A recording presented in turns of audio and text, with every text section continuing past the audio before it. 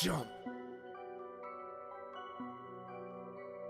Climb out on the roof, just jump, motherfucker, you a lazy little shit. Why not jump and just fucking quit? It's your own fault, boy, you never did enough, and now you're gonna pay for the fucking shit you say. Victim blaming, mental shaming, always bitching cause I'm gaming. But this shit now I'm proclaiming, and I'm aiming for the house of lies that you built on the hill of the dagger that you staggered my ass with. Now you haggard, I'm so aggroed, call your fucking son a faggot. Why so ragged, you a maggot? See $1 and just grab it from the mouth of the starving reprobate. So much hate, bitch, I needed an escape from the rape of my sanity. Humanity is drained from my motherfucking corpse as I hit the fucking dirt. All the fucking hurt and the shit I can't recall dies with me. All the shame and the failure, I'm a terror. Fuck my mirror, time to fix this fucking error. Yeah, I'm the bearer of this shit, and I wear it on my wrist. Now it's time to cut it out and just grow the fuck up. In my mirror, it's a vision that I see of myself. Damn, I'm looking like my father, so why even bother? I'll die for my mother, so I'll never treat another the way that he fucked her. I'll break this damn cycle and jump, jump, jump, jump, jump, motherfucker. Jump, jump, jump, jump, jump, motherfucker, just jump. Jump, jump, jump, motherfucker. Jump, jump, jump, jump, jump, motherfucker. When there's evil in my heart and there's Satan in my veins, I'm insane. Let's get stitches in my brain or a cane, cause I can't fucking stand on my own 2 feet. Defeat is my only fucking path. I'ma retreat, can't rest until my brain hits the concrete. Fuck you, I'm just tired of this deceit and these lies that you fucking spew, and the shit you put me through, and the shit you fucking do. But sometimes I just wonder if the shit you say is true. I'm just so damn rude and irresponsible to boot, and I'm the fucking reason mama's cutting her wrists up, and I just sleep too much, play too much, got some shit to say too much. Never clean my cage, I must. Such a fuss, boy don't cuss. I'ma fucking take your trust, give to God and make it rust. Time to bust, mustn't lust, gotta leave you in the dust. Live a life that's unjust, into hell you will be thrust. Satan is your just reward, you don't get a fucking sword. All of time you won't be bored, only flames, just rest assured. When my warnings you've ignored, you'll be punished by the Lord. Cast aside, you are abhorred, grace will never be restored. Jump, jump, jump, jump, motherfucker. Jump, jump, jump, jump, jump, motherfucker, just jump. Jump, jump, jump, motherfucker. Jump, jump, jump, jump, jump, motherfucker, just jump. Jump, jump, jump, motherfucker. Jump, jump, jump, jump, jump, motherfucker, just jump. Jump, jump, jump, motherfucker. Jump, jump, jump, jump, jump, jump.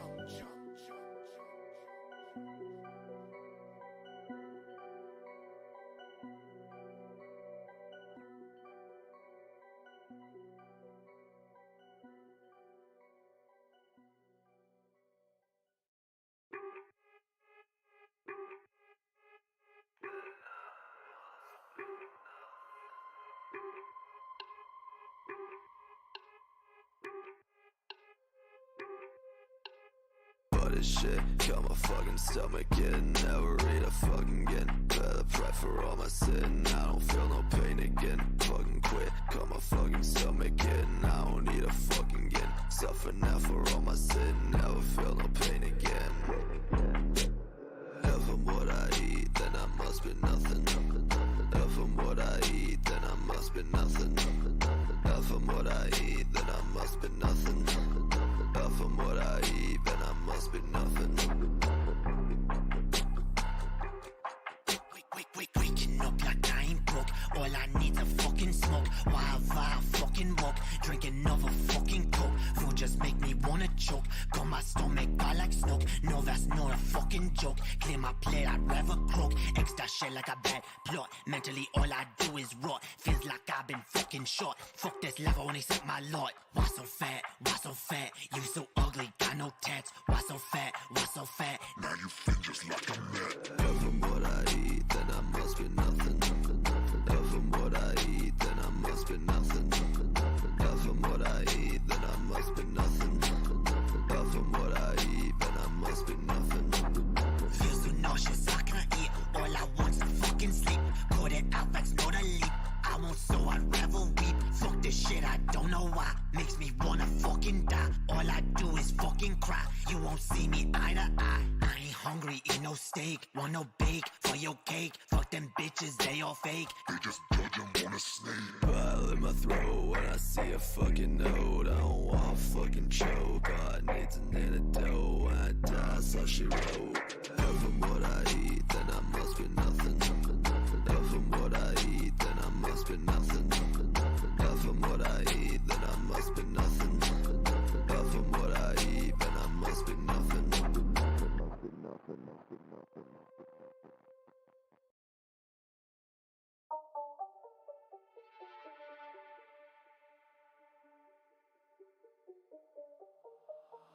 I'm a son of a bitch. I'm a son of a bitch. I'm a son of a bitch. I'm a son of a bitch, yeah. God damn your righteous fucking plan, bitch. I ain't rich, I ain't what you wish. You will never be enriched. You're a leech, you're a fucking leech. You will never have no reach. What the fuck was there to teach? Learn my fucking own lessons. I'm my fucking own blessing. Who the fuck you messing with? Thought I'd never serve a diss. Mama ain't deserve no kiss. I'ma let her slit her wrist. When I'm done, I don't wanna be a bad son, but you fucking made me one. Now I'ma take this fucking knife and my own damn life right here. I don't wanna be my mama. Too much drama, never saw the damn light. In this tunnel, I won't fight. I won't fight. I'ma fucking lay down, let myself drown. No one will save me anyway. No one will save me anyway. No one will save me anyway, cause I'm a son of a bitch. I'm a son of a bitch. I'm a son of a bitch. I'm a son of a bitch, yeah. I'm a son of a bitch. I'm a son of a bitch. I'm a son of a bitch. I'm a son of a bitch, yeah. I know angel bitch. I'm the devil you feared. Yeah. Why in the fuck did I leave? Why in my absence you grieve? Why can't my pain you perceive? Cause your own lies you believe. Didn't know you would conceive. The son of Satan deceived. I'ma take my fucking cleaver at your stomach fall. Make that shit mine, for that shit you fucking stole. I'ma take back my control. Dig me out a fucking hole. What the fuck, I got no goal. Getting high, pay the toll. Like my mama gave a soul. For them pills and these demons, I can't even see my veins. Kids are driving me insane. I'ma cut this damn pain with my baby in my arms. Won't be sounding no alarms. Slit my wrist and I'm gone. Yeah, no one will save me anyway. No one will save me anyway. No one will save me anyway. No one will save me anyway, cause I'm a son of a bitch. I'm a son of a bitch. I'm a son of a bitch. I'm a son of a bitch, yeah. I'm a son of a bitch. I'm a son of a bitch. I'm a son of a bitch. I'm a son of a bitch, yeah.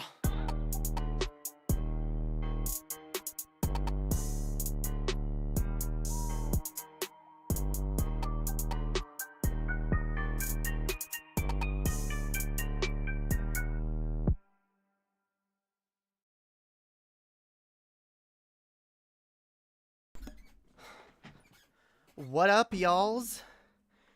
Hells yeah. We're fucking back, yo. Yo, holy shit. Woo, yeah. Okay. I specifically intended not to run around before streaming, but I failed again. I was gonna do a stream, but then I got high. I was gonna give you all the stream of your dreams, but then I got high. Now I'm streaming to 3 people, and I won't lie. It's because I got high, because I got high, because I got high. Yeah, I did. Alright, I'm sorry. Damn, I actually love that song. Unironically, I love that song. I want to do a cover one day. Let's do a cover, fam. Let's do a fucking cover of Because I Got High. Yeah, what up, fam? Yo, alright, here we go. That's better. That's better. Get a better angle on this shit. Alright? On this shiz, I should say. Alright. We need to clean our fucking language if we ever want to get fucking partnered on Twitch. God, okay. I'm making another attempt, alright? We're making another attempt to, like, branch out to Twitch. I don't expect it'll go anywhere, but hey, if it does, it does. And that's Pog. I might as well, like, have my shit out on multiple fucking platforms. I don't see the harm, right? I don't see the fucking harm. And I don't have enough fucking, like, viewers where I can be like, nah, I'm gonna, like, turn down another potential source of revenue.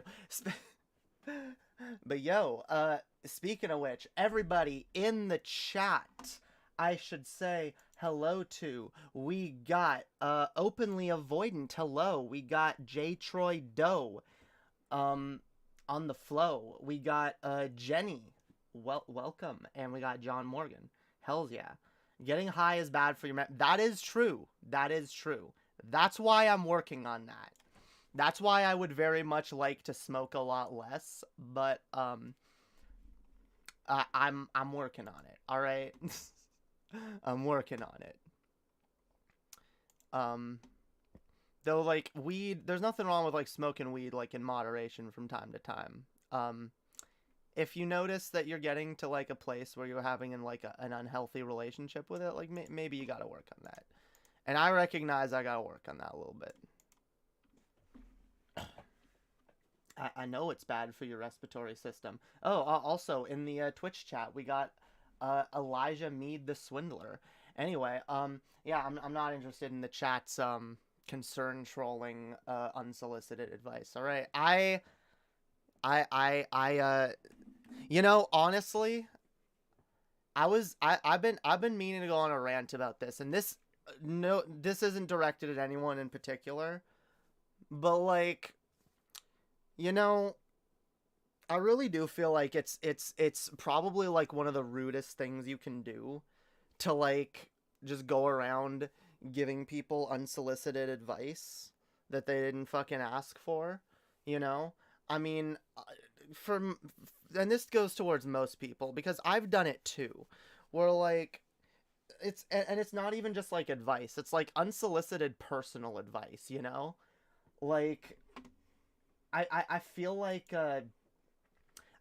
that's not okay to do, you know? Just in general. And I mean, it can be more okay to do depending on how well you know a person, but the less you know a person, and the less, you know, like, the more, like, you know, close you are with that person, the more of a rapport you are with that person, the more appropriate it becomes, right?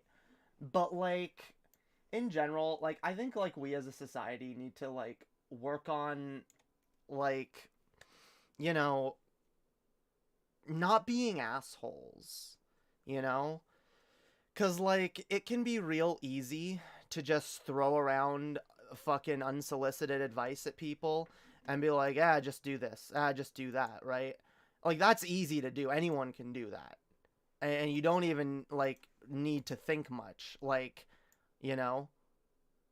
Because but like, that doesn't make that advice, like, valuable. In fact, the less you know a person, the less factors you know, the less valuable any given piece of advice is, right? So, like, if you're going around to people that you don't even know, like perfect fucking strangers online, you hear them say a thing and you go, oh, you know, I'm gonna give you like life advice on this thing, like, and it can range from like health advice, eating advice, weight advice, you know, like all kinds of shit. Like, like, it can be inappropriate. It can be inappropriate to like make assumptions about people's lives and then purport to have like enough information to like um be advising that person on how to like live their life. And like it's presumptuous on a number of levels, right? Because like you're presuming that you know enough about this person in this situation, which in most cases you probably don't. You probably, because like on average, like how, first of all, how open are most people, like, in general, you know? Like, not very. All right, I'm very open and honest, and I talk about very personal things here, but that's not everybody. All right. And so, like, for a lot of people, and this is why, like I don't believe in making judgments on other people when I don't know what's going on in their personal life. Now, if they do something that affects me or others, and I'm like, okay, I don't care anymore what's going on in your personal life. Now you're, you know, infringing on other people's rights and or happiness and or whatever. Like, right, then I'll fucking say something, right? But like, if it's someone like doing their own shit, living their own life, right? And like, you're giving me unsolicited advice on my behavior right now, Jamie? Well, I did specifically say I'm not really directing this at you or anyone in particular, because this is actually something that's come to mind as I've talked to multiple people recently, okay? Different people, okay? Including people in my personal life, all right? And see, look, here's the thing. I get where it comes from in a lot of cases. Like, people genuinely want to be helpful. Other times, like, some people will, like, throw around advice more because, like, they just want the person to shut up about whatever they're on about, or, you know, they, don't view whatever particular person's problem to be much of a problem. And, like, that is a problem with fucking empathy, right? Where, like, a lot of people can fucking sympathize with each other, where it's like, oh, yeah, you know, you're going through a bad thing. Like, that's bad, right? But, like, it's hard to, like, truly empathize and put yourself fully in someone else's shoes. And, like, it's a thing we should try to do. It is a thing we should generally try to do in general, but no matter how much work we do to put ourselves in other person's shoes, we should still never assume that we know everything about their experience.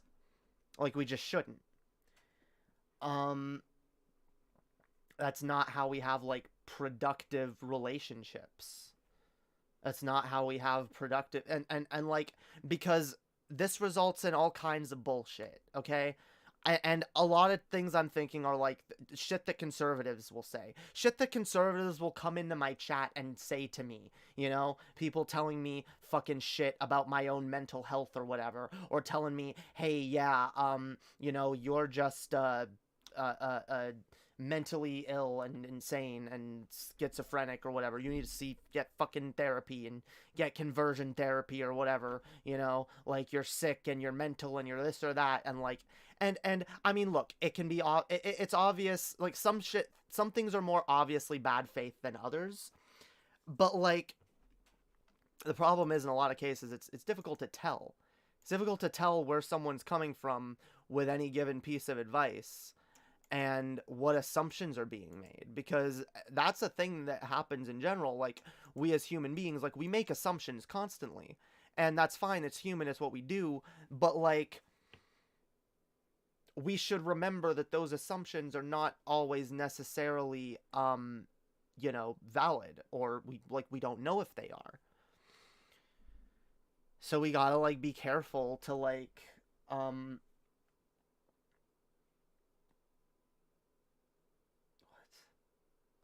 we gotta be fam, again, like, John Morgan, if you're taking this personally and getting offended, like, I will say this, maybe some of this, like, applies to the shit that you do in my chat, yes. And by the way, no, I'm not just giving you unsolicited life advice now. I mean, my channel is a place where I give advice in general, alright? I give advice on personal growth and self-help shit, and that's what I talk about on my channel, and I'm already saying I'm making this very generalized. But, like, if you want me to get personal, John Morgan, alright?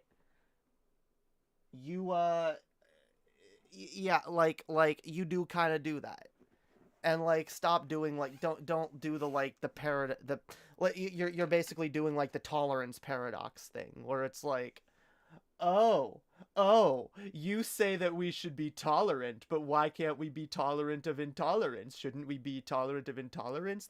Like, yeah, it's a paradox. And you're doing the same thing where it's like, oh, you're saying we shouldn't give people personal advice, but I'm going to assume that this advice is very pointedly directed at me, and then I'm going to say that, oh, this is you giving me personal advice, and like you're breaking your own rule, and I am offended. Like, get out of here. Get out of here. Get out of... Like, actually, I want to know, like... I don't know. I almost feel like you're a fucking conservative sometimes, fam. Like, it's... Whatever. My fucking point.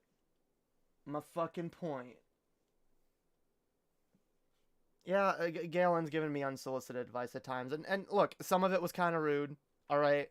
There's a reason me and Galen had beef in the past, but like, you know, the thing is, like, now I kind of know Galen better to the point where I am more okay with hearing like advice from him. But like, and this is the thing. This is another thing, guys. Look, one of the biggest, if you're gonna give advice to people, like, I'm not saying you're not allowed to give advice to people, but like, if you are, don't expect your advice to be the be all end all, and don't like get mad when people don't follow your advice or assume it to be some kind of moral failing on them, okay? Because that's when I get really mad. That is when I get mad, okay? Because, look, it's one thing if I'm talking to someone and, you know, they're for whatever reason, you know, something that I deal with on a regular basis comes up, and they're like, oh, well, why don't you just do this? And I can go, well, actually, I can't do that, and because of reasons X, Y, and Z. All right. What is very fucked up to do is to respond to that by going, no, you should just do this. Or just going right to, oh, well, then do this, or well, then and not hearing someone when they try to explain to you what their own experience is. Because that is a problem. That is a problem with a society that cannot healthily fucking communicate with each other. All right? This has broader fucking societal implications. All right? Because this is the same broader attitude. This is the same broader attitude that leads to the kind of people who will see a fucking random homeless person asking for money and say, go get a job, you lazy bum. And if you don't see the fucking direct fucking through line there, then I don't know how to help you, because it's like right there. All right? The fact is, the fucking fact is,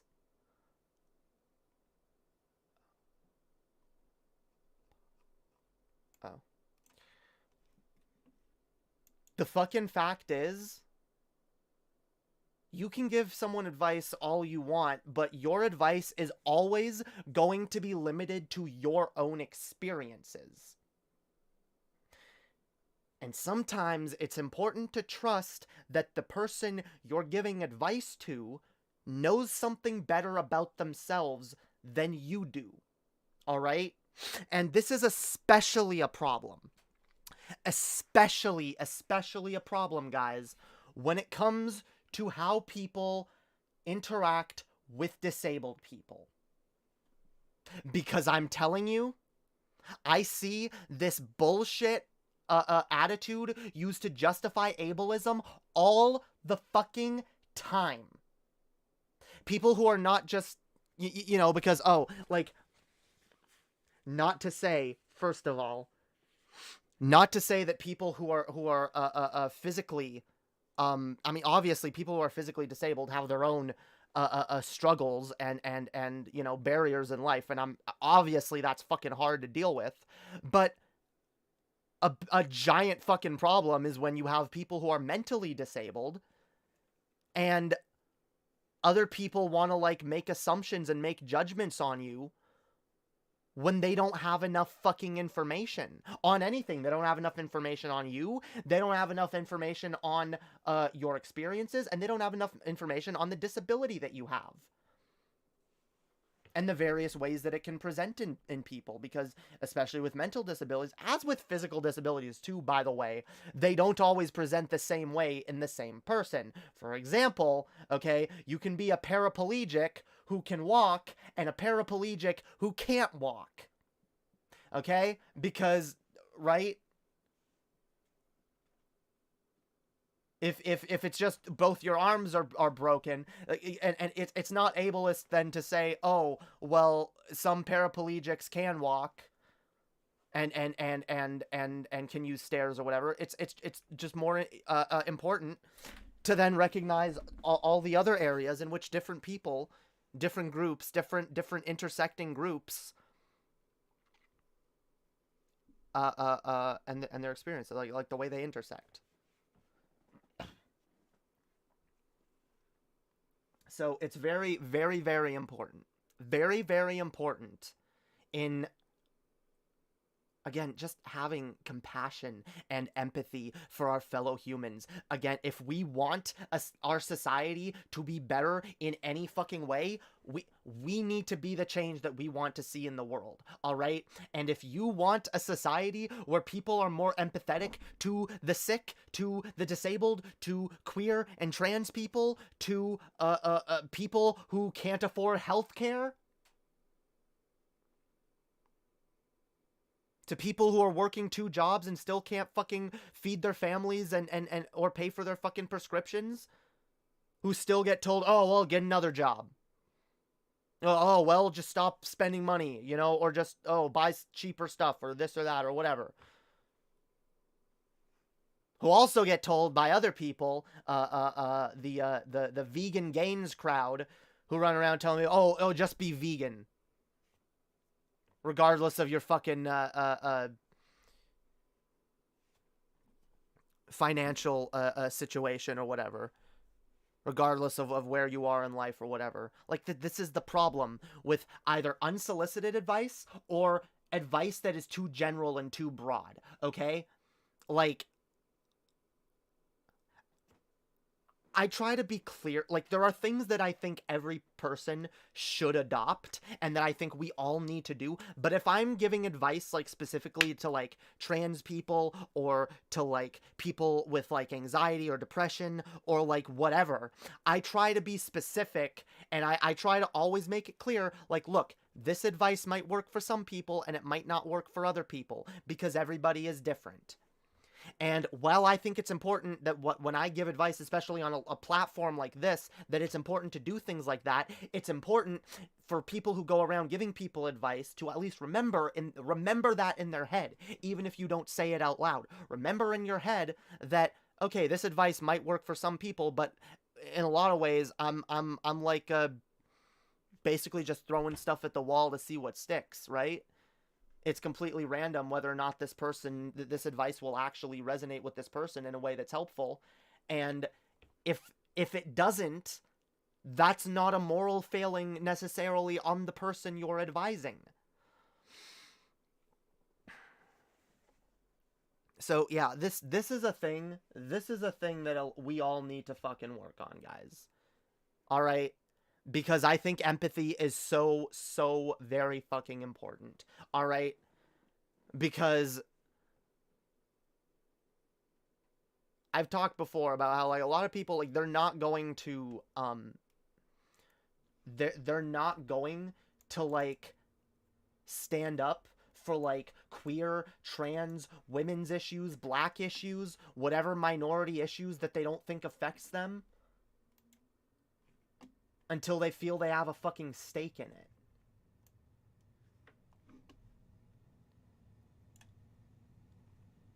But if we can get people to love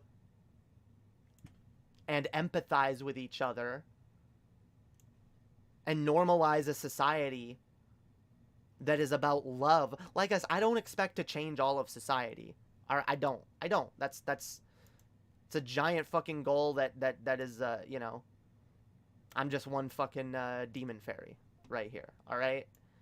I'm just one demon fairy, bitch. Okay? But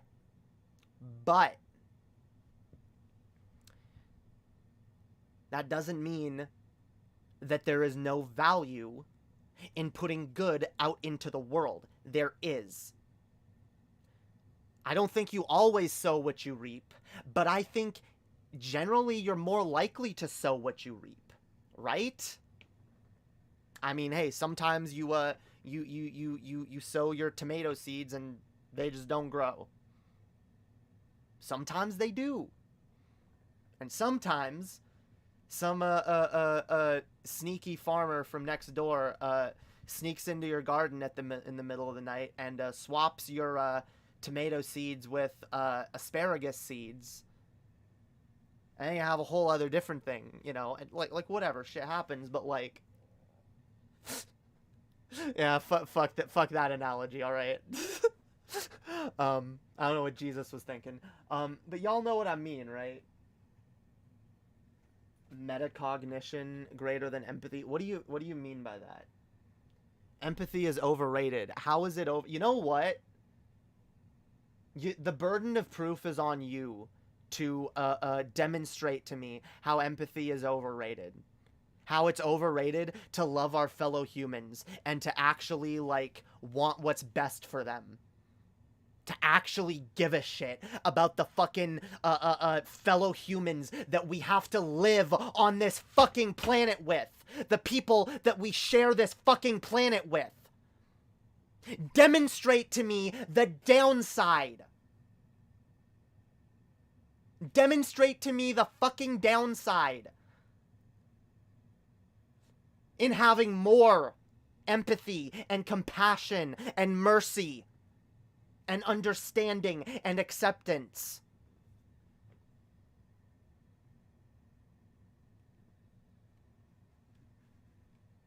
Demonstrate that to me, fam.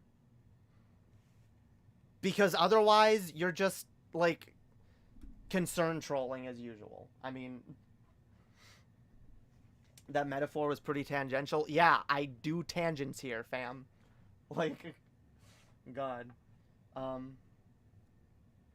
What's the origin behind the persona, by the way? Oh, the fairy demon persona? This is a character that I have been writing in my head since I was, like, 12. And I've been writing short stories, related to this character. And various things. I haven't released anything yet, but when I had, an image of myself made, I wanted an image of kind of how I saw myself, and the first image I went for in my mind was my fairy demon persona. So that's what I went with, and it's symbolic of many things, and I will eventually it'll all be revealed in various things that I'm writing and I'm gonna put out there. I will say the gist of it is that this character has a very distinct lineage. All right, she is the daughter of a demon lord and a fairy princess, and she was raised as a demon and as a boy. And she was raised and groomed to be a dark lord of evil, basically to enact basically to carry on her father's legacy and his work of world domination and basically just the seeking out of ultimate power, any power, no matter like what the consequences, for the sake of power.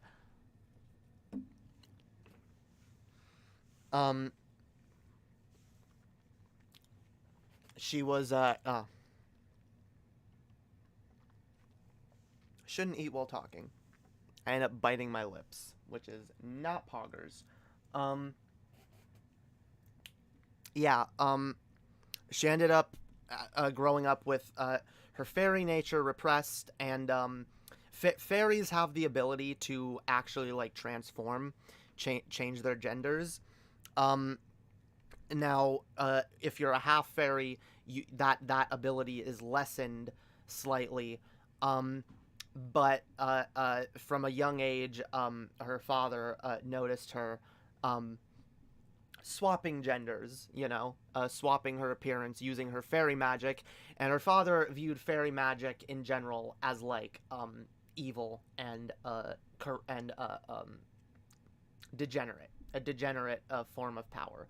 All right. He actually didn't intend to impregnate a fairy, but fairies can transform. I actually won't get into that story because it's a very, very. I'm actually writing it right now. Okay. The story of her birth and upbringing are not very not very PG. All right. Very dark. Okay, very dark origins, very dark upbringing for this character, but eventually, due to various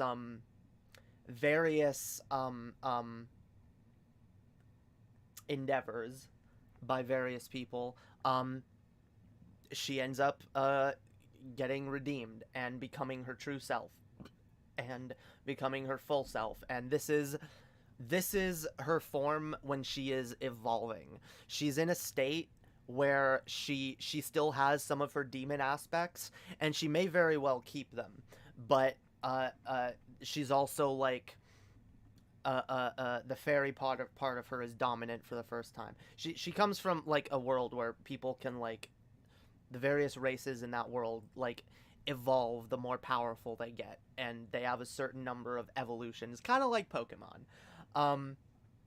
But they have more evolutions than Pokemon, and their conditions for evolving are very, very different. But yeah. Anyway. Yeah, there's a lot of deep lore. Deep lore. That is all, like, all that, like, all the background stuff takes place in a series I'm writing. But I'm working on another series that's about Lady Hopium as a character once she becomes her fairy self and returns to her her mother's world of origin, the fairy courts, one of many. There are many fairy dimensions with multiple courts of fairies, and they are all very stuck up and pretentious and shit. Not all of them, but a lot of them are. As a society, they are, right? But a lot of interesting shit happens that I'm working on, and these little creatures are actually something. I made them to like resemble. They're not going to be frogs in the actual series, but like they are they're little hopos. They're little they're basically little imps that she can summon to fight for her, or spread hope, which I'm working on. Okay, I'm working on like a power set, or like I'm working on like making her power hopium without making it be too cheesy, like actually spreading hopium and like, because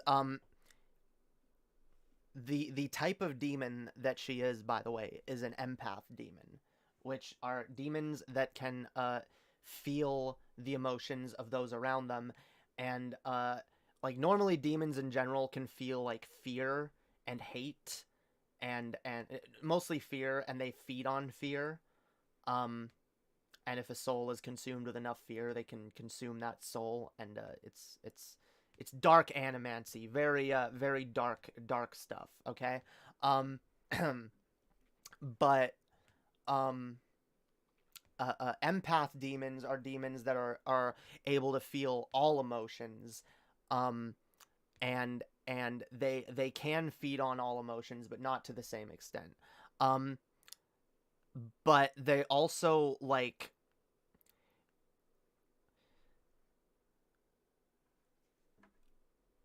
basically she's in a state because fairies are also they're not empathic strictly. They can feel like people's positive emotions, and that can actually give them more energy. Doesn't exactly give them more like power, but like it slightly like gives them like a boost and makes them feel better.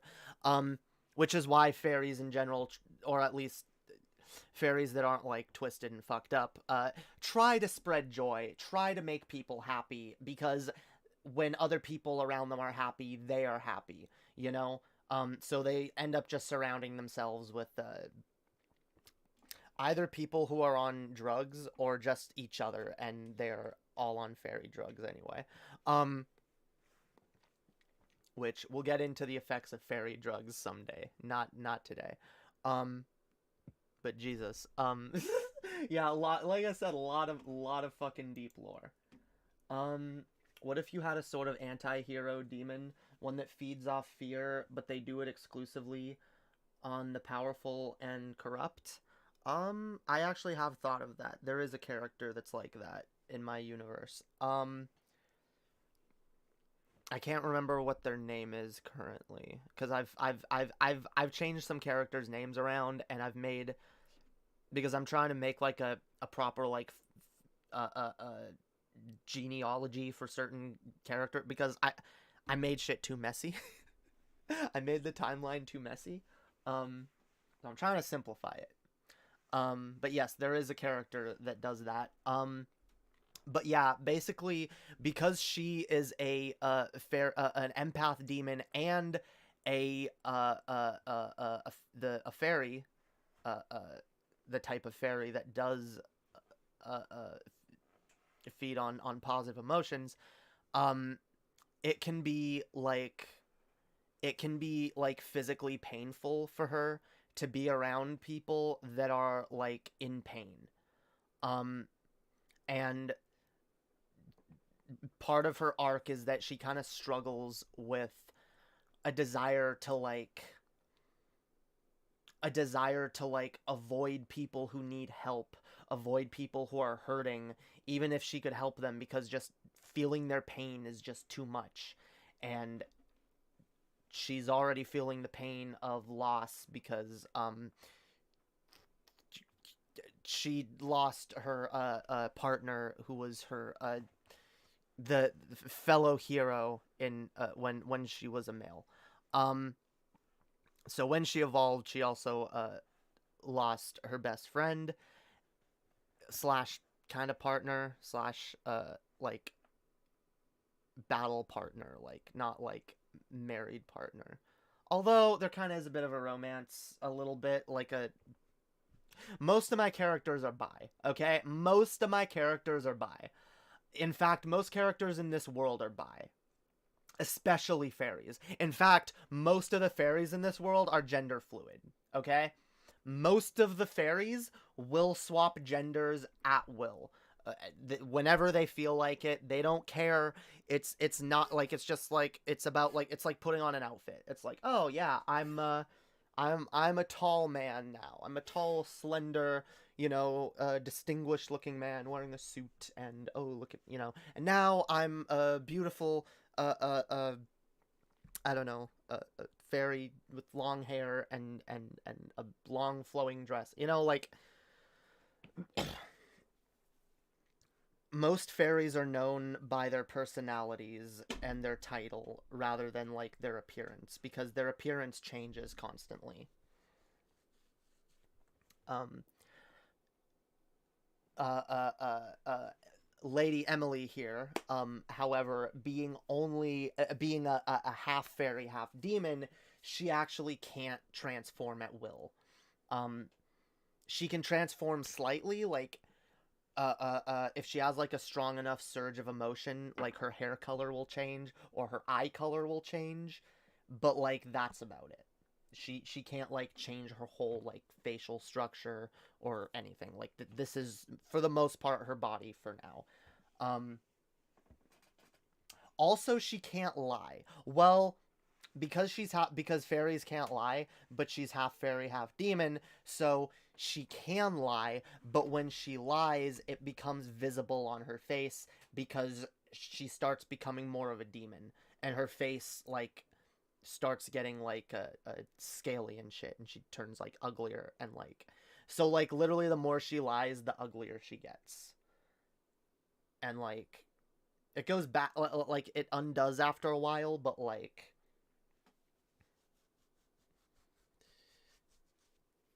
yeah, I thought that was interesting, especially because like now it's a point where like she has to like sacrifice if she's gonna lie to anyone, including herself.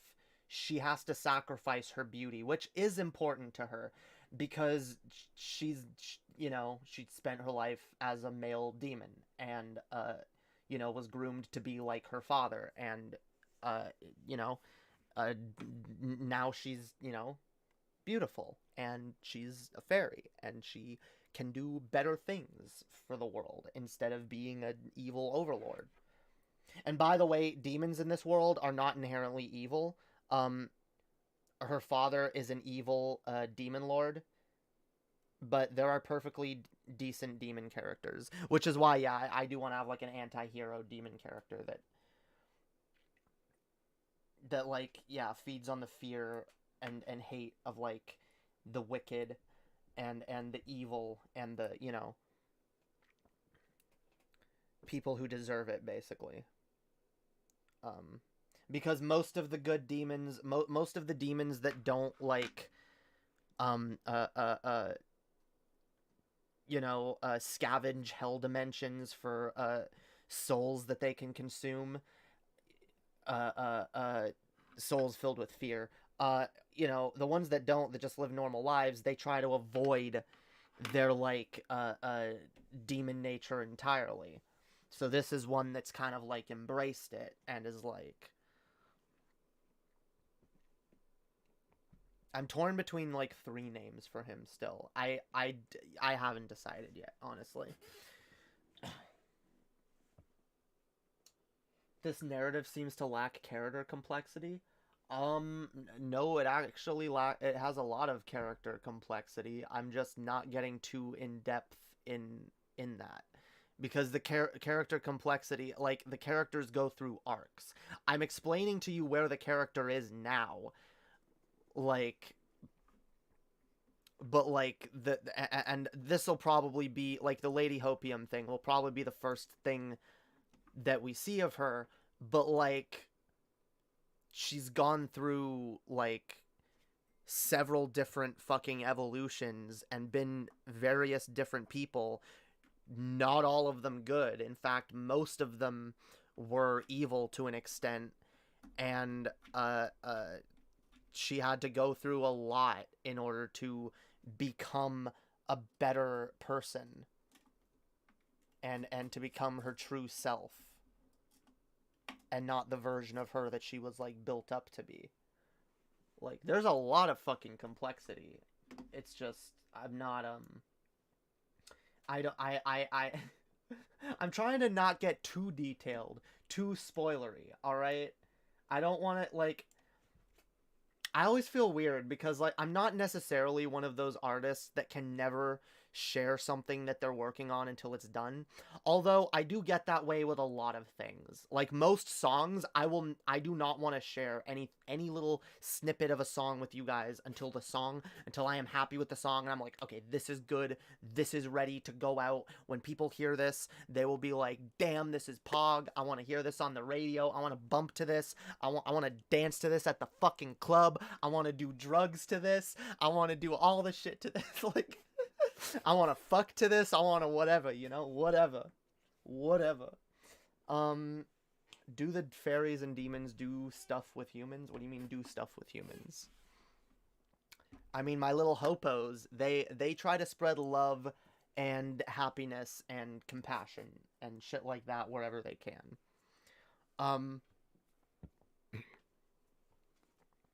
Mostly what she tends to do is try to, like, and I don't know, this is kind of like, at least at this point, because she can do magic, and if she's attacked by some evil motherfuckers, she can destroy them. Okay, she can use light and dark magic. She used to be a gray mage.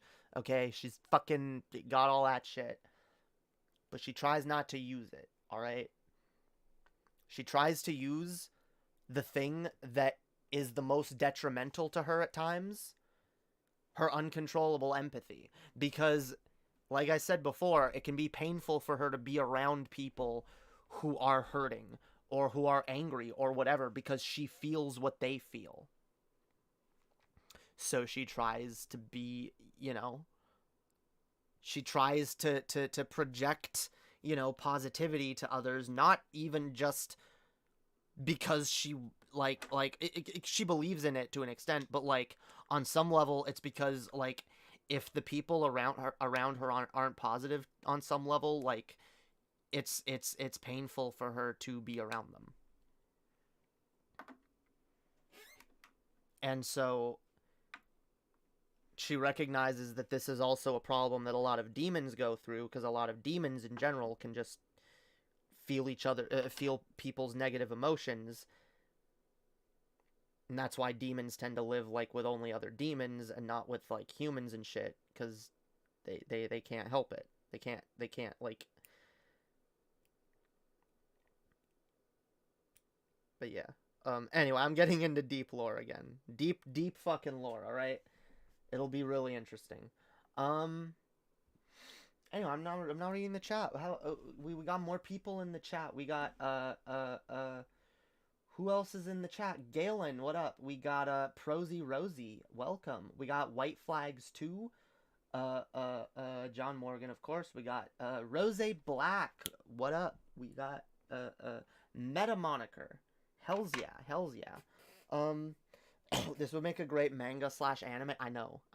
Like, what I really need to do is make friends with someone who is, like, more of a visual artist than me, someone who, like, can actually draw, like, manga, and, like, start making this into something, like, fucking awesome. Because, like, I have the ideas, and that's the thing.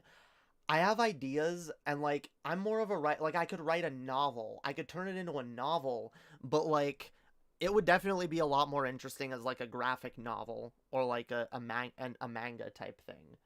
Like, so yeah, one day I do want to do that. What?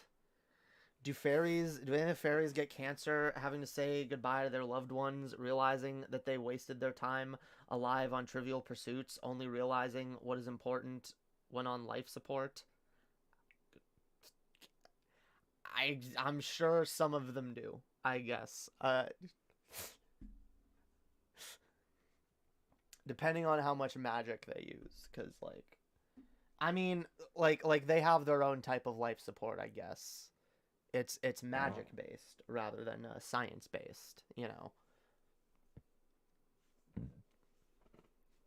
But yeah, all right, what else? Let's actually read the chat. How's everyone doing tonight? Navi was one of the worst. Navi was the worst one night stand I had with a fairy. Damn. That's good to know. Oh yeah, I read Rose Black's comment.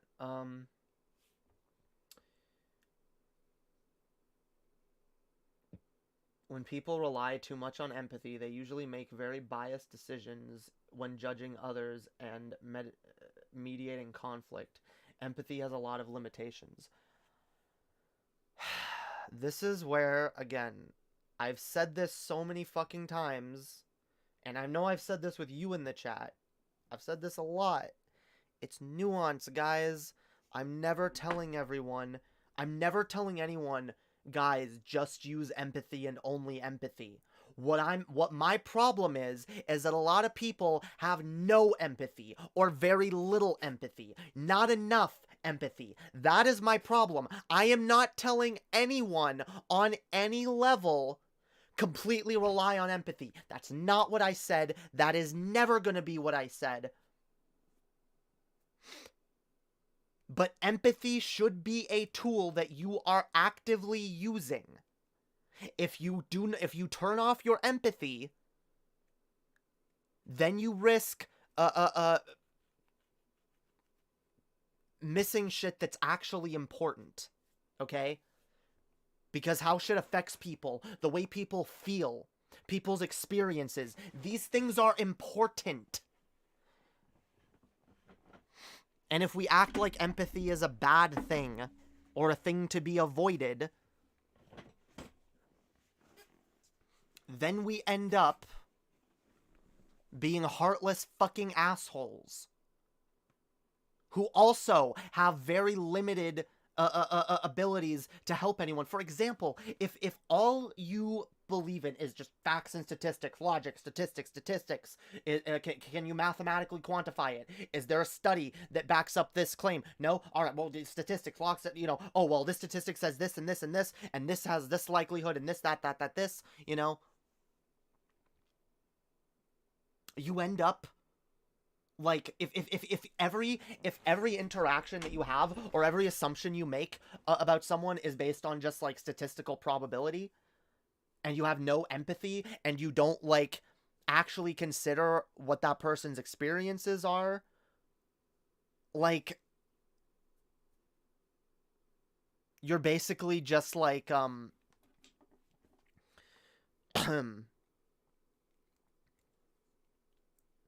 you're like, what can you offer that person at that point? What can you offer them aside just like, oh, well, scientifically, mathematically, this is the correct thing to do. This is a thing that people should do. People should eat healthy. Okay, what if someone has an eating disorder or any number of health issues or various fucking financial issues, whatever, list of fucking issues that might get in the way. Oh, it's good to eat healthy. Why don't people eat healthy? I don't understand it. This study here says eating healthy is good. Why don't people eat healthy? I don't get it. People who eat healthy are dumb. Like, that's NPC brain, fam. That's fucking NPC brain. That's what that is. It's not helpful or fucking useful in the slightest.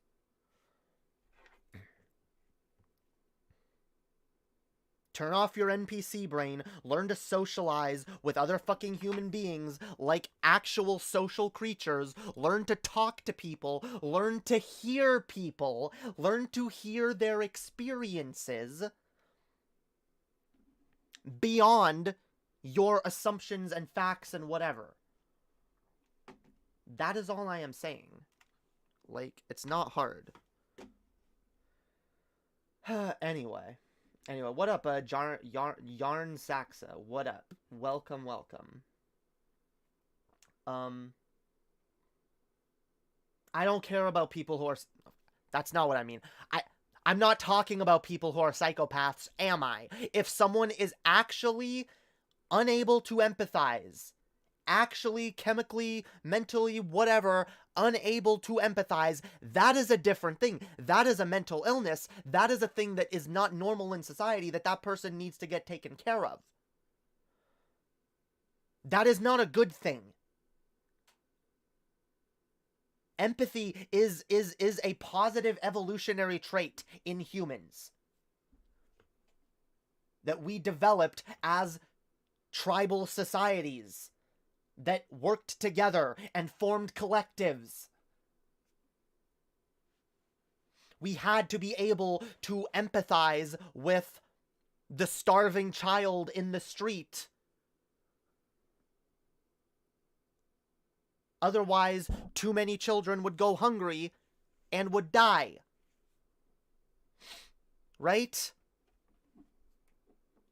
We need to be able to empathize with the rape victim so that we as a society can say, hey, that's not okay. And so that we as a society can prosecute those who commit that heinous act. If we don't have empathy, like, what even are we doing on this fucking planet? We're just all out for ourselves? What a worthless way to fucking survive. When we've discovered something better, when we know we can do better. You want to live down to humans' worst potential? Good for you, go ahead. But keep that toxic fucking attitude out of my spaces, please. Because that's not the way we do things around here, fam. Nah. Nah.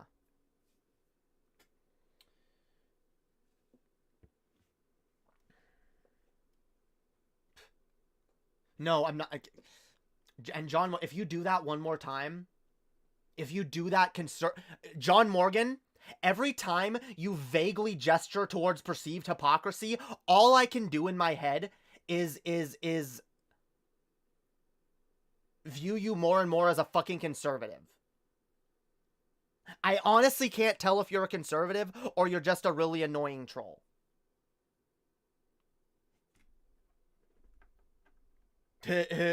Or you're just a DGG-brained dipshit. I don't know. Like, what about psychopaths who are unable to empathize? Oh, sounds like you're being kind of ableist to psychopaths. Huh? Obviously, there's a different set of rules and suggestions that I would make when talking to a psychopath. If that is something that applies to you, please let me know, and I will keep it in mind for future discussions. But keep in mind as well, psychopathy is not a positive trait for a human to have. It just isn't. And I'm not saying that you can't be a good person if you're a psychopath, but if you defend, because that's the thing, it's one thing to know chemically in your mind, or know like in your mind mentally, like you're just unable, there's something you cannot do, right? You cannot empathize with other human beings at all. I think you should at least be able to be aware as a human. If you're like mentally competent enough, you should be aware that, yeah, this isn't a normal thing, and this is a thing that is gonna be off-putting to people. This is a thing that is gonna make it more difficult for me to be decent to people, and so maybe I do need to be careful of ways that I act. And I'm not saying that we shouldn't be patient with those people. Absolutely we should. But like, fam, don't like sit here and like concern troll a conversation about empathy. I would be like, oh, this sounds kind of ableist to like psychopaths, fam. He did. Just vaguely gesturing towards perceived hypocrisy, yo. Damn, kind of ableist. What? Did you not see how I roasted Destiny for that fucking bullshit?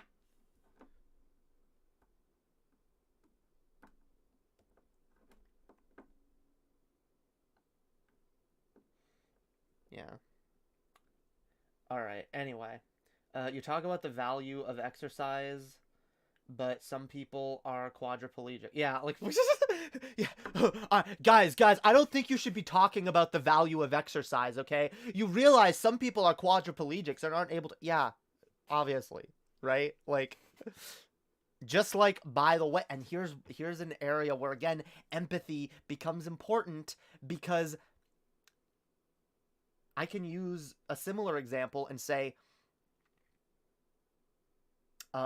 because there are other people when it comes to exercise that, you know, certain advice doesn't necessarily apply to, or is difficult and maybe should be amended, or it should be understood that, like, there are difficulties that get in the way. Because, by the way, someone, yes, can be too mentally ill to exercise. Like, depression is actually a thing that can make it very, very difficult for you to, like, leave your bed, depending on how bad it is. And I'm talking about, like, actual, like, clinical depression, okay?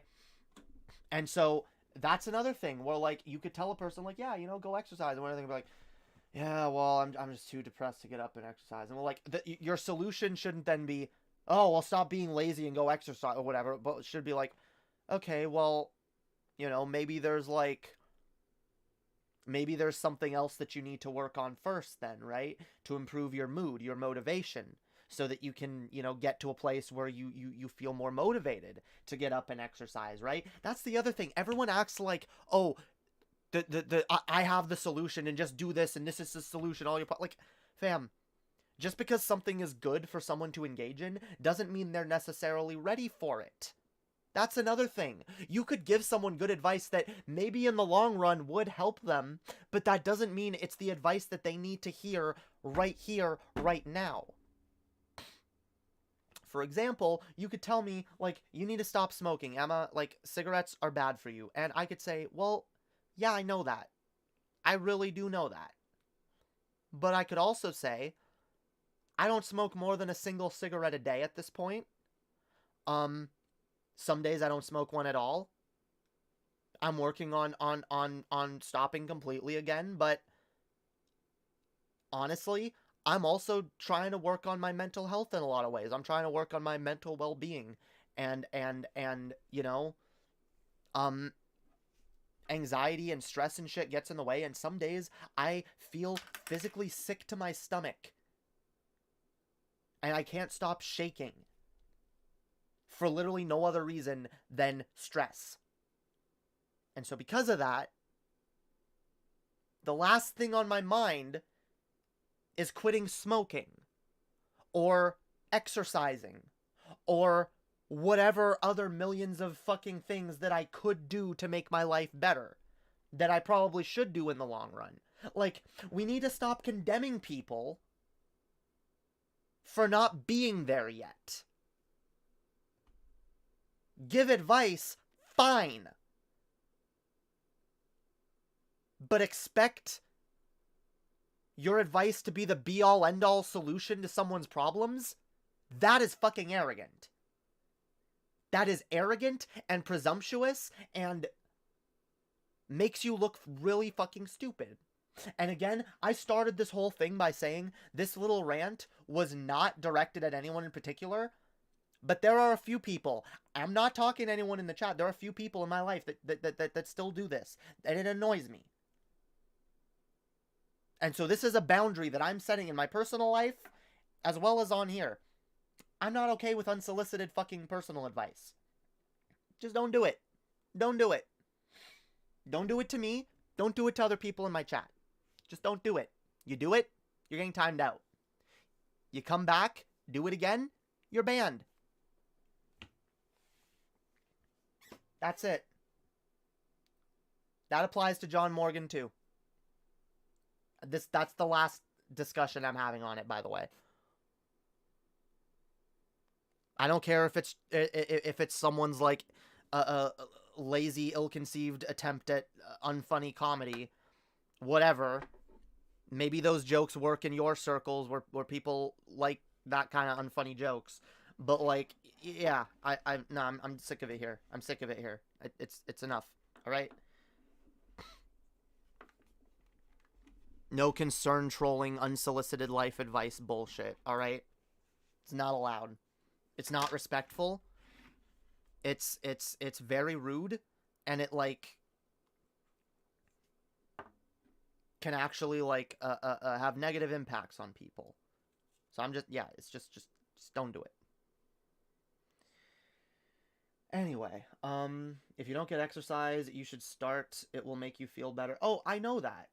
And I'm working on that. What I'm saying is some days in the moment, I'm going through something and I'm like, I'm feeling physically sick and I feel like garbage. And like the last thing, I want to go lie down. I don't want to go fucking exercise, right? And so some days, what's in my best interest is not, like, it's not always possible, especially when you're dealing with severe mental illness or whatever, to like always have all of your best interests in mind all the time, right?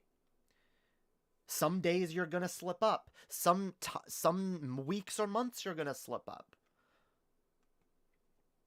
And it's okay. Like, what I'm tired of is people looking down on each other.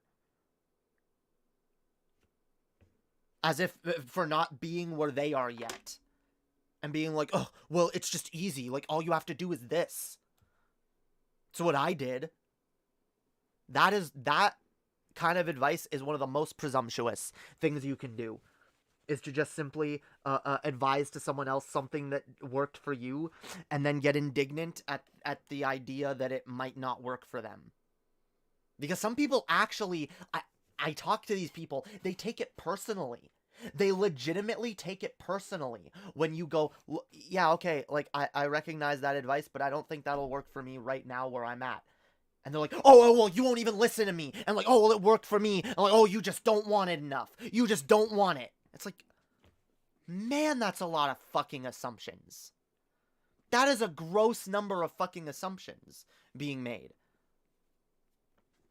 And it's not the way fucking respectful human beings communicate with each other.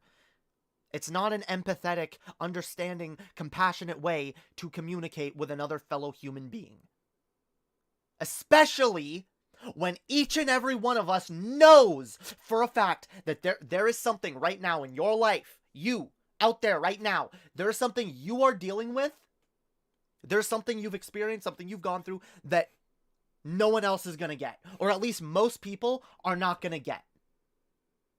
This is a near universal human experience.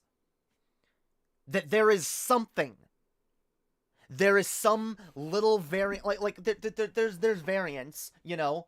Maybe they're similar to certain other people's experiences, but when it comes to our specific life experiences as a whole, they're unique. And there's something that you've gone through that the vast majority of people that you come in contact with will not or cannot understand. And that if you even tried to explain it to them, they just simply, like, wouldn't get it. They were like, oh, what? Like, what are you so upset about? Like, I don't get that, right? And we have all felt silly or stupid or felt like, oh, I shouldn't talk about this thing because, like, people aren't going to get it. That is a near universal human fucking experience. And if we recognize that, we can actually make the world a far more understanding place and make it a lot easier for ourselves and others to go through those various experiences that other people don't get. Because, I think it should be acceptable for one person in a conversation just be like, look, I don't want to talk about this thing. I got my reasons and I don't think you get it. And, you know, I think that is perfectly reasonable for most people to do on most things. Especially when it's something that only really applies to them.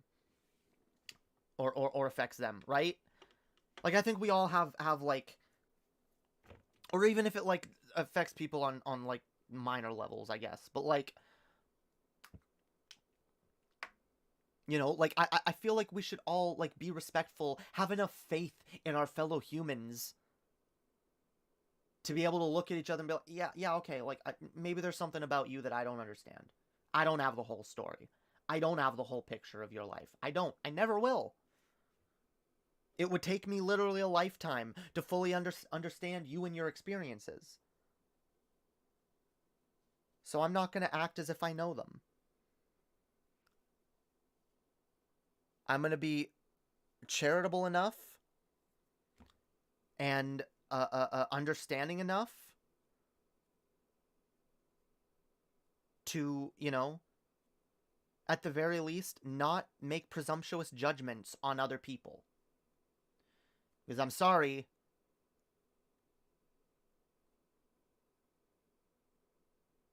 yeah, do not judge lest ye be judged yourselves, alright? Let he who is without sin cast the first fucking stone, motherfuckers. I really don't like judgmental behavior. I don't like it. I don't like it at all. I think it's disgusting. I think there's nothing more disgusting that a human can do than looking at another person and be like, heh, heh, oh yeah, I know all about you, you piece of shit. We very, very rarely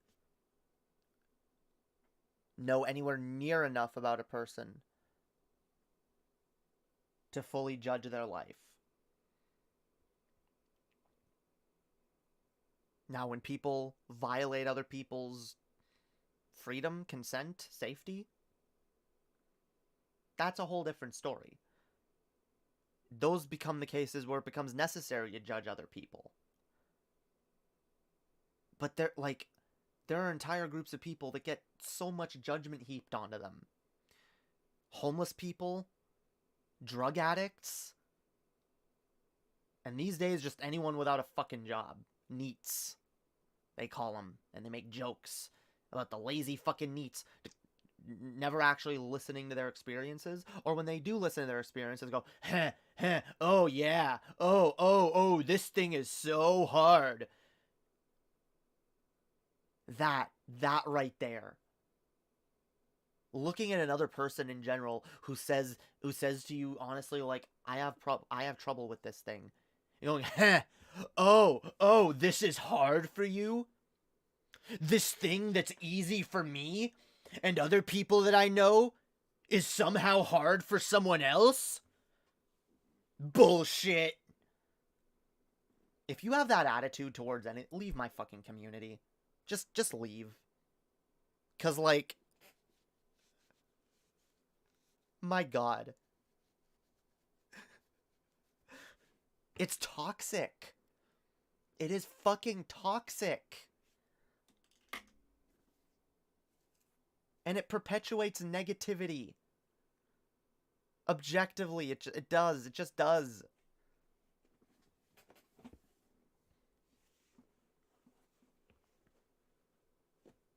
No one solved anything by, like... No one's ever solved anything by, like... heaping derision and judgment onto people for their own personal fucking life choices. Or... That's the fucked up thing. In a lot of cases, and this is where it, like, veers into ableism. Where it's like... shit that people can't even help about themselves. And you, being an uninformed, incredulous dipshit with less than zero fucking education on these matters, think you have the right to incredulously fucking judge another person on what they can and can't help about themselves. My God, that is disgusting. Oh, people claim to have this mental illness. Oh, yeah. Oh, people claim to have ADHD. Oh, they claim to have anxiety. Oh, that's bullshit. Because I, an uninformed nobody with no professional training whatsoever, am too stupid to realize that I'm just appealing to my own intuition. And so I'm gonna fucking vomit my Dunning-Kruger presumptions onto every fucking conversation. Yeah, it's like, it's embarrassing, honestly. Like, the amount of people that self-report simply by projecting their own intentions onto other people is staggering, and it's hilarious. I love when people do it, because they do it to them fucking selves. It's like, oh, you must just have this motive. No, thanks, but, nice to know, what kind of person you are. Nice to know where your mind goes. Nice to know what kind of values you hold.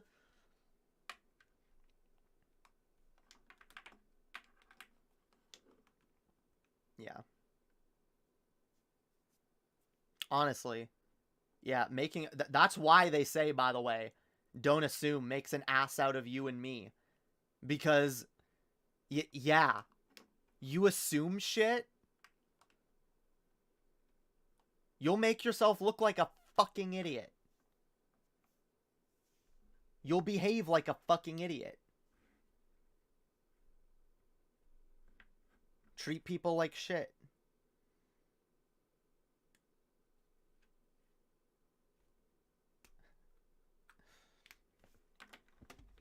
God. Jesus. Jesus.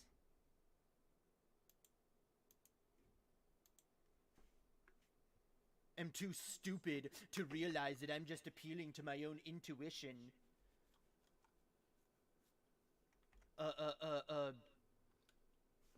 Presumptions onto every fucking conversation. Yeah, it's like, it's embarrassing, honestly. Like, the amount of people that self-report simply by projecting. Oh, right, that's what I meant. Yeah. Sorry, I need the instant replay sometimes. Yeah, like, it's like they say, when you assume, you make an ass out of you and me, alright? When you presume, other people's intentions, all you end up doing, motherfucker, most of the time, is self-reporting your own, shitty, fucked up values. Because the thing you're most likely to actually inform people of is basically just, what you would do in that situation, or what your intentions might be in that situation. And by the way, here's another thing. Just because you hold those intentions doesn't even make you a bad person. And the whole reason you're judging other people is, in a lot of cases, because a lot of people just have a lot of self-loathing. They hate themselves for the fucking, what they perceive to be negative emotions, negative attributes, whatever, negative intentions. And then they overcorrect by projecting that onto everyone else and trying to condemn everyone else for it.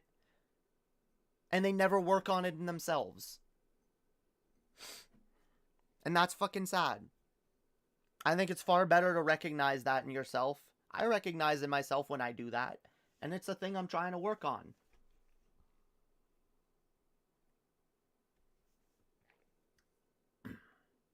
By the way, anyway. Yeah.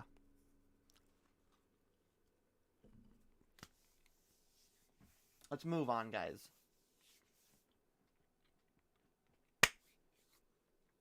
By the way, remember to like the stream, fam.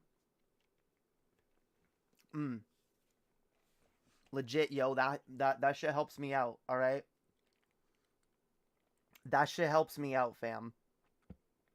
Legit, the more likes the stream gets, the more likely it is to get viewed. So, like, seriously, that helps me out. Just a reminder before we move on, we have a Streamlabs link down below. Any donations would be greatly appreciated. Anyone wants to become a patron too, we got Patreon link down below. $2 minimum. I'm about to add some more tiers.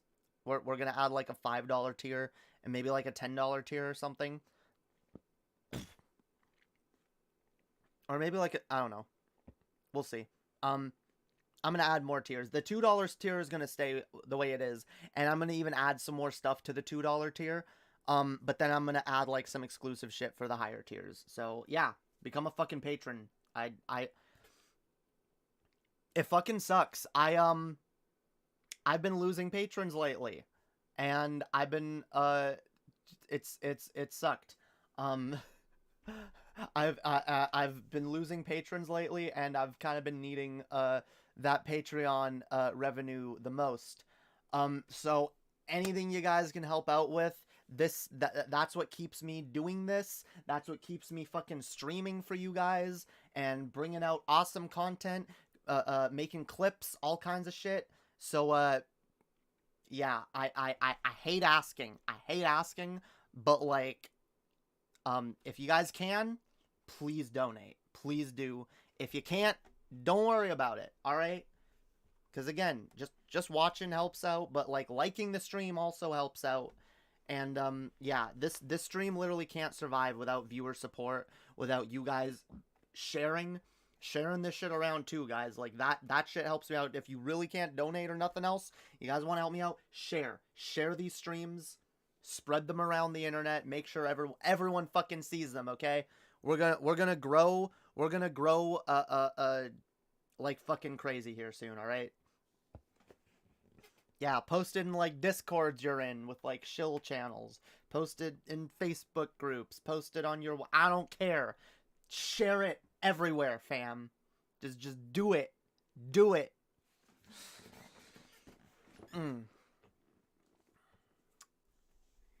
Do it, and I'll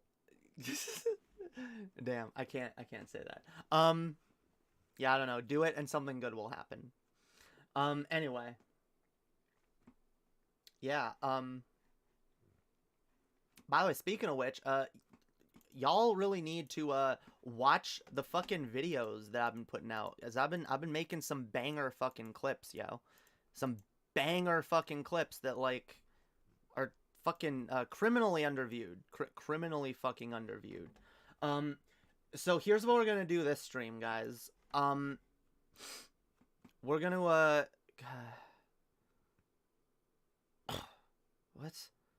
Guys, okay. You know what? I need to have this rant, actually. I need to go on a rant to everyone in the chat. Everyone in the fucking chat needs to understand something right quick. Cause like I'm getting a little bit frustrated by this. All right, I'm not angry or anything, but like I just need to say this. Guys, if I don't notice your message in the chat, that doesn't mean I'm ignoring you. And like it actually like annoys me when like people get like really, and I'm not trying to be condemnatory, I'm just kind of calling it how I see it. It feels like people get like really like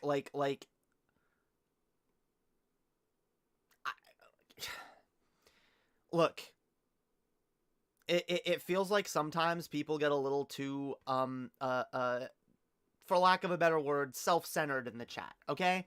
People get like, oh, like, you didn't see my last message. Oh, you need to read my last message. Why haven't you read my last message? And guys, I need y'all to understand this. I make an effort to respond to most of the shit that I see in the chat. I do. But I do not see everything in the chat. And especially when I'm going on a rant, when I'm going on a rant or I'm talking about something very specific, I tend to look less at the chat. So it doesn't like help when you guys get like offended at me or mad at me that I'm not like reading the chat. Like if you said something that you really want me to see, like feel free to post it like a second time. I will get mad if I see shit spammed multiple times. Like more than twice. But like it's fine if you need to post some, like if you really think that I need to see something and you want to post it second, but like also, like, you have to realize you're not the, and this is to everyone, whoever you are out there, because I've a few of y'all have gotten a little annoyed with me lately, and like, I'm just letting y'all know, you're not the only one in the chat, okay? You're not the only one in the chat. There's a lot of people in the chat that want my attention, right? and I try to give everyone my attention, but like it's hard, and sometimes like I'm even when I'm trying to read everyone's shit, sometimes I read something that sends me off on one tangent or another, and like I'm also not going to apologize for that. I'm not going to apologize for reading one person's message and then going off on a tangent, because that's kind of the point of having the chat there, is for you guys to come up with something that is going to spur me into a more interesting conversation. So if someone else says something that was successful in getting me into an interesting tangent, like, you can't get offended that that wasn't you. Try, like, and again, I'm not being mean to anyone. I'm not like looking down on anyone. I get it. I get that it can be a little frustrating sometimes, and you might think I'm ignoring you, but like, please try to recognize, guys. Like, try to be courteous of the other people in the chat. Recognize everyone's trying to say something. And and understand this too. I'm here trying to make an interesting show. I'm trying to talk about stuff that I feel will be interesting. And sometimes I don't see something. Sometimes I see something else. I'm like, okay, I can do something interesting with this. Other times, like, I see something and maybe I'll implement it into something I'm about to talk about in a second. And like, I've seen people like get annoyed that that I didn't read their comment, even though I just proceeded to respond to their comment, even though I didn't read it out loud. And that shows that, like, that makes me wonder if y'all are even listening to me when you do that. Like, because if you're here, like, if you're in the chat, like, I assume you're here to listen to whatever the fuck I'm talking about, right? Not to just post whatever you're posting in the chat and then wait for me to respond to you personally. Because that's not a good way to watch live streams. Believe me, I used to watch live streams that way, and it became stressful to watch those live streams. And it, like, you know... And it stopped being about entertainment. So, like... Yeah, like, I think recognizing that will because I've seen some people get, like, actively stressed in the chat because I'm ignoring them. It's like, I don't mean to ignore y'all. Like, but yeah, anyway, alright. That's a little tangent. Oh, the other thing is, guys, please don't DM me during streams. I don't care who you are, don't DM me during streams. Like, it actually annoys me. Like... If you got something to say that you're trying to get me to see, say it in the chat. Unless you're trying to, like, send me a video for a stream. Which, okay, guys, on to the actual fucking segment. Or the actual stream, I should say. Enough fucking preamble. Enough whining about the chat. Alright, here's what we're gonna do tonight, okay? I've got an Emma versus Jay lined up. And this is so I actually have a couple options for Emma versus Jay, because this is the second version, the second episode of it since we or segment or whatever, since we rebooted the series, which was originally called Jamie versus Jay. Now it is Emma versus Jay, and I'm actually gonna start releasing the old Jamie versus Jay streams publicly, because most of them are exclusive to patrons. I'm going to start releasing most of them. I need to do some editing on some of them, but, like, those are going to be public soon, which will be dope. And yeah, that'll serve as our like, season 0, okay? Because I actually want to kick this series of videos into high gear. I think I can do some, make some banger content out of my old shit. So we're gonna watch one of those later. We're also gonna respond to some chuds. All right. Okay.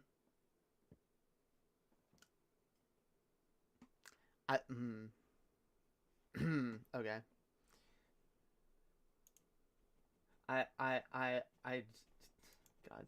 Anyway. No, I'm not gonna give it. No, I'm not giving it attention. Okay.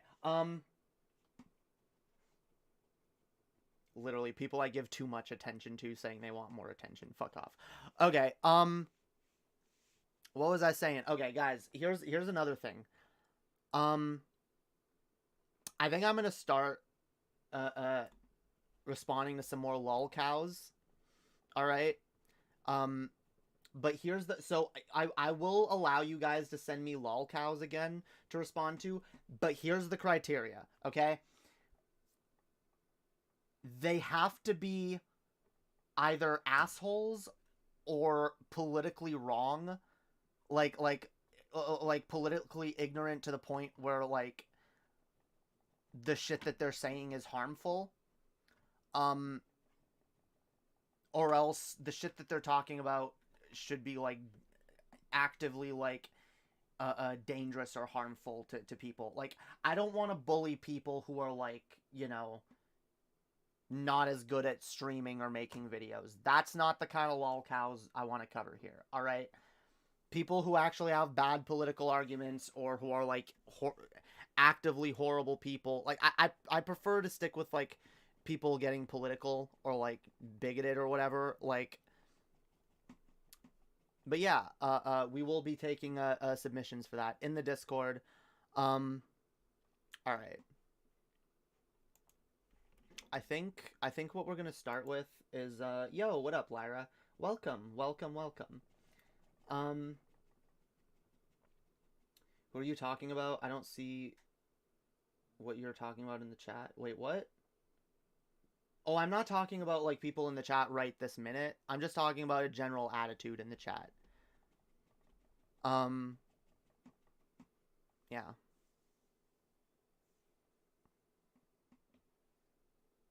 Well, actually, I was talking about someone who DM'd me to get. I was talking about someone who DM'd me because they were like, "Why didn't you read my message in the chat?" That, I'm not gonna say who it was, but that kind of thing specifically really fucking annoys me. Like,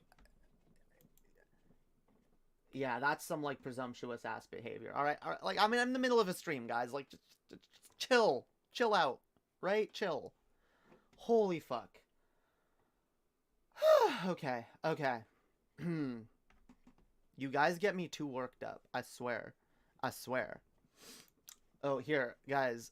What do you think, by the way, of my epic makeup? See, this was what I was going for, like the glitter tears. It ended up just coming out more like this. But like glitter tears. Yeah, I want to learn how to do this properly. I will absolutely come on stream with fucking glitter tears. The euphoria glitter tears, yo. Glitter tears are fucking pog, all right? Glitter tears are probably the best part of Euphoria. Euphoria is such a good fucking show. I will be doing my review here soon. I have finished season 1 for the second time, and I've started writing my script for it. And I'm actually writing several. Okay, here's another update for the channel, guys. Y'all know how I said I would never do video essays? I changed my mind because I realized I'm probably actually really good at video essays. So I'm working on several video essays, reviewing various seasons of shows. And so instead of reviewing each season of Doctor Who now, I am going to do a video essay on each Doctor, okay? Which means I'm actually going to put off my Jodie Whittaker one until the Centenary special comes out. And then I'm going to do a video essay on her entire run. What I'm working on now first instead is I am working on basically a video essay about the 12th Doctor's arc being basically a queer awakening metaphor or allegory. That is the premise of the video. It's gonna be good, I hope. Yeah, I'll look forward to that. But yeah, I'm just hyping out my future shit. I need to actually get to a segment. I'm trying to get to like a chill place, right? I get too worked up by the chat at the beginning. That's the problem. I shouldn't read you motherfuckers when I'm ranting. When I'm going on my brilliant rants, all right? my brilliant rants about empathy, because empathy is important. All right? Abso-fucking-lutely. We need more empathy. You people. All right? Fuck off. Anyone coming around here being like, oh, empathy is bad. Like, go away. You are the problem with the world, fam. Yeah, and a reminder, all right, that I now upload clips. And goddamn, these clips are criminally underviewed, especially this Destiny one. Okay, this Destiny fucking clip that I did, this video that I did responding to Destiny's debate bro elitist ableism. This video is a fucking banger. All right, this video is a fucking banger. All right, you guys need to watch this video. Like, everybody who subscribes to me needs to watch this fucking video, and you guys need to spread it to your friends. In fact, spread it to fucking DGG as far as I'm concerned. All right, because I don't care. Yeah. The Destiny fans in my audience have permission to share this to the Destinyites. All right, I don't care. I'll incur their wrath. I don't care anymore. All right, bring it the fuck on. I'm sick and tired of Destiny being an ableist fucking dipshit. All right, I'm sick of it. It's bullshit. All right, it's bullshit. But guys, look at these fucking banger clips, banger fucking clips. All right, I'm actually getting better at it. All right, I'm actually getting better at it. These are some of my best segments recently, so watch them. They're good. They good, fam. They fucking good. All right. Hell yeah. But what we're gonna do now? All right. We have a couple options. Cause I want to watch. In fact, all right. Anyone in the chat? Someone send me a Lord of Patriarchy video. Because I know you guys like it when I respond to Lord of Patriarchy. I have a video that I want to respond to of Lord of Patriarchies. But funnily enough, it's actually one that I kind of more agree with. That I think will be funny to go over. But yeah. Oh, here's another thing I guess I should mention. So yeah, I've decided I'm ready, yo. I will debate Lord of Patriarchy. I will debate Lord of Patriarchy any fucking time. All right, I'm not scared. And I wasn't scared in the past either. I just wasn't in the mood. All right, I've decided. I'm ready. Let's do this. All right, this motherfucker isn't gonna know what hit him. Let's go. Let's go. All right. Yeah, it's gonna be Pog. Yeah, I'm trying to do my nails while streaming. That's a thing that I've realized that I need to start doing, cause like when I'm streaming is literally the only time when I'm sitting still long enough to do my nails without fucking them up. God damn it. But then see, like, I'm gonna end up, like, scratching myself or doing something, touching something, and ruining them. But yeah,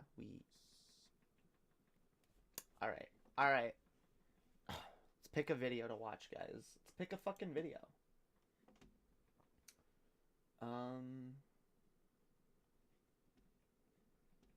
So the manatee is fair game. I don't want to fuck with the manatee. I've already said, guys, like, that last segment I did on Brett Keane, that is the last time I ever intend to talk about that motherfucker. All right, especially like he was just outright fucking transphobic to me. I'm not interested in engaging with him or his audience. All right. At least Lord of Patriarchy tries to go out of his way to not like actively be like horribly transphobic to me, right? Like, he's transphobic, but, like, Brett Keane went out of his way to just be dehumanizing. His thumbnail, it lies to itself. Like, come on. Come on. Yeah, that motherfucker's not worth my time. He's just not.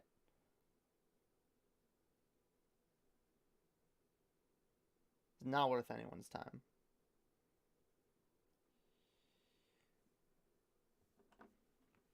All right. Does Brett have an audience? I don't care. No, he doesn't. They're all laughing at him. Twitch is slower to restream, I have learned. Interesting. Interesting. Well, ooh, I don't have... Oh, fuck, I don't have Twitch chat up. I'm sorry. I don't have Twitch chat up. Yo, Ami in the Twitch. Yo, watch Destiny fans defend his presence on Cozy TV. What do you mean? Watch where? Is that a video? Is that a video I can watch somewhere? Something? I don't know. Destiny is a... I'm telling y'all, he's veering more and more to the right, okay? I don't know, a little sus. A little sus. Oh, here's another update I'll give y'all. I have made the decision. I am starting an OnlyFans, alright? In fact, I have already made it, but there's nothing on it yet. I have made the decision. I'm gonna do OnlyFans. Basically, there will be no nudes on my OnlyFans. There will be, like, you know, lewds. Like, I guess, like, maybe, like, bikini pics, maybe underwear pics, maybe feet pics, you know, shit like that. You know, like sexy pics, alright? But no nudes, so obviously, and I won't make it too expensive or nothing. But yeah, yo. And maybe if it gets popular enough, I'll actually start doing, like, NSFW live streams. That could be interesting. I feel like that could open up a lot of potentials for, shit we could talk about, that we can't talk about on YouTube. Although, like I will say, like, I'm not necessarily trying to direct my OnlyFans, like, I mean, you guys are gonna know about it one way or another. Like, it's not that I necessarily want my streaming audience to follow me on OnlyFans, but, like, there would be no way to hide it even if I wanted to. Like, people already know who I am. Like, it would come out. Like, there's no way to hide it. So, like, I already expect that people who watch me will probably go over to that and check it out. But yeah, I am gonna have rules that, like, anyone who goes anyone who goes over there and, like, looks at the shit that I end up putting on OnlyFans, like, my only request will be, like, if you're like still, like, in my main community and, like, I interact with you regularly, like, just don't make it weird. Don't make it creepy, right? Don't be, like, thirsting after me constantly. And, like, overall, like, the thing that I'm not comfortable with at all is when people get really horny and start telling me what they want to do to me. All right? That is not something I'm actually ever okay with. So see, here's another example. This person needs to go back to the beginning of the stream and listen to my rant about people in the chat who think the chat is all about them. Like, when I see someone who is banned in my Discord server or in another account show up in my chat, and the first thing they say is, why am I banned still, or something about that, like, again, just a heads up to anyone in the chat who that might apply to, the more I see that in my chat, the less likely I am to unban you. Because that's not someone behaving like a normal fucking human being in the chat. That is someone being self-centered and like, you know, once again, and again, like, you're already on thin ice if you're banned from anything, right? So if I've banned you from elsewhere, like, you're on thin ice here.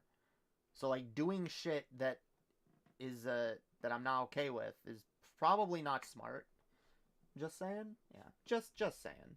Just saying. Tasteful thirsting only, Simps. Damn right. Tasteful thirsting, okay? Damn right. Like, what? I don't mind compliments, but like, there's people like I don't even have an OnlyFans yet, and like some people get really, really fucking thirsty at me. There was one guy that was like in my Twitter DMs that was just constantly fucking.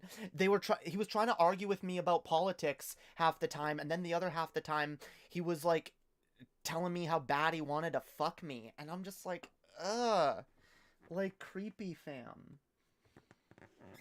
Yeah, I don't want to be made part of your fucking masturbatory fantasies. Like, I can't control what you fantasize about. Like, and I guess in general,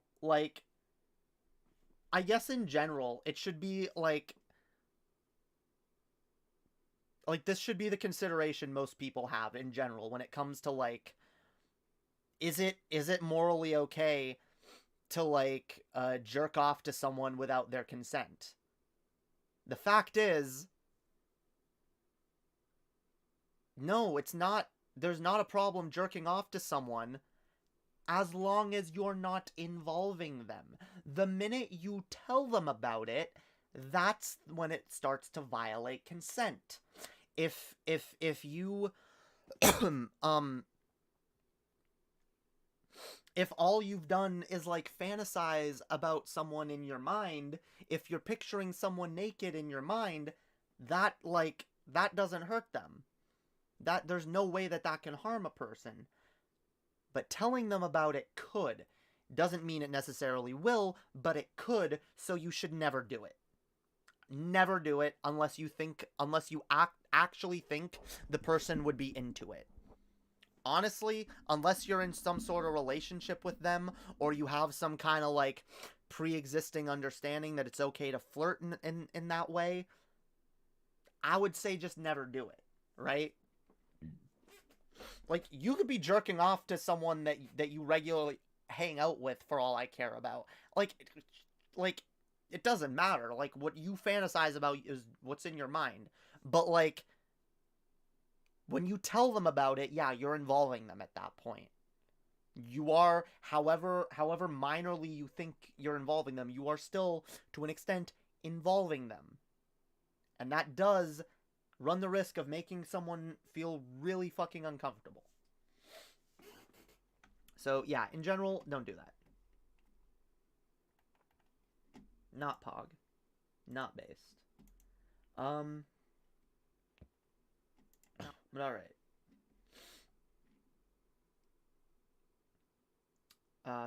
Wait, what? Being trans on Beyonce's internet? What are we on about? I like Beyonce. Beyonce is cool. And, sexy. And talented. Beyonce. You know who's even more bass, though? Fucking Lady Gaga. Hang on. I actually have a clip. I have a clip that'll prove to you just how bass Lady Gaga is. Alright? This is another stun lock, but this is an interesting stun lock. So, yeah, let's, where is it? I know I posted it on Facebook, which, by the way, people need to, follow my Facebook page, yo.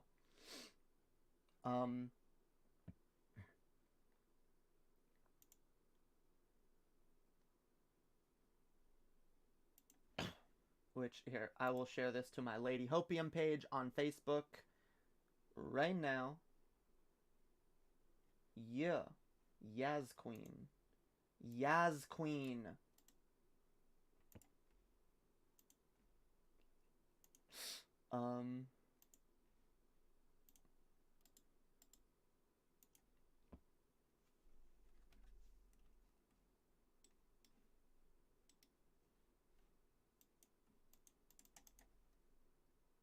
Alright, whatever. I'll do that later. Okay, here it is. Here.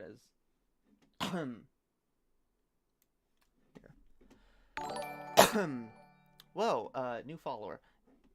What up? Okay, here we go. Here is, Lady Gaga. You have fun with it. Why the hell am I gonna... Oh, wait. Hang on. This is based, alright? Y'all ready? Here we go. There's that rumor that you had a male appendage, that you were a hermaphrodite, and you joked about it on the stage last night. Maybe I do. But it's interesting. Would it be so terrible? But it's interesting. A lot of artists would immediately put out some sort of a statement saying this is absolutely not true. You have fun with it. Why the hell am I going to waste my time and give a press release about whether or not I have a penis? My fans don't care, and neither do I. True. Based. Based. That is why Lady Gaga is fucking based. Based Lady Gaga. Damn right. I love it. It's like, yeah, why just like, oh, maybe I do. Maybe, who cares, fam? Like, God, I love Lady Gaga.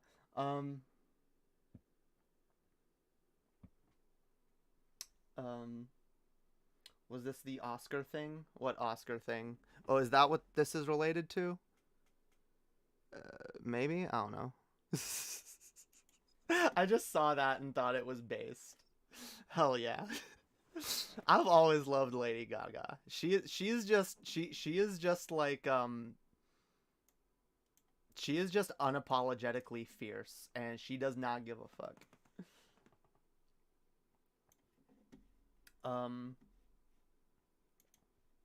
Hell yeah. That's gonna be my response when people ask me, do I have a penis or not? I'm like, oh, maybe I do, maybe I don't. Why do you care, fam?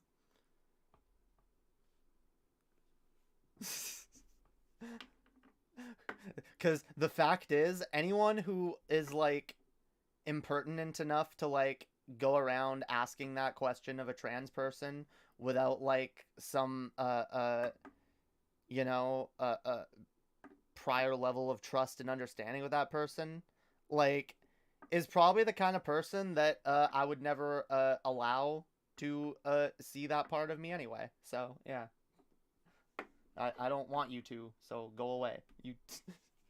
It's none of your business what is between my legs. All right, it is none of your fucking business. Oh my god. See, this is the idiocy. It's in my own chat right now. Wait, Lady Gaga is trans? When did she say that? She didn't say that. She said, and this is the fucking dumb fuck assumption that people make, because the rumors get spread around. People go, oh, Lady Gaga is trans. And that's not what she said. She's saying, maybe she is, maybe she isn't. Who the fuck cares? That's what's fucking based. I mean, for the most part, I'm pretty sure Lady Gaga is a cis woman. But, like, she also might not be. Like, who fucking knows? Maybe she got fucking, maybe she transitioned fucking years and years ago, and no one knew. Who fucking knows, alright? Imagine what that would, like... See, we need to get to the place... Look, we need to get to the place in society where, like, it just doesn't matter, right?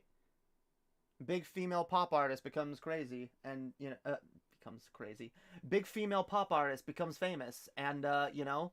She's audacious and in your face and has wacky styles, and she just is. She exists, and no one is curious as to whether or not she is trans or a lesbian, even for that matter, right? And people are just like, yo, like, that is just another person doing their thing. Now, I'm not saying, like, it's not important to have, like, famous people that are some kind of representation. Like, that's good too, but, like, the end goal is a society where it's just like, I don't give a fuck. I don't give a fuck. Doesn't matter, right? Unless you personally are fucking the person, it has nothing to do with you, right? Which is why, like, I do believe it is impertinent to ask any person what genitals they have. Like, that's like asking someone, like, that's like asking a dude if his dick is circumcised, or what size his dick is, for that matter. It's like asking a woman what size her labia is. It's like, what? It's none of your business. It's between me and any potential future partners I may have. Like, why do people that are not my potential partners need to know about that? Right? Damn right. All right.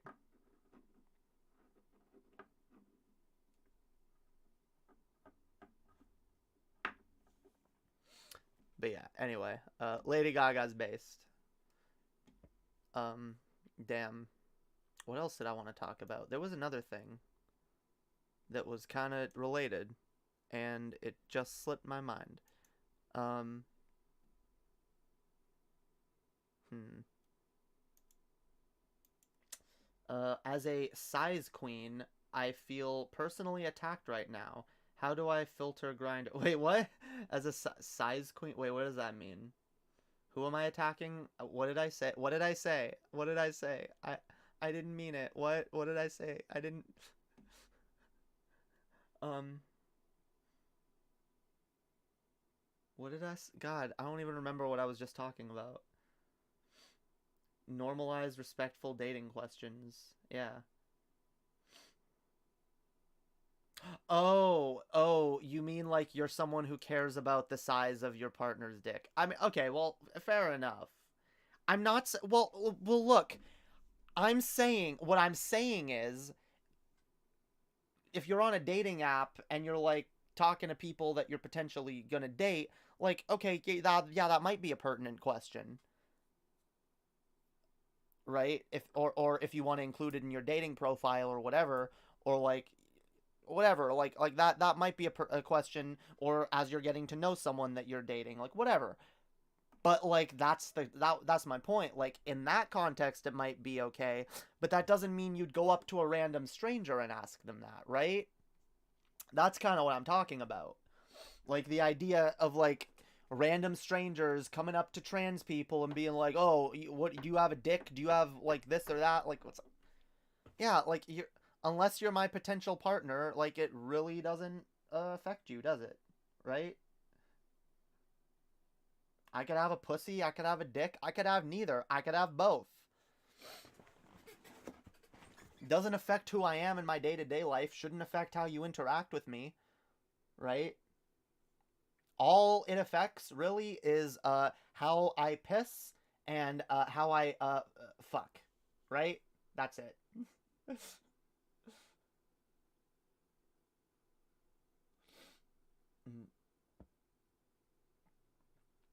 um but yeah, normalize respectful dating questions. True. Normalize respectful questions in general, all right?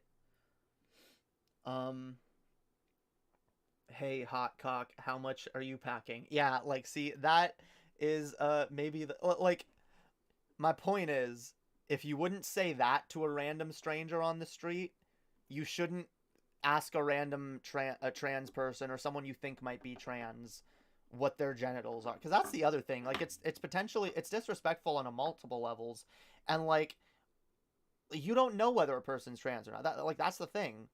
Like it's funny. Like I am on like various dating apps, and I am just trying to meet people and make friends and shit.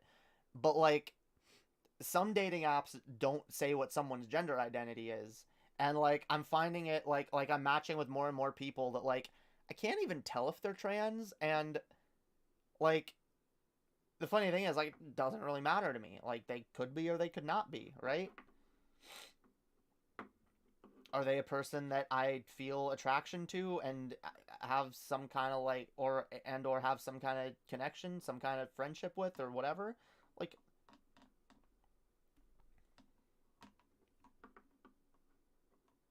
and being a mostly ace person too, like I also don't particularly care what genitals someone has.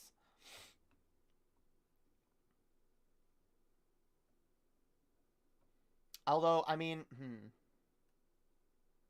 I'll be honest, I'm just kind of genital repulsed in general. Look, I have to really like you to handle your genitals, okay? I have to, I'm not saying I won't do it, but like, yeah, blowjobs are extra. Like premium prices, fam.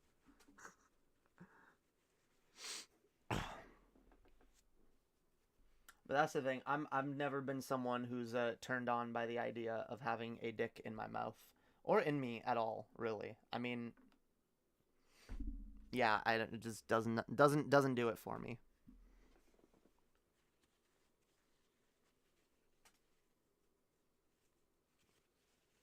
But yeah, that's wow,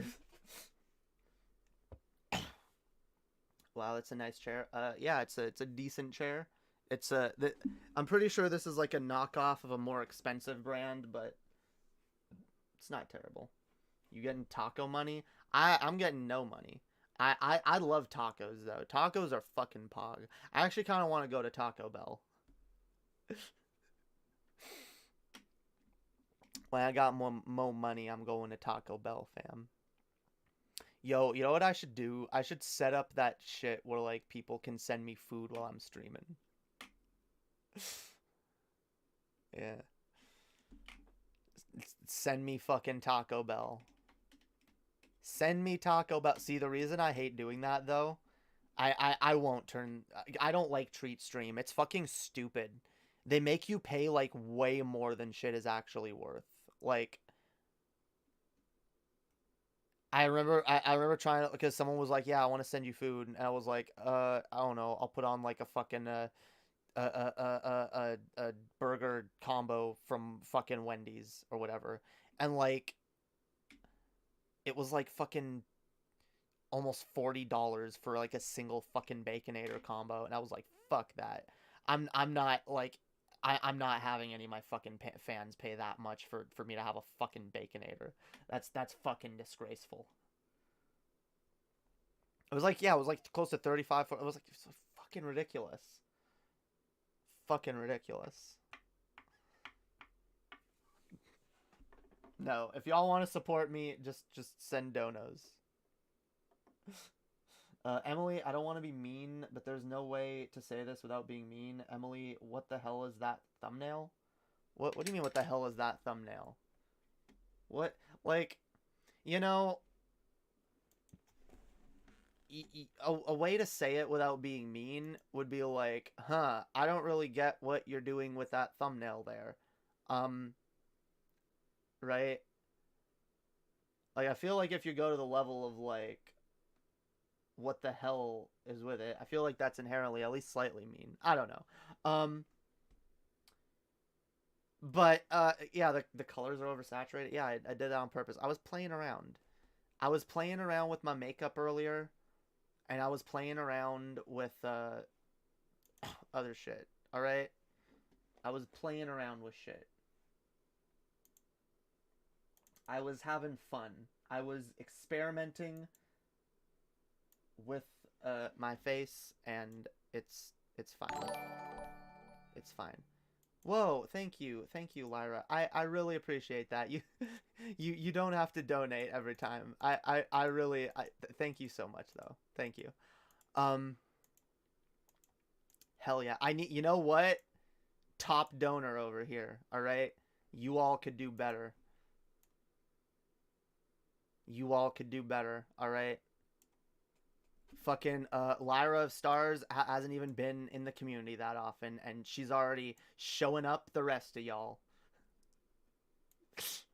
Shame to my longtime viewers. Nah. Like I said, y'all, I get it. We're all struggling. Or at least a lot of people are struggling, especially in this fucking economy. Gauntlet been thrown, chat. Fuck yeah. The gauntlet has been thrown, yo. Ba-da-da-da-da. Alright, now we gotta get to actual content. Oh, okay, this is what I wanted to talk about, and this was, okay, this was gonna be my original thumbnail, alright? Wait. Oh, wait, did I make it? Wait, fuck, where'd it go?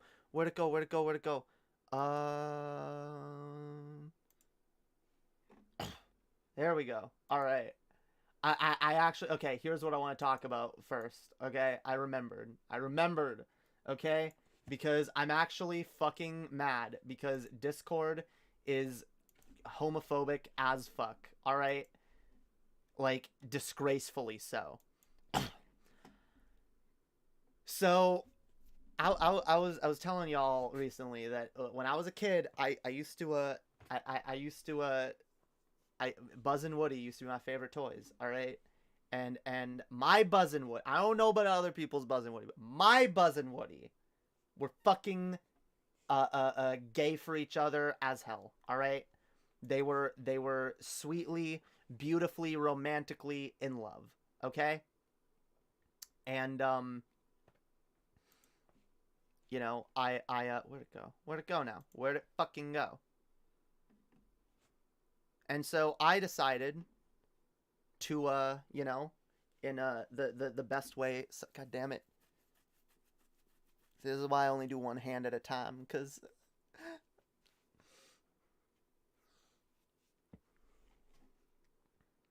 so you know, I decided to do a photo shoot of my two lovely star-crossed lovers. All right, you know, not even doing anything inappropriate, just beautifully gazing into each other's eyes. Look at that. Look at that. Isn't that sweet? Isn't that fucking sweet? Look at that. Look at that. Aw. Isn't that wholesome, guys? Isn't that just like just wholesome and sweet and romantic?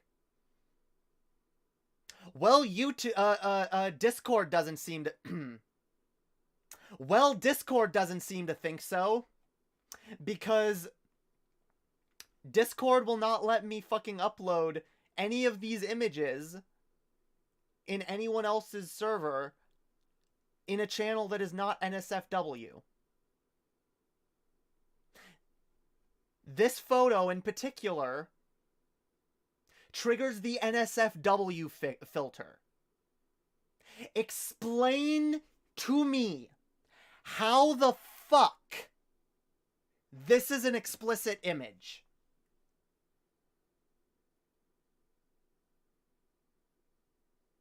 I'm sorry, this is just outright fucking homophobia, alright? Just outright fucking homophobia, alright? Fuck you, Discord. Fuck you. Bullshit. Suck my dick, alright? Y'all a pieces of shit, alright? This is a travesty. How is this not the most wholesomely romantic image you've ever fucking seen in your life? How is this not like again, their lips aren't even touching. They're just holding each other. I mean, yeah, they're about to kiss. Woody's gazing longingly into Buzz's eyes, holding his head. It's you know, Buzz is you know, gently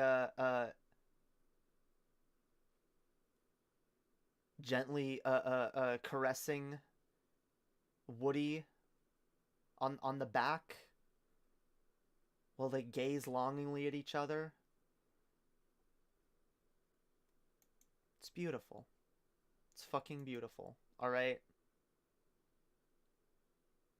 And yeah, Discord is homophobic for not allowing that. Well, you cropped out the penetration, right? Yeah. Oh, so much penetration, because that's what toys can do, right?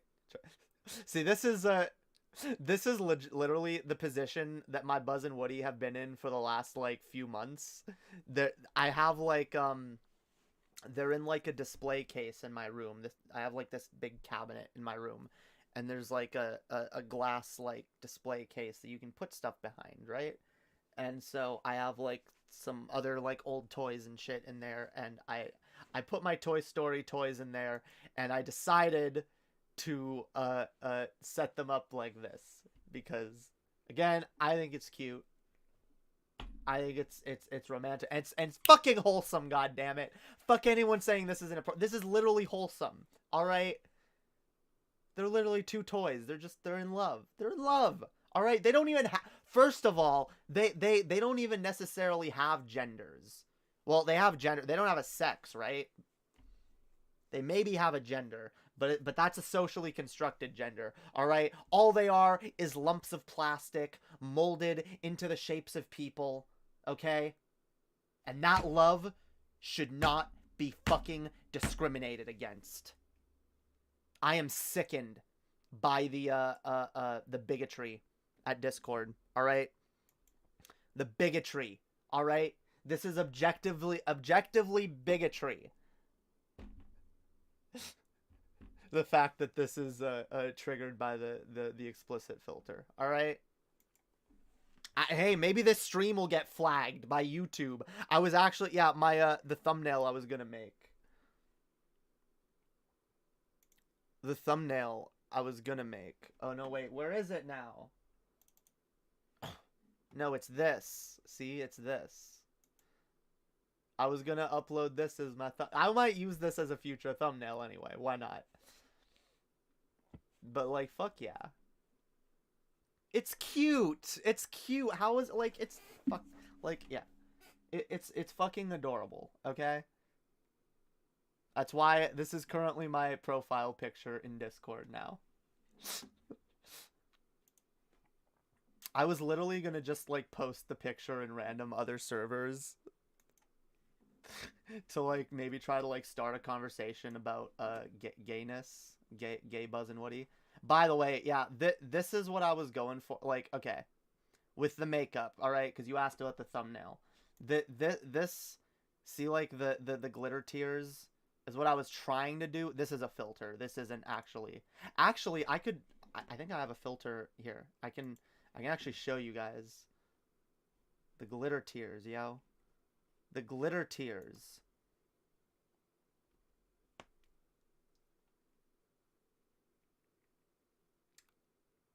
Yeah, I want to learn how to like do this properly. Instead it turned into like this and it got really messy. But it almost kind of looks cool with the filter, with the glitter tears filter over the failure of whatever the fuck I was doing earlier. I wiped off most of the makeup from earlier. Because I had actually like makeup all over my face. I don't know if y'all can tell. I'm kind of in pink face tonight. Because I ended up... long story short, I was doing my makeup earlier today. And I just... As I was like finishing up my makeup, I was getting progressively less and less happy with it. To the point where it was just giving me like legit dysphoria. And I ended up just like putting like fucking pink shit all over my face. And putting like dark blue and dark and gold like around my fucking eyes and shit. It's how I was feeling on the inside, okay? It's how I was feeling on the inside. Do not stifle my self-expression, fam. Do not stifle my fucking self-expression. I should probably have this up instead. That would probably be better. See, it's actually kind of pog. But yeah, I was playing around with it, okay? I played around with it for the thumbnail. It's fine. It works. Fuck y'all.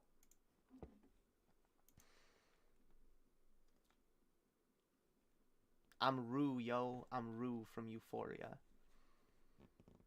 God, I actually think that looks so fucking dope. I want to try this in like different variations of it. It's so fucking pog. So fucking pog. Whoa, what did I do?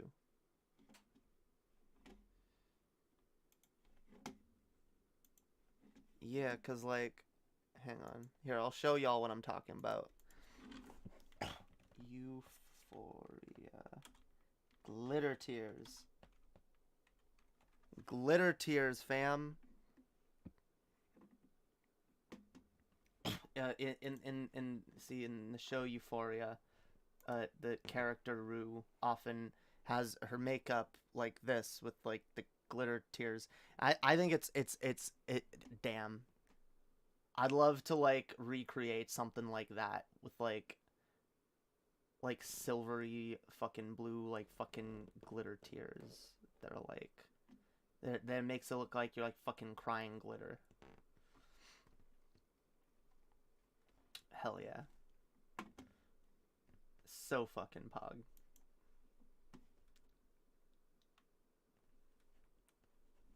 Alright. Experimentation is good. I hope you learn from this. I still think the thumbnail is too yellow though. Fuck off. I don't care. There's probably a makeup tutorial on YouTube for it. Yeah, there is. In fact, there was one right on the screen. Yeah. Euphoria, glitter tears, makeup tutorial. Yeah, I will probably go watch this at some point, actually, and learn how to do the glitter tears. And then I will come on stream with proper glitter tears. I am too obsessed with Euphoria right now. It is such a fucking good show. It is like such an addictive show. Even though it's not even very long and there's only 2 seasons. I'm already like I got so addicted to the point that like I binged the first 2 seasons and then I like a week later started over, but then I'm making myself only watch 1 episode a day so I can get like more distance on each episode and like think about it more, because I really do want to do like a fucking video on it, a video essay on it.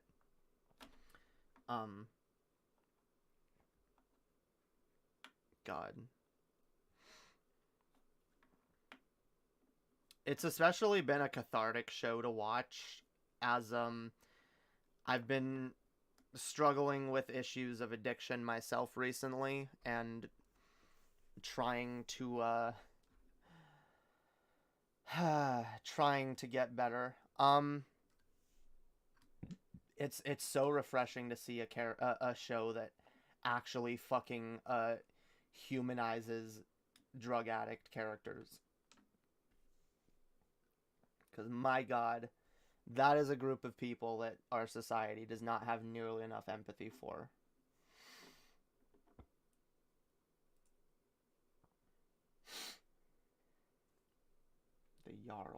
The Jarl, yo. Alright. I love how I said I was gonna do a segment like an hour ago. Oh, God. You guys come to these streams for a reason, right? That's the annoying thing. I feel like if I was more organized, I'd retain more viewers.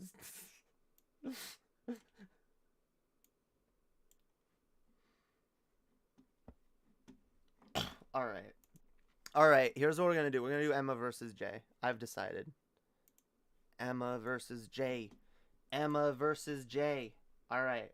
This is gonna be Emma versus Jay, yo. Episode 2. That's right. It's a show now. Okay? It's a proper fucking show. That is what it is. It is a television show. Alright? It's a fucking television show. It's real. It's awesome. I have a 1 episode per day rule too. I keep breaking it though. I intend to watch Moon Knight over the course of 6 days. I ended up watching the entire season in 3 days. Yeah, see, that was me with Euphoria. I was like... And that's the thing, because I got through it too quickly. I think I binged through the entire 2nd season in like a matter of 48 hours. And like... It was good and I enjoyed it, but like... I also like...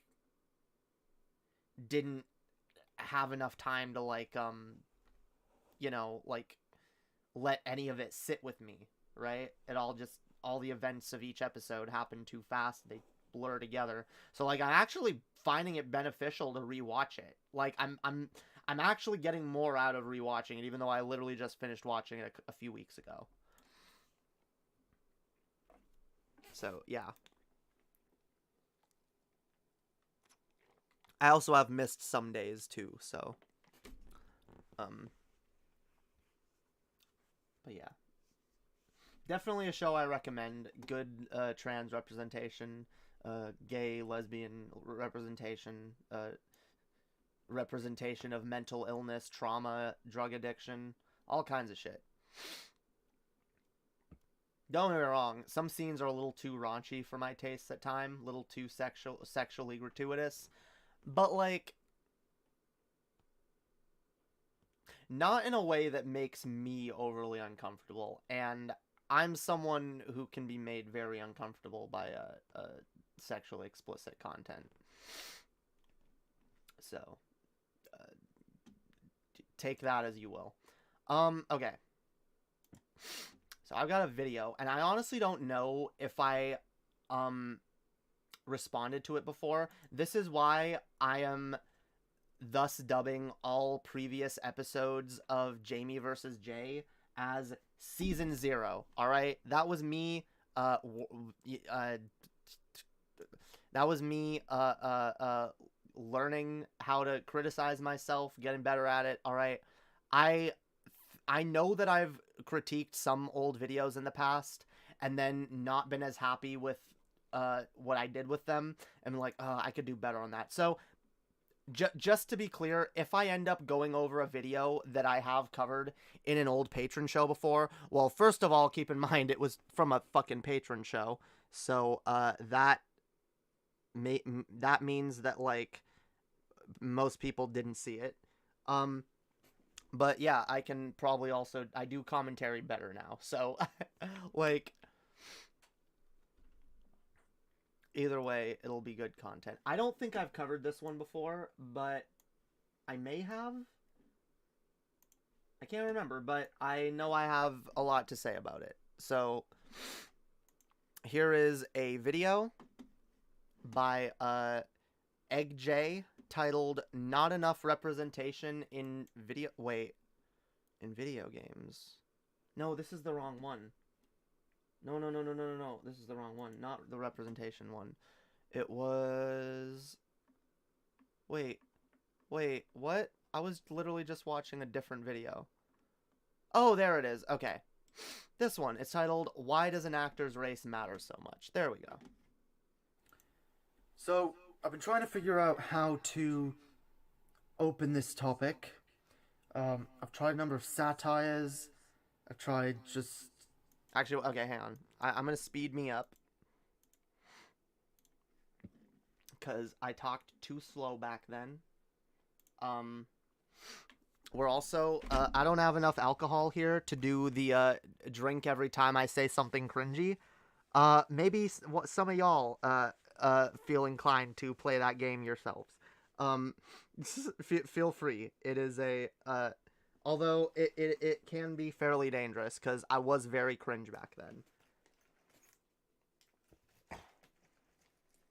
But, alright.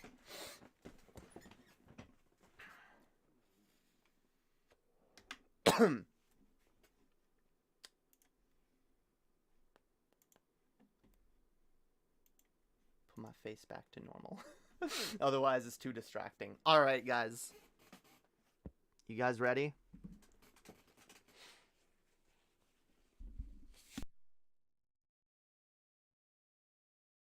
I said, are you guys ready? I said, are you ready, kids? Alright. Alright, guys, so here is a video that I made in 2017 titled, Why Does an Actor's Race Matter So Much? And, yeah, I got some thoughts. So, without further ado, let's enjoy Egg J making some extremely ignorant content. I guess it goes without saying that the views and opinions expressed by me in my previous regenerations are not necessarily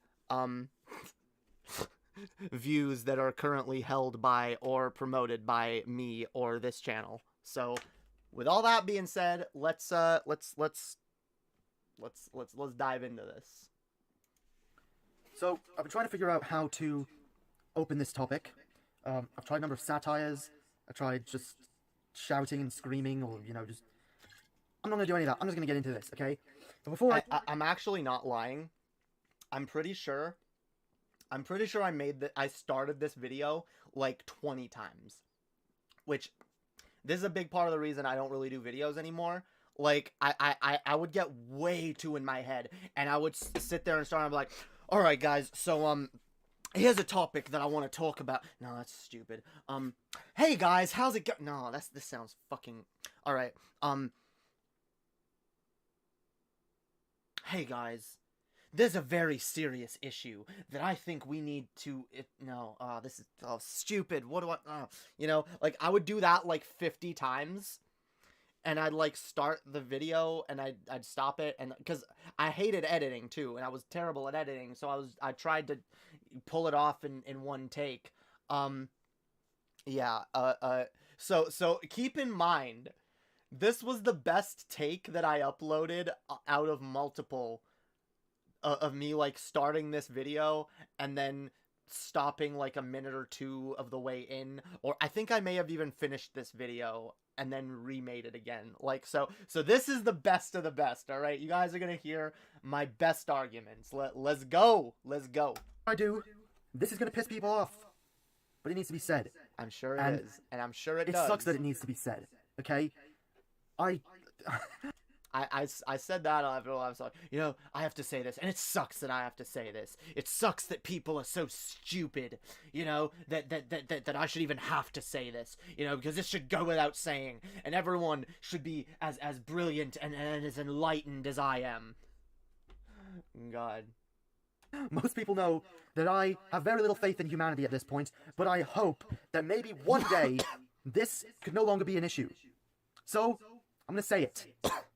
If it matters to you, what race an actor is, okay, because of what character they're playing, okay, if that matters to you, if you care because a white person is going to be portraying a Asian person, for example, or that a black person is going to be portraying a traditionally white character, anything like that, if you care about this, you are a racist, okay?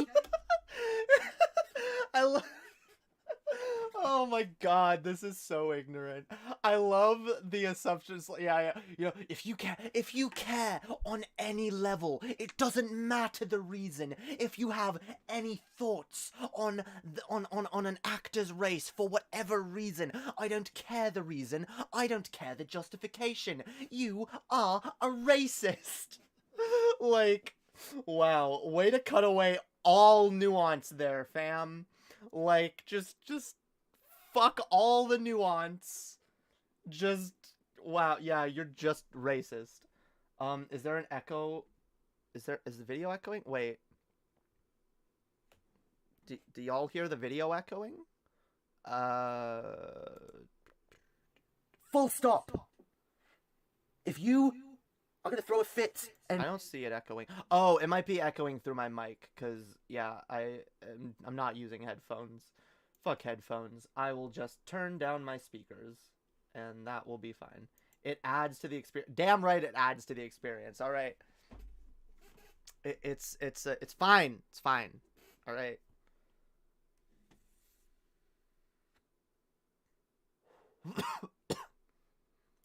And boycott a movie. Oh, by the way, why don't you rock as much? Did you change your stim? No, I still rock. I'm even rock a little bit while I'm in my chair, but like, I also do have other stims. I don't know if you might see the, I twitch my neck a lot. It's not necessarily a stim, as it is something that's like completely uncontrollable, and actually kind of hurts a little bit, and like makes my neck stiff and hurts my head. I kind of wish just rocking was my fucking stim again. Like, I could just, like, I don't know. It doesn't feel as natural when I'm in a chair. Jesus. Alright. It's like Jay's at a cathedral. Good.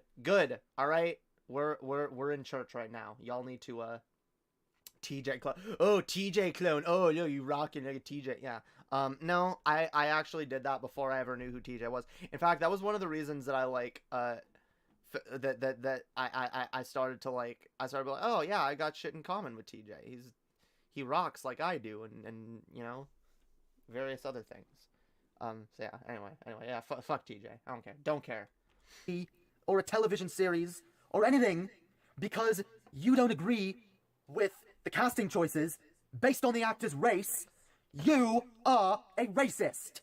So, like, obviously this is wrong. Like, because, like, the assumption here is that, oh, if you are commenting on an actor's race for any reason, it must just be for a racist reason, right? Like, completely discounting the idea that, oh, well, maybe minorities, care about being seen and represented and actually existing, you know? And, maybe the idea that, like, it's actually very important and meaningful when we have a strong minority representation. But yeah, good luck telling 2017 Jay that shit, okay?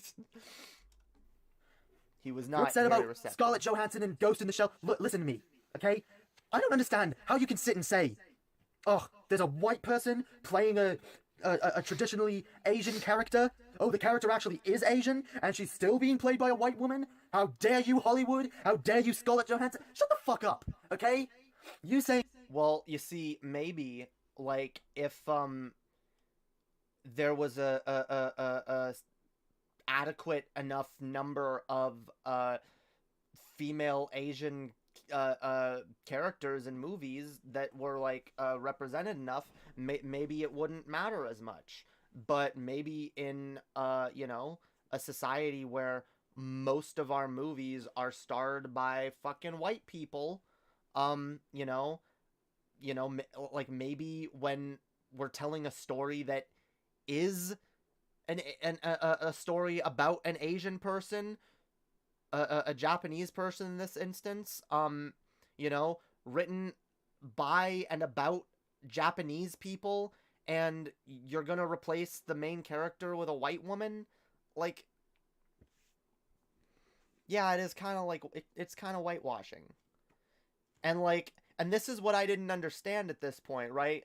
Because I was doing the whole consistency thing. I was like, what, right? Like, oh, if you're mad about Asian characters or black characters being played by white actors, you're just as bad as the people who are mad that traditionally white characters are now black. And yeah, that completely ignores the fact that, like, white people, white males especially, are ridiculously overrepresented in media. Like ridiculously, for fucking decades and decades, okay? And what I now tend to say when people go like, oh, why do they have to have this woke casting bullshit, you know? I always raise the question that I think it's far more pertinent to ask, why the fuck has, up until this point, most of the characters been straight white dudes, right? You think it's political to include minorities and shit? Well, I think it's just as political to not include minorities and shit. Because minorities fucking exist. And, you know, the way they're portrayed in media affects how they're treated in real life. So, you know, maybe representation actually is important. Saying that a white person can't play an Asian person would be the same as you saying that an Asian person can't play a white person. Do you see how that works? I don't understand. See, I thought I had the ultimate gotcha on them there SJWs, you know? I got him, yo. You, what, you think it's bad that Scarlett Johansson played an Asian character, but you don't think it's bad when they take one of the millions of white characters and, turn them into, minority representation, which harms no one, right? Like, but this is the thing, I didn't see the nuance in it, right? I was too consistency brained back then. Right? Where everything, every problem in life is a fucking math equation. Not based. Not very smart. Very ignorant way to, assess things, by the way. And this cognitive dissonance in your head, these fucking SJWs that will back up some people being pissed over this, okay, the Ghost in the Shell stuff, but then they turn around and they look at something like Johnny Storm in the fucking, Fantastic Four, whatever, okay, being a black guy, suddenly. I'm just pulling I'm struggling to pull random examples out of my ass, because, oh yes, clearly this is such a widespread problem that's happening everywhere, right? Whatever, a few characters got fucking race swapped, who cares, alright? In fact, actually, yeah, young people of minority identities care, alright? So for that reason, yeah, it's actually a good thing, and people complaining can fuck off. And complain about this and say how it's racist, and then turn around and say, where's the fucking cognitive dissonance in your fucking minds? What the fuck is wrong with you? I know where the cognitive dissonance is, Jay. It's actually in your own mind, alright? God. If I could, like... God, when I watch this stuff, it really does give me the urge more than anything to just grab myself by the shoulders, shake him, go, fucking Jay! Fucking... My God, get some fucking sense into your head. Nuance, motherfucker. Empathy, motherfucker. Oh my God. Literally complaining about cognitive dissonance while I'm doing it myself. Damn. Yeah, I was definitely a conservative pilled, yo. Listen, okay? If it is okay for a black person to portray a traditionally white character, then it is also okay for a white person to portray a particular, traditionally Asian, black, whatever character. Okay. I mean, I guess in theory, but like, that kind of presupposes a version of Hollywood where all casting choices are made based on merit and nothing else. Because let's be clear, all right? Like, I don't think the reason they cast Scarlett Johansson even in that movie was to have a white woman as the main lead. I think it was to have a giant name attached to it, which I also think is a problem with Hollywood. Hollywood's too obsessed with big fucking names. And, like, for that reason, like, because Hollywood is so fucking incestuous, where, like, every giant Hollywood movie have the same 5 fucking actors, right? Like... Maybe that's part of the problem that leads to, like, more Asian actors, black actors, trans, gay actors not getting the representation and not right, like, because you can make an argument of, oh, well, we need this movie to do well by attaching a name like Scarlett Johansson to it, but, like, by doing that, you're taking away the opportunity for another potentially really good actor to have their name brought up anywhere near the level of someone like Scarlett Johansson. If we just give all the roles to Scarlett Johansson and people like her. Right? God, I really wish I understood this shit sooner. Like, holy fuck. Okay? It's either always okay, or it's never okay. Where's the fucking consistency? I don't see consistency. I never see consistency when it comes to SJWs, okay? Because they don't fucking have it. They're never consistent. What, like... I love that too. Oh, he's never consistent. And by the way, like, I've realized now, like, consistency is mostly a fucking meme. It's literally, the consistency meme is what conservatives use to vaguely gesture towards perceived hypocrisy. Oh, you say that you care about this thing, but oh, you said that thing, and that contradicts, so gotcha. I'm not gonna actually address your arguments now. I'm just gonna discount them and throw them out and call you an idiot. Like, yeah, not very helpful. It's okay for a woman to chop off her husband's dick. Yes, I'm bringing that up again. Right? That's... Whoa, I forgot I went there. Let's whoa. Let's rein that back a little bit. I love how, God, this just shows you where my mind is at, yo. Like, just, oh, these goddamn SJ, like, I'm literally just, like, yelling and screaming about a total straw man. A person that doesn't exist. A person that does not exist. or maybe one or two people are making these arguments. Like, not even understanding the fucking demographics I'm blindly attacking because I was conditioned to by alt-right adjacent anti-SJW propaganda. Fucking sad, yo.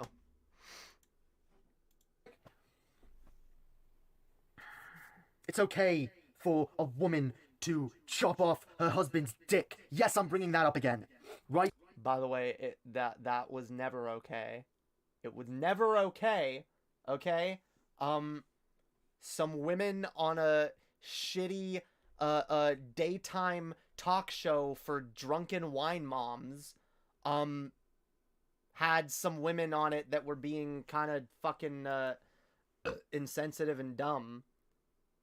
And like these alt-right chuds use that as a talking point to like attack the left for fucking ever. When like I almost like actually no, I'm 99% sure, like, yeah, the people who fucking were joking about that, they weren't even fucking leftists or whatever. They were fucking libs. Jesus. Yeah, I was referencing TJ's "It's Only Sexist When Men Do It" video, which actually you know what? Maybe that video will make a good segment here soon. I don't know if I'll use that on this stream, but I've been meaning to go after some of TJ's old videos because some of them are terrible, and TJ still claims to stand by a lot of them. So yeah, that's the only way that's the only method I'm interested in interacting with TJ anymore, by the way. I will respond to his shitty videos, and if he wants to respond to me on that, like, that's fine. I don't care to have any more personal drama with the motherfucker, alright? No interpersonal nonsense, no debate nonsense, just whatever. I will respond to his shitty YouTube takes that he makes as a public persona, and if he wants to respond to me as a fellow public figure, he can. If not, he doesn't have to. That's how it is. But yeah, I do kind of want to use a little more of his content for content fodder, because that would be fun. But yeah, the "Only Sexist When Men Do It" video. Yeah, we're gonna dive into that one soon, because I was heavily I don't know. I'm really kind of ashamed of how heavily influenced I was by TJ specifically in all that anti-SJW shit. And he wants to still say to this day that stuff isn't harmful. But I watched it turn me and other people into people with really harmful attitudes and opinions. Not to say I wasn't responsible on some level for consuming that and, you know, taking that shit as gospel, but like, this is the problem when people just come out of the religion. They don't know what to believe or how to critically think or form their own worldview, so they kind of just look for another worldview, right? And unfortunately, TJ doesn't do much better to like dissuade his audience from that behavior, other than just like derisively laughing at people who do that. Just be like, people who can't form their own opinions and just believe everything a YouTuber says is dumb. Proceeds to groom his entire audience to do just that. Okay. Anyway, segment's not about TJ. We will do a segment about TJ soon. Alright? Again, no more personal drama, just his bad takes. But yeah, alright. Right, that's okay. That's hilarious. But if men simply joke about the opposite happening, a man cutting off his woman's tits, or a fucking clit, or whatever the fuck, then he's a disgusting misogynist. Cognitive fucking dissonance. For the record, most actual feminists, like, were not down with that kind of like, oh, oh yeah, it's so funny, cutting off a man's penis, lol. Like, most feminists would not laugh at that, okay? Most feminists do not think that's an okay thing to do. Like, it is such a straw man to but like, that's literally all we had back then, is just straw mans. Nothing but straw men to attack, to make our enemies look weak. Like, this is the problem with the fucking anti-SJW movement. This is the kind of damage it caused. All right? It caused people to think like this. This is the kind of people it fucking produced. So y'all can say, oh, what? Yeah, we were just memeing. We were just appealing to the algorithm or whatever. Yeah? Well, you were also grooming people to be hateful bigots. And that is unacceptable. Fuck! Listen, okay? There is nothing wrong with... There's nothing wrong with changing the race of a character without having a different actor portray... Because I know for a fact that there are those of you who are furious when people are pissed because an Asian person is playing a traditionally white person. Or, you know, there's the school play, they're letting an Asian person play Jesus? What? Jesus was white! No, he wasn't, by the way. True, based. You can't fucking let an Asian person... Jesus was fucking black, fight me. Black person play Jesus? That's wrong. That's offensive. That's inaccurate. It doesn't matter. I'm not even gonna broach the subject of it all being fiction because... It doesn't matter. You see, this is what you need to understand, is that it doesn't matter, fam. Bloody hell. Goddamn. Because that's not the point. The point is, the race of an actor should never, ever, under any circumstances, be an issue. I mean, in an ideal... in an ideal society, sure, Jay, but we don't live in an ideal society. That's the problem. That's the fucking problem. People of minorities are still underrepresented and still, in a lot of cases, represented poorly. That's the issue. White, straight, cis actors are already far overrepresented.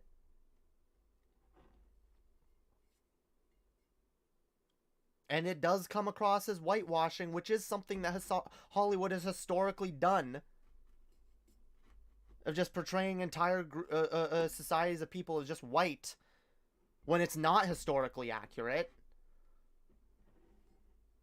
And that leads people to have a skewed fucking view of history and the world. Like, this simple fucking stuff, fam. Now, this is the thing, it's simple, but, like, it takes time to learn. It does. It does. Alright? That's why it's important to deconstruct these bad ideas. Period, full stop, fuck you!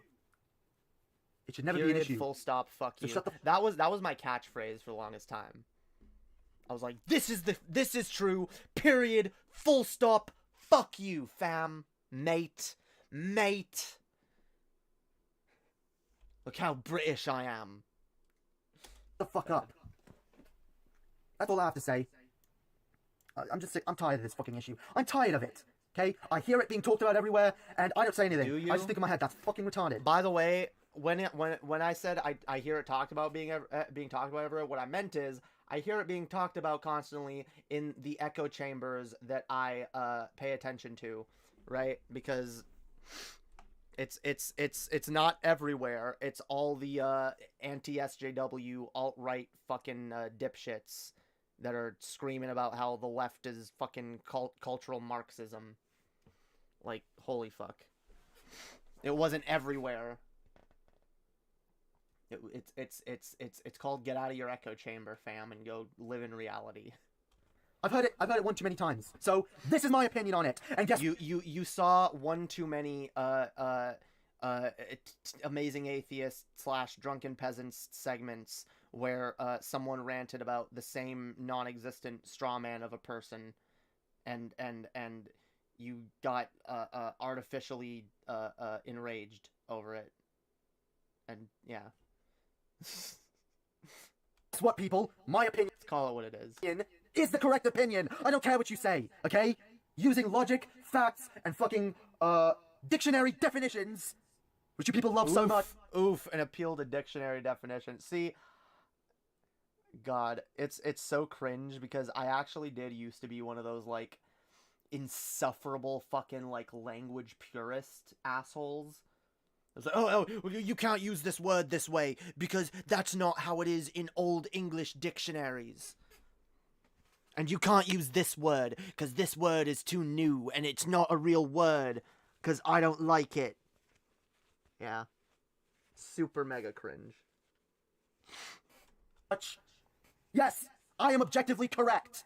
So go fuck yourselves. Piss off. God fucking damn. No wonder I was not proud of the person I didn't like myself back then, and now I realize why.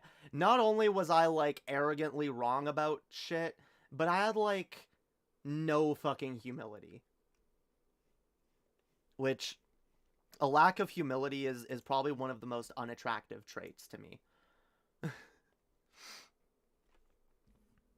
Not based.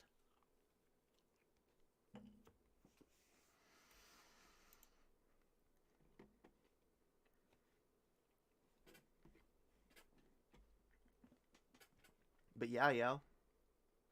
That was a segment. Hell yeah.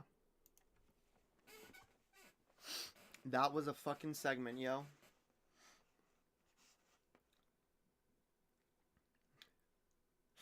Lord Mickle-Knob here.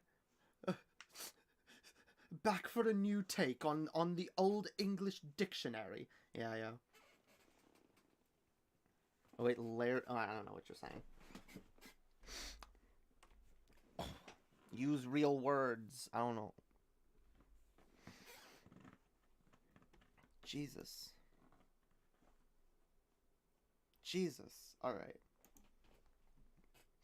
I hope y'all enjoyed that. Words, exactly.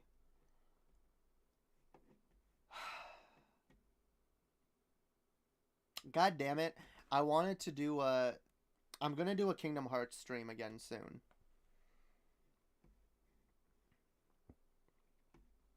I'm definitely gonna do a Kingdom Hearts stream again soon. Alright.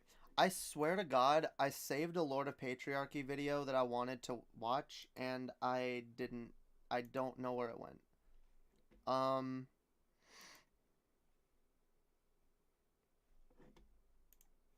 Oh shit, we could watch, Alright, you know what? I'll let you guys decide. We could watch Lord of Patriarchy, or we could watch another video from, the lol cow we watched last time. Marshall Mathers the Fourth. Yeah, one's in the chat if you want, Lord of Patriarchy. 2 in the chat if you want Marshall Mathers the Fourth.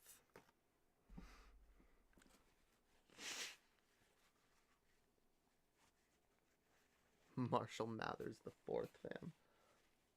Cause yeah, he has some interesting videos he put up about racism and immigration, as well as a shit ton more videos about how Eminem should have released his albums in a manner that is more pleasing to this person. We're not gonna watch another one of those.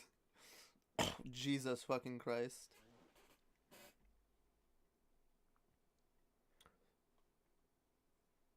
Yeah, it would be fun if, like, this person, like, saw my stream, like, laughing at his stupid Eminem videos, and, like, did a response video. That would be funny. God, he has so many. Center right is the left in America. What? I guess. Wait, no. Bread tubers are center. Get out of here. You fucking tanky. Alright? Fuck off. Libertarian leftists. Anarchism is the true far left. Alright? If you're a fucking tanky, you are a conservative. Alright? Got tankies running around calling bread tubers fucking conservatives. Fuck out of here.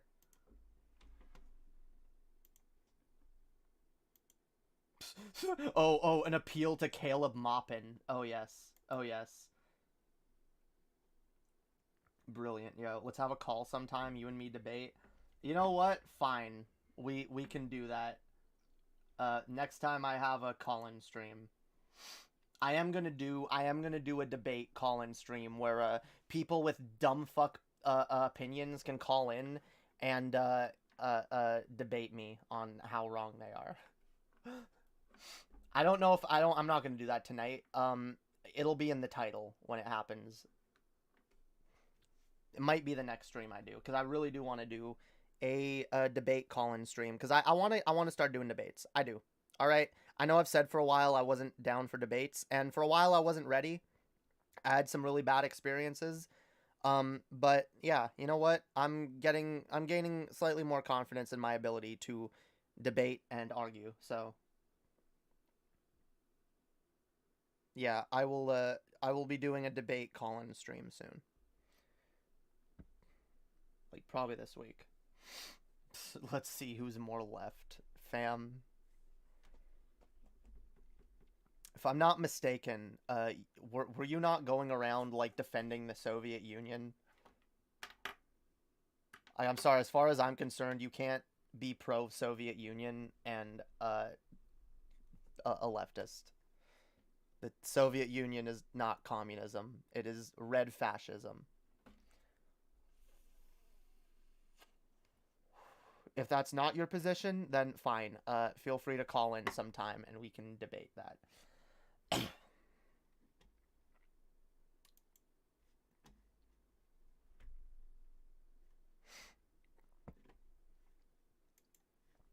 All right, what are we going to do? Lord of Patriarchy or Marshall Mathers? All right.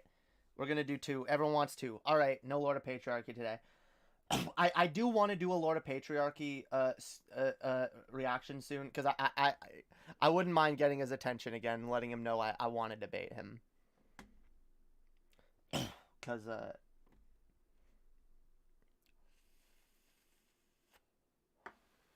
yeah, I want to have a debate with him, specifically on, like, trans issues. Why not? Let's go.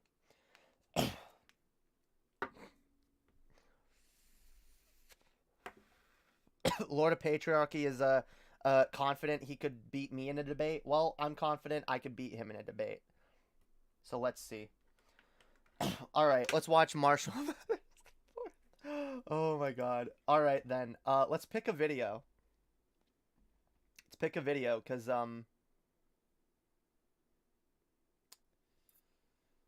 let's see. God, they're so long too. Eminem. Wait. When did he release that? Wait. Whoa. Eminem should release his next surprise rap album on April 4th of 2022 this year. That's already passed. Wait, what? That's already passed. What do you... He released this video 2 weeks ago. That's already passed. That already passed when you released this. What are you... Alright, I think we're gonna watch a couple videos of this guy. I have to hear how now he's justifying... Now he's telling Eminem when to release his next album, and he's saying, it should have been... Alright, God. Oh my god. Hey guys, it's Marshall Mathers the fourth here, back to you today with another video. And in today's video, this will be a video today about the fact that I really wish and do believe that Eminem should have released whatever album that he's planning on releasing this year. And I don't know the title of it or what the cover will look like. I don't even know when exactly he's planning on releasing that album of his, because it's going to be another surprise rap album, just like his Kamikaze rap album was, and his Music to be Murdered by rap albums.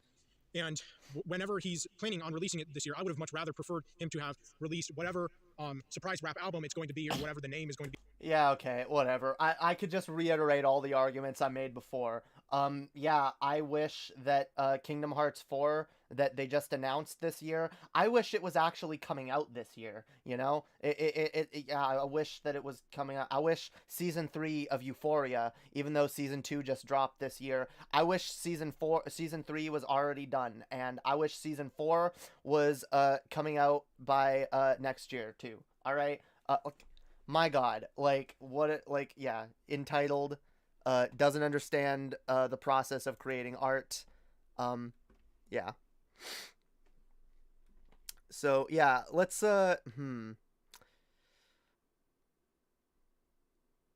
To all the people who think I'm racist, who thinks this will be a fun video? You know what? We're going to just dive into this one. Let's go. To all the people who think I'm racist.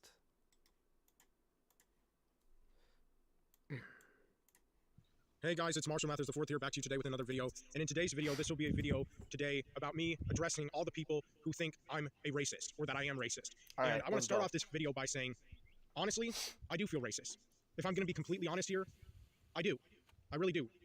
And, you know, at the same time, Damn, so he's actually coming out and admitting it. Let's see where this goes. Let's see where this goes. I was like, yeah, I'll be the first to admit I have some internalized bigotry in me. Like, we all do on some level. It's about recognizing it and working to better it, rather than just condemning people for having those thoughts. Because a lot of times those thoughts are, you know, influenced by society, right? I don't hate people based off of their race or skin color. That is the most pathetic, retarded, stupid, dumb reason to ever hate on anyone. I would be disgusted with anyone on the face of this earth who would hate anyone just because of their race or skin color. I really would. I would want nothing to do with people like that. But I do hate people of certain races, but their race or skin color has absolutely nothing to do with it at all. Well, then you shouldn't say. Well, then what you shouldn't be saying. Then I hate people of certain races. What you should be saying is I hate certain people, but it has nothing to do with their race, right? Because if you're gonna distinguish, well, I don't hate people for their race. I just hate these type of black people, or these type of Asians, or the right. I don't think you gain much by phrasing it that way. I think you gain a lot more by just saying, look, I don't like people who do this. I don't like people who do that, right? Because honestly, whatever gripe you have with whatever group of people, I promise you there's people in every other racial group that do those things. And at the end of the day, it's not about race at all. It's fucking human nature, all right? And also, you know, when it comes to me and the fact that I really hate inner city black Americans, it doesn't make me feel good. I don't enjoy it. See, that's the problem. Now you're saying you hate inner city black Americans. What does that mean? You're talking about a broad fucking group of people. All right, and you're making broad assumptions about an entire group of people that you have no way, it is not possible for you to know all, most, or even a big enough like plurality of that group in order to make any kind of generalized judgments. You don't know enough about these groups. So again, it does come off as a little racist if you say, yeah, I don't hate black people. It's not because they're black. It's the inner city black people that I don't like. Because in a lot of cases, a lot of things that you probably perceive as being like negative traits attributed to that group probably has a number of sociological factors that lead into it, right? I mean, people talk about like, oh, well, you know, it's not the black community that I hate. It's the crime within the black community, and it's that there's so much crime, you know? And it's like, well, like, first of all, not every black community is full of criminals. Not every black person is a criminal at all. All right?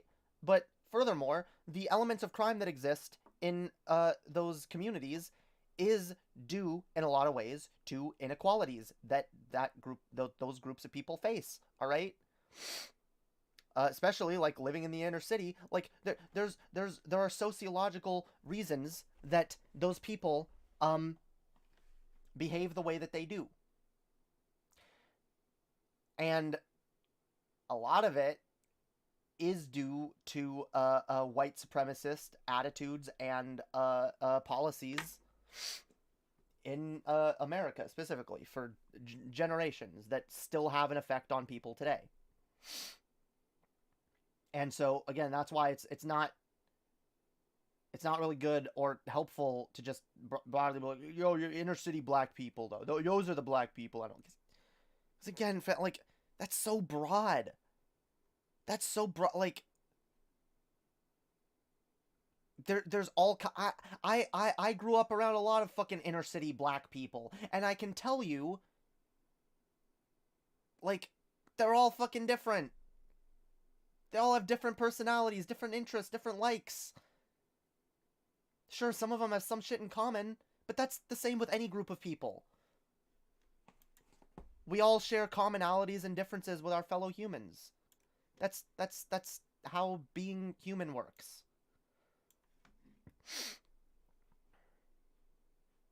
But like disregarding or like denouncing an entire group because of, yeah, that does come off as racist. Yes, I'm sorry. I don't love it. It doesn't make me happy to hate them. And I'm not even saying that it is good. I never said that in the first place. I don't think it's a good thing that I do. Obviously, it's a bad thing. It's a horrible, awful thing. And it makes me feel like complete dog shit.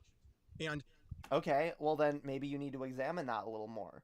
Maybe rather than doing a whole video justifying why you have those thoughts, and I don't know, we'll see how what he gets into here.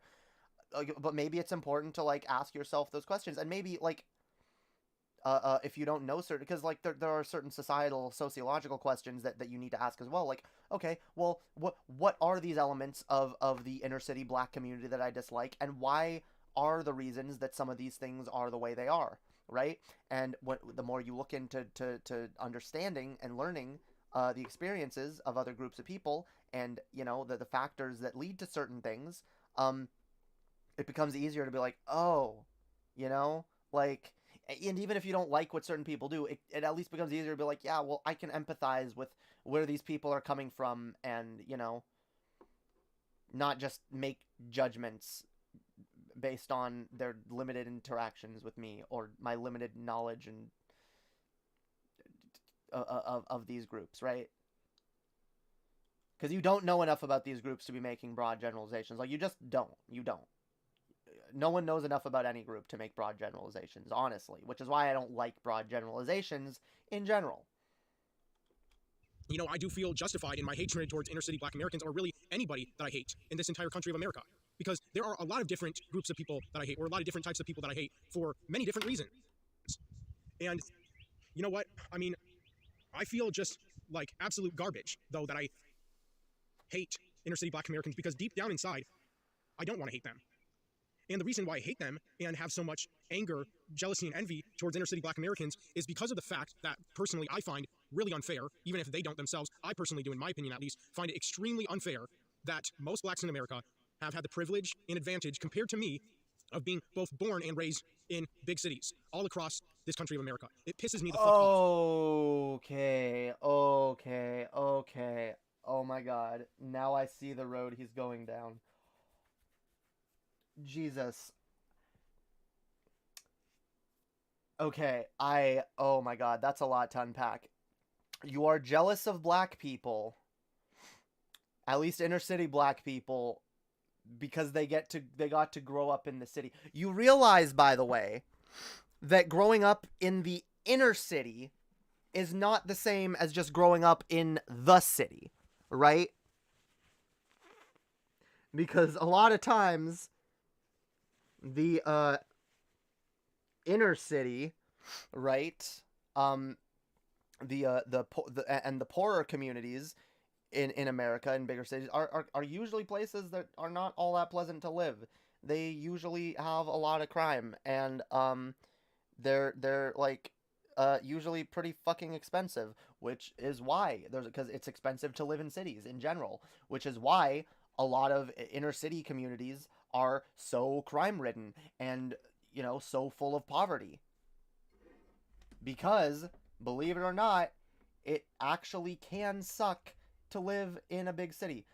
But like, if you're just gonna, like, you know, blindly look at this other group of people and be like, oh, like, the grass looks so much greener over there, like I get it, like, being like, yeah, I wish I lived in a city, like, that's one thing, but like, should that really be a thing that makes you hate inner city black people? Like, really? Especially when you consider, again, the disadvantages of growing up in a poor inner city community. Like, it's actually, a lot of cases, like, not a great place to grow up. You don't tend to get a very great education. The school districts are fucking garbage. The fucking city infrastructure in inner cities are fucking garbage. And yeah, the likelihood of having a crime committed against you is higher. So like it's actually really silly to just like. And again, I get it. You want to move to the city, well then maybe make that a personal goal in your life, right? Maybe make that a personal goal in your life, that like you will one day move to a city, right? But like hating an entire group of people because of something that you're jealous of them for, like, I say at least he has enough self-awareness to recognize that this is a bad thing. Let's see if he shows any signs of actually willing to work on it though, or if he's just gonna keep like defending it. And you know what? I can't help that about myself. When I am angry at anyone in this country for any reason at all, or any reasons, or I'm angry at them, or I'm jealous and envious of them, I just cannot help myself. I can't stop. Once I start, there's no limit to what I will feel internally or what I'll say. And you know, well, you see, the thing is, you actually can help yourself. And it's not like maybe in the moment you can't. Like I get it. Anger, like when you're angry or whatever, when you have like an emotional response, I get it. Emotions are emotions. And you can't control your emotions for the most part, but like you can control how you behave from those emotions, and you also can work to lessen those feelings of hate. And if you do feel hate towards other groups of people, maybe it's important, you know, maybe what you should do rather than continuing to hate is learn to understand these people more. Learn to put yourself in someone else's shoes. Learn to walk a mile in someone else's shoes, you know? Understand what someone else is going through. And, you know, because at the end of the day, we all have advantages and disadvantages. Life sucks for a lot of people, all right? In a lot of different ways. But, like, here's the thing. You might have a lot of ways that life sucked for you because you were raised in a more rural community. But that doesn't mean that black people raised in the inner city didn't also have disadvantages for being raised in the inner city. That is a possibility too.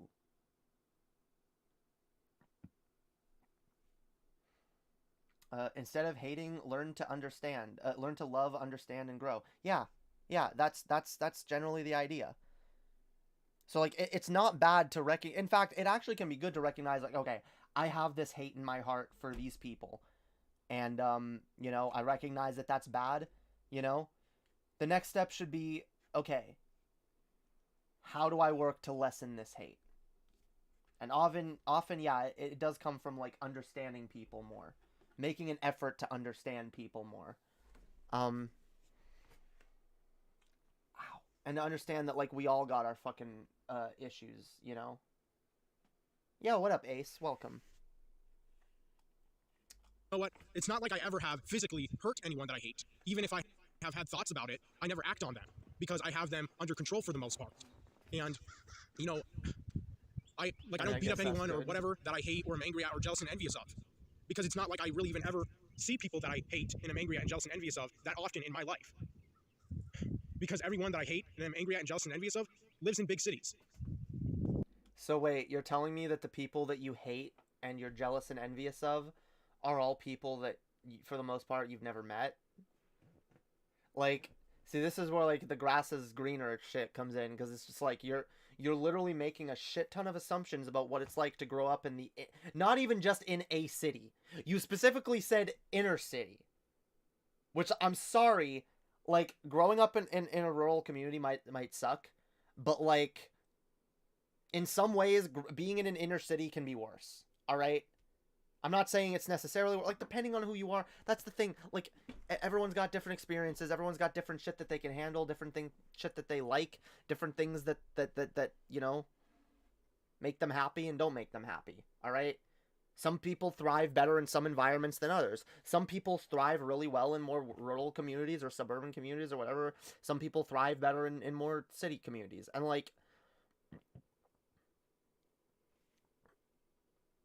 it's good to, like, recognize. I am at least glad that this guy's recognizing this, but, like, he seems also kind of defensive of his hate almost.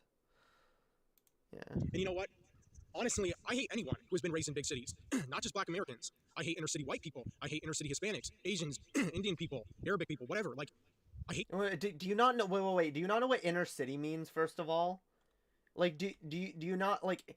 Because you're not just talking about like urban communities anymore. You're not talking about people who live in like bougie downtown New York, you know, where everything is upscale and expensive. Like you're specifically talking about inner city, the poorest parts of most big cities, the worst parts to live, the parts of cities that people end up having to go to because they can't afford to live anywhere else. Like, so yeah, you're making a lot of fucking assumptions here, fam. Hate them all. I mean, seriously, I do. It pisses me the fuck off that I didn't get to have the privilege and advantage and experience of being born and raised in a big city that I can only wish that I would have. Damn, I hate everyone who was raised with good parents, because, you know, it just sucks that I didn't have good parents, so fuck everybody who has decent parents, alright? I hate everyone who has decent parents because I didn't get to have decent parents. Like, yeah, that's really childish, fam. That's really immature. Like, again, I'm glad you know that these are bad emotions to have, but like, you need to be challenging yourself on this more. Because again, you are making assumptions on shit that, like, you don't know what your life would have been like if you were raised in an inner city. Like if you were raised in some fucking in some fucking ghetto ass neighborhood, like some fucking rundown inner city neighborhood, like, how do you know for a fact that you would be happier? That you would have been happier? Like, for all you know, like, you would have had a just as shitty life, but in a completely different way. Because that's the thing. Life sucks for a lot of people, fam. This is the problem. And I used to do this. I used to actually do this a lot. I used to actively be like, oh, I hate everyone who... what I said as a meme earlier, but unironically. Like, oh, fuck everyone who had normal parents. And I used to use that as an excuse to be like, fucking, my black friends think that they experience racism. They have no idea of the true oppression, which, that is actually, being raised by abusive parents. That is the true, injustice in this world. And everyone who hasn't experienced that injustice is privileged. I'm jealous of them, and I hate them, and it's not fucking fair. Yeah, like, this is honestly, it's funny, because, like, this is honestly the place I was in when I made that video that we watched earlier in Emma versus Jay. That was the headspace I was in a lot of ways. And that's one of the biggest reasons I latched onto the anti-SJW movement, because I heard people making arguments like, oh yeah, these fucking black people want to say they're oppressed, but like, white people go through stuff too. And I was like, yeah, I went through a lot of shit as a white person. So I'm actually more oppressed than all these people. I actually am jealous of black people who were raised poor, because at least they, to my knowledge, didn't have parents that were as abusive as mine were. Like, this is the problem when you don't expend any empathy for other people, when you don't try to understand other experiences than your own, and you're just so caught up in your own problems, your own shit that, you know, like, I get it, we're all gonna focus on our own shit to some level, but like, we really do need to be aware of other people's struggles, because we're not the only ones that are struggling. Everyone's struggling on some level. Everyone is. Which is why we need to have compassion for our fellow humans, even those groups of people that we look at and we scoff at and we think they're horrible people. Even conservatives. Yes. You don't need to like people to have empathy for them. You don't need to trust them or agree with them or vote for them to have empathy for them. You don't even need to refrain from heavily and harshly criticizing them. You can still have empathy.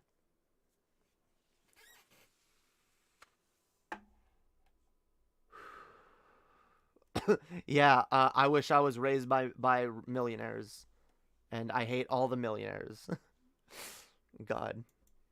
Because there are so many things that I would have loved to have experienced growing up as a kid myself, such as the big city culture, lifestyle, and environment, all of that, so that I could have gotten used to that since I was a kid.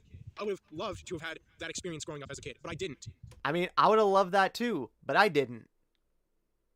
It seems like the one you should really be complaining to here is your fucking parents. Like this video is titled "To All the People Who Think I'm Racist," and you just spent the first 5 minutes bitching about how, like, all people in the inner city suck, and how you're just jealous of them because you view them to be to have had things that you wish you had, and that's not fair. Like, Jesus fucking Christ, fam. This guy is scaring me. Yeah. Like, yeah, no, like, I'm starting to see why people think you're racist, fam. Because you don't seem to be capable of a lot of deep introspection. And I'm saying this to be, like, I'm not trying to be mean here. Because this is work that I needed to do. I needed to be more introspective back then and realize, like, oh, yeah, I'm not the only one going through shit. And would I like people to be more aware of the experiences that I've gone through? Sure. And there's nothing wrong with talking about that shit. But, like, and here's the thing. If you wanted to make a video talking about your experiences and how you wish you were raised in a city, make that video. But, like, this shouldn't have to do with anything, have anything to do with race. And it really shouldn't have anything to do with hate. Like, and this doesn't even seem like genuine hate. This just feels like it's just pure envy. Which is toxic. Envy is a toxic fucking emotion. All right. It's not based.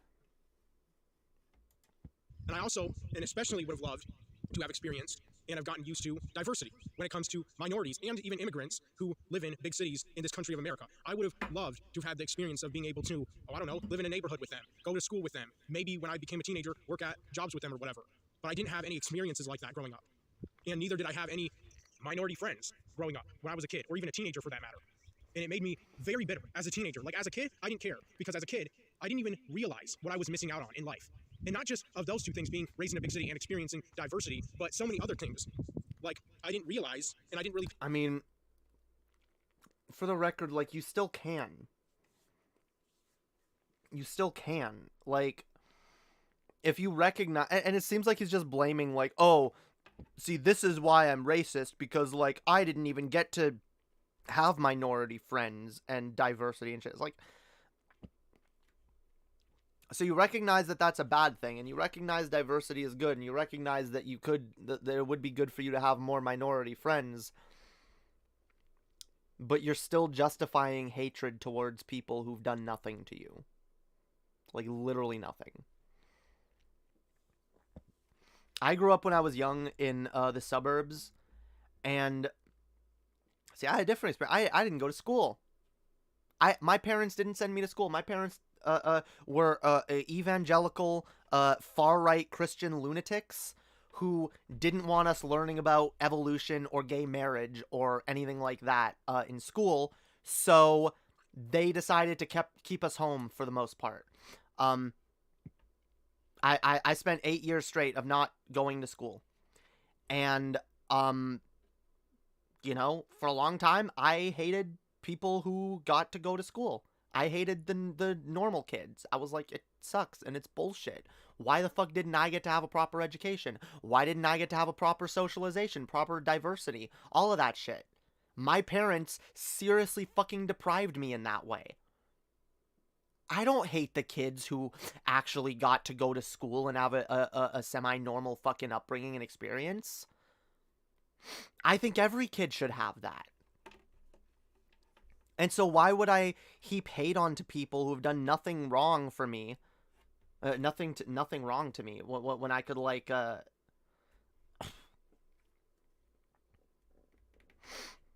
don't know, work to address these problems, maybe. Paid that much attention to or focused not much on facts like that I didn't experience being raised in a big city, or that I wasn't experiencing diversity as a kid, or that I didn't have my very own gaming consoles and video games growing up as a kid in the 2000s that I would have been able to experience. I wasn't really aware of that because my brain or my mind wasn't that advanced yet. I mean, I wasn't thinking about things in my life that I was missing out on, that I was deprived of, that I was underprivileged of, that I wasn't experiencing, that I just was like left out of and excluded from. It just never crossed my mind ever when I was a kid. So as a kid, I mean, that's the experience of being a kid. Yeah, when you're a kid, you don't realize the things you're deprived of. When I was a kid, I didn't realize the socialization I was missing either. I didn't realize the education I was missing. I didn't realize a lot of the shit I was missing. And then when I grew up and I realized, oh, I was actually extremely fucking deprived in a lot of ways. And, you know, it's affected me on many levels and still affects me. Like, it's fine to, like, call that shit out, but, like, what you should be calling out then is, like, people, like, rejecting, like, urban, because I do think it's better to live in an urban, community than, a rural one. I think it is better to be around more people and more diversity and all of that. And I think it's bad to deprive your kids of that. And at the very least, if you are gonna raise your kids in the middle of fucking nowhere, it is, it is your duty to make sure that your kids have have a proper socialization, proper social lives. And if you don't do that, you're a piece of shit. So, like, this guy should be complaining to his parents or about his parents, but again, no, he's complaining about inner city people. Like, super cringe. I had a fairly okay, decent childhood, if I'm going to be completely honest here. And, you know, compared to my teenage years, and especially adulthood, I love and miss my childhood. Oh, so you had a decent childhood and you missed your child. Well, I had a shitty childhood. For the most of my childhood, I wanted to Roblox myself. So I hate everybody who had a childhood that they didn't hate, and that includes you. So fuck you, Marshall Mathers IV, for not hating your childhood. That's not fucking fair, yo. Like, why do you get to have a childhood that you don't hate, and I have to hate my childhood? That's bullshit, yo. Jesus fucking Christ.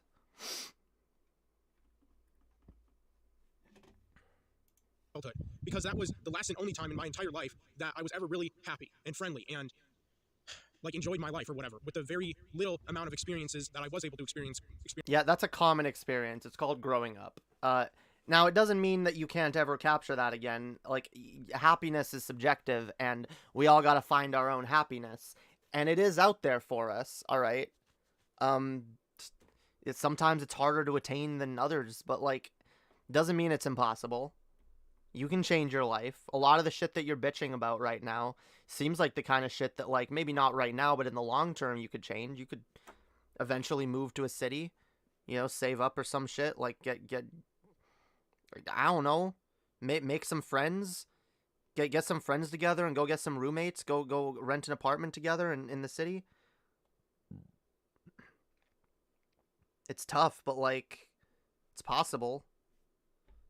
Like, why spend all your time just hating people who have what you didn't have, rather than actually going and getting what you want? For another matter, you know, like, hey, I also didn't get to grow up as a girl. I didn't get to, you know, have any, really, of the experiences that other girls get growing up. You know, I was forced to be something I wasn't for most of my life. You know, I could say, oh, yeah, fuck all the cis girls. You know, it's not fair. They got to be born as women and I didn't. That's bullshit, right? And honestly, I'll be very honest with you guys here. For a while, I kind of did have that attitude. For a while, I did. I was actually kind of like, you know what, yeah, fuck women.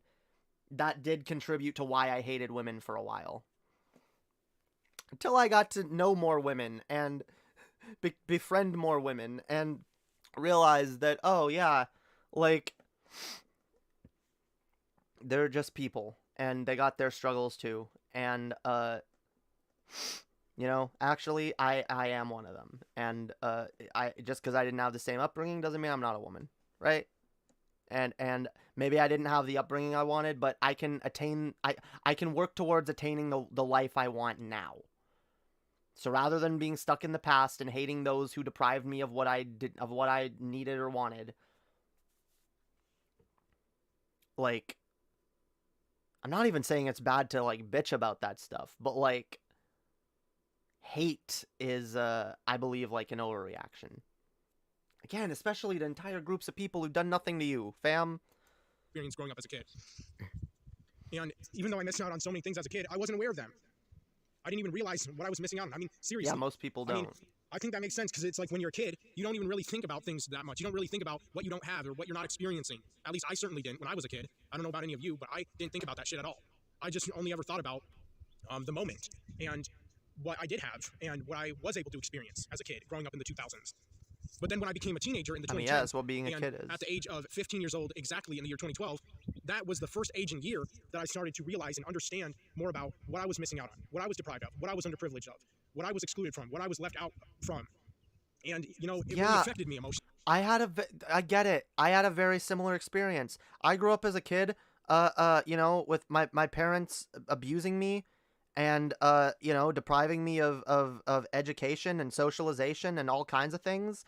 And it wasn't until I was a teenager and I was in high school that I realized, oh fucking shit, I was actually deprived of a lot.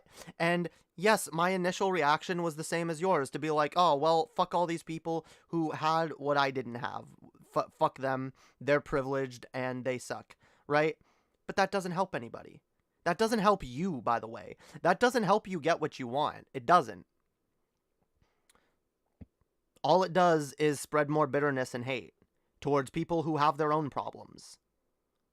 But that's the thing. When you're so caught up in your own shit, like, you can't see other people's problems. You can't see other people's struggles and experiences, which are very real.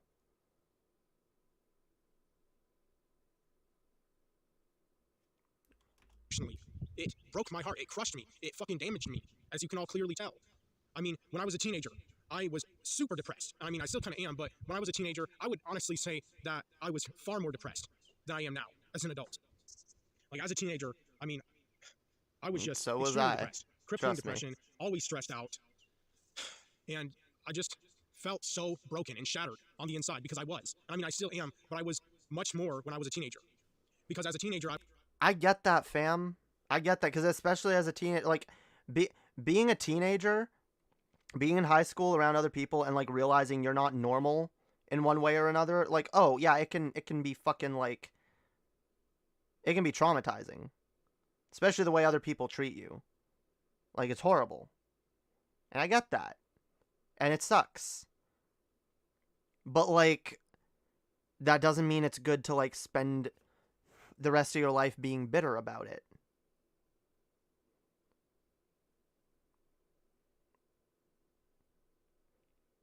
That's the shit. Like, when I talk about, you know, shit from my upbringing, stuff that I think was damaging, like, I don't talk about it because I'm just seething in hate. Like, I talk about it in large part because I think it's important to talk about these things. It's important to expose abuse. It's important to talk about our experiences because, like, it helps other people relate, like, all of that stuff. But, like, I'm not sitting here holding fucking hatred. Honestly, I try not to even hold hatred for my parents anymore. Like, I really don't. Like, I do on some, like, trust me, I'm mad at them. I'm angry with them a lot of the time. But, like, I do my best to not hold on to resentment, because I realize that it's very detrimental for your well-being. It's very detrimental to your well-being. It makes you less likely to empathize with other people, and it makes you more of an off-putting person. when you're just so obsessed with like, oh, I was deprived of this and I was deprived of that. Like, I get it. It sucks. And trust me, I feel for you. But that doesn't justify hate. Like, you can, like, recognize, like, yeah, you didn't deserve what you went through, all right? I'll accept that. You didn't deserve that. But that's how shit went down. And that also doesn't mean that regular ass inner city people you've never met deserve your hate. Right? They don't deserve your hate. What have they done to deserve your hate? Literally nothing. Right? So bitterness is fucking toxic, yo, and it does. It turns you into a hater. Turns you into a cynical hater that can't stand to see other people happy and thriving. Because poor you, you're not thriving. Like, Jesus.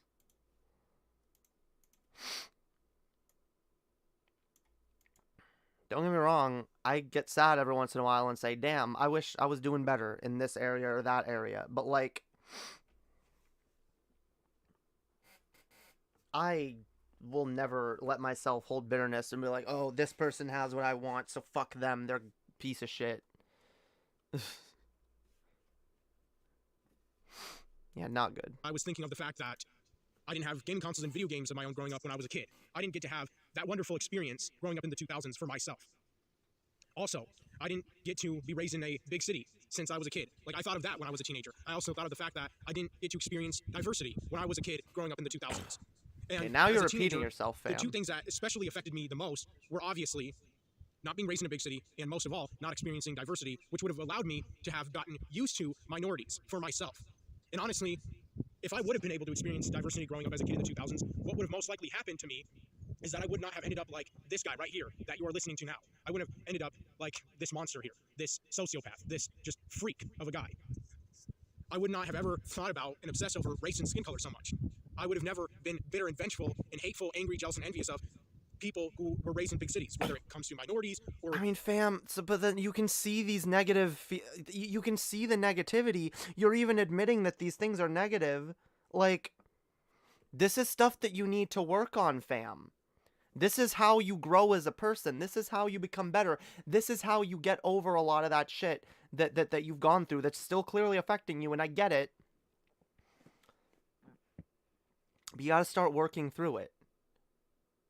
You got to start, like, working to build your life for the future and you know, obsess a little less about the past.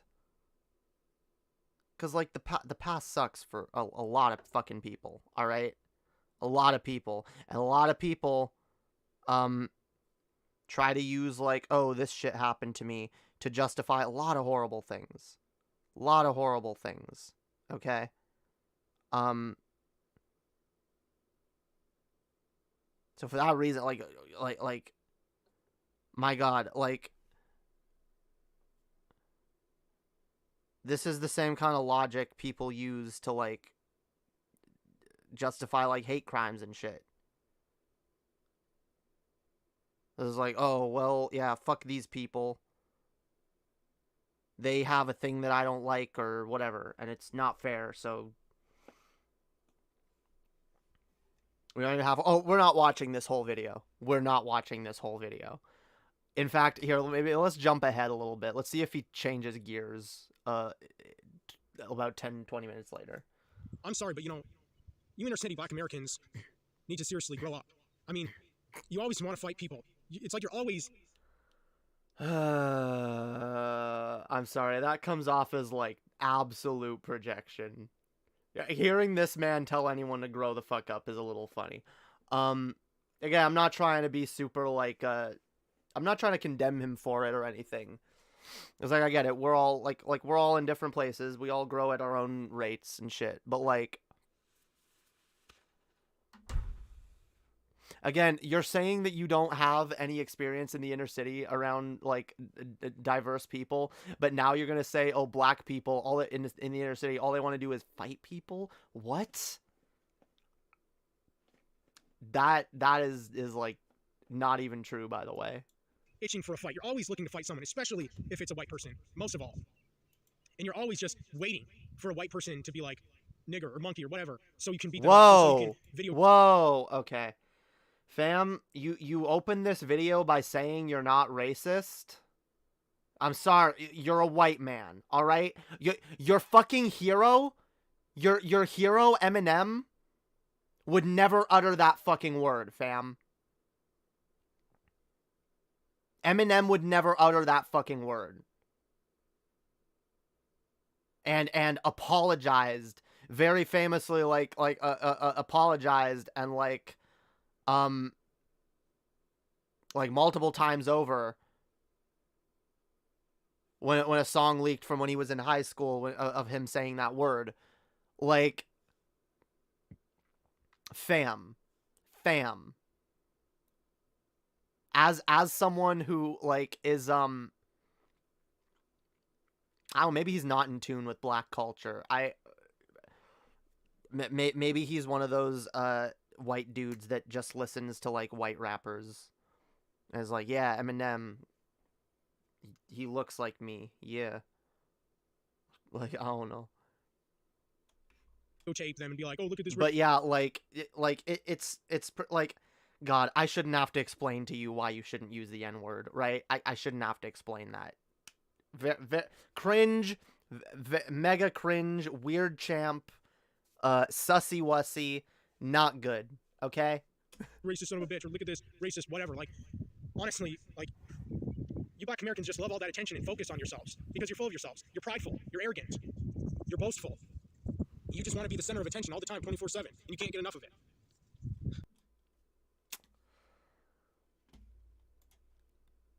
Sorry, I just wanted to make sure that the guy accusing all inner city black people of constantly wanting to be the center of attention was the same guy who makes several fucking 45 to an hour long videos about himself and about why Eminem should release his music more to his personal liking. I'm just making sure that that's the guy calling out all inner city black people for being self-centered. Okay, all right, Totally not projection. It makes me sad. I honestly feel bad and sorry for all of you. I really do. And you know what? I'm not the one who's going around beating black women or even killing them or raping them or whatever. Like, you know who's doing that? And neither are most black men, by the way. It's like a minority of people who, in general, who do that kind of thing. And there are also people of every race and ethnicity who do that sort of thing. It's not exclusive to black people, not even a little bit. In fact, yeah, white people definitely have a history of rapey fucking behavior, alright? Like, a lot, actually. That shit. Believe. In case some of y'all forgot how Mexican people came about, alright? Or not, black men are. And obviously not all black men, and maybe not most, but there's definitely a certain amount. Was it Mexican? No, wait, the Mexican, that was Spanish people raping the indigenous. I know white people raped indigenous people too. And all kinds of groups of people. Yeah. So, oh no, this is inherent to black people though. Yeah. There is definitely and obviously a certain number of inner city black men who are beating their own women, killing their own women, raping their own women, and etc. And it's like, yeah, and there's inner city white men and rural white men who do the same thing. In fact, in a lot more rural communities, it's far more common to see white dudes being the wife beater, child abusers, rapists, whatever. Is like, So yeah, Wait a second, that doesn't make any sense. I thought black men loved black women. I thought they respected black women. I thought they cared about black women. that's just a non sequitur. What? I thought black men cared about black women. Some do, some don't. Some black men exclusively date white women. Some white men exclusively date black women. Like I just, it's like what like that's such a weird thing to say. Oh, black people supposedly care about black women. I mean, yeah, I guess some of them do, but by the same token, some of them wouldn't, right? Some of them be like, "Huh, I don't care. I'm gonna just beat her. She's my property." Like, and again, I'm sorry. There's more attitudes in like white culture that are like that, where it's like, "Oh yeah, my woman's my property, and I can do whatever I want to her, and she doesn't have dinner on the table on time, I can throw a fucking plate at her head." Like, come on, come the fuck on. This again, like, this is the problem. And like, he admitted that he doesn't know much about minorities. It doesn't have much experience around diverse people. So it's very clear he's just going off of fucking stereotypes. And this, by the way, this right here is the result that I'm talking about of poor representation of minorities in media. This is what you get from that. Rural raised white people who have never been around minorities, who just make assumptions based on the media they've seen. Which is really fucking sad.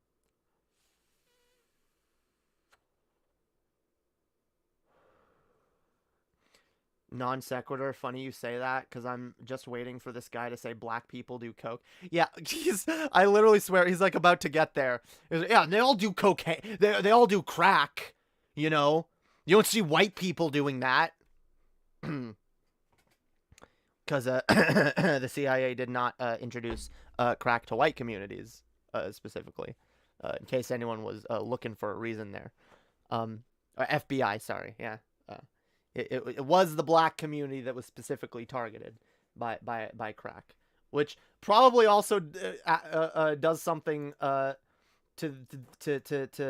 further the domestic violence and rate of crime and shit like that. So again, I love how he's like, oh, inner city, oh, like, imagine, oh, I'm so jealous of inner city black people. Yeah, inner city black people who have been redlined and denied loans and targeted by anti-voting measures and you know, have their school fundings cut and have fucking crack and drugs introduced to the inner cities into their poorer communities, so that to further keep people down. Oh yeah, such a privileged fucking lifestyle, yo. So fucking jealous. So fucking jealous. Thought they protected them and defended them. I thought they adored and admired black women. I mean, black women are of the same race that black men are, yet there's some black men who go around like it's just normal for them to beat their own women, kill their own women, rape their own women, and etc. It's just like... By the way, I love how you're saying their own women. You're referring to black people right now as if they're like a different species. Again, you wonder why people think you're racist. Yeah, the way black people treat I thought black men would treat their women better. Like, God, black men and black women are people, and black men don't need to necessarily be with black women and vice versa. Like, come on. And again, like, you really do seem to just be like making assumptions based on like media portrayals. This is sad. Am I doing that? No, I'm not. And speaking of black men, you know what else I've seen with my own eyes? Not as in like actually seen this, but I've watched YouTube videos of like that are about black men and black women, and how they have just such a like long-lasting beef, like just a long-lasting ongoing beef that never seems to end and just seems to keep going and growing as time goes on. And I remember this one video. Wait, you're talking like married couples that like have a lot of like animosity and resentment to each other? I'm sorry, you've never seen this in a white couple? What? Like, white marriages are literally, like, full of that. The, like, resentment, the, like, oh, I never should have married you. The, like, oh my fucking god. This is like dripping in ignorance. This is bad. Holy shit. Video I was watching by this black YouTuber. And I remember going to the comment section and I was blown away. I was shocked and stunned because what I saw in the comment section, I would have never, ever imagined being true or being a fact, which was a bunch of black women, a lot of them saying that, like, when they date a white guy, or even marry one for that matter, their white boyfriend or white husband will also want to be friends with black men. And the black men that those white guys will be friends with will be like, oh, don't date or marry outside your own race, stick within your own race, or they'll be like, white women are better, Hispanic women are better, or they'll pretty much just say, like, any women are better than black women. Any of them. Indian, Asian, white, Hispanic, Arabic, any woman is better than black women. Black women are trash, they suck, whatever.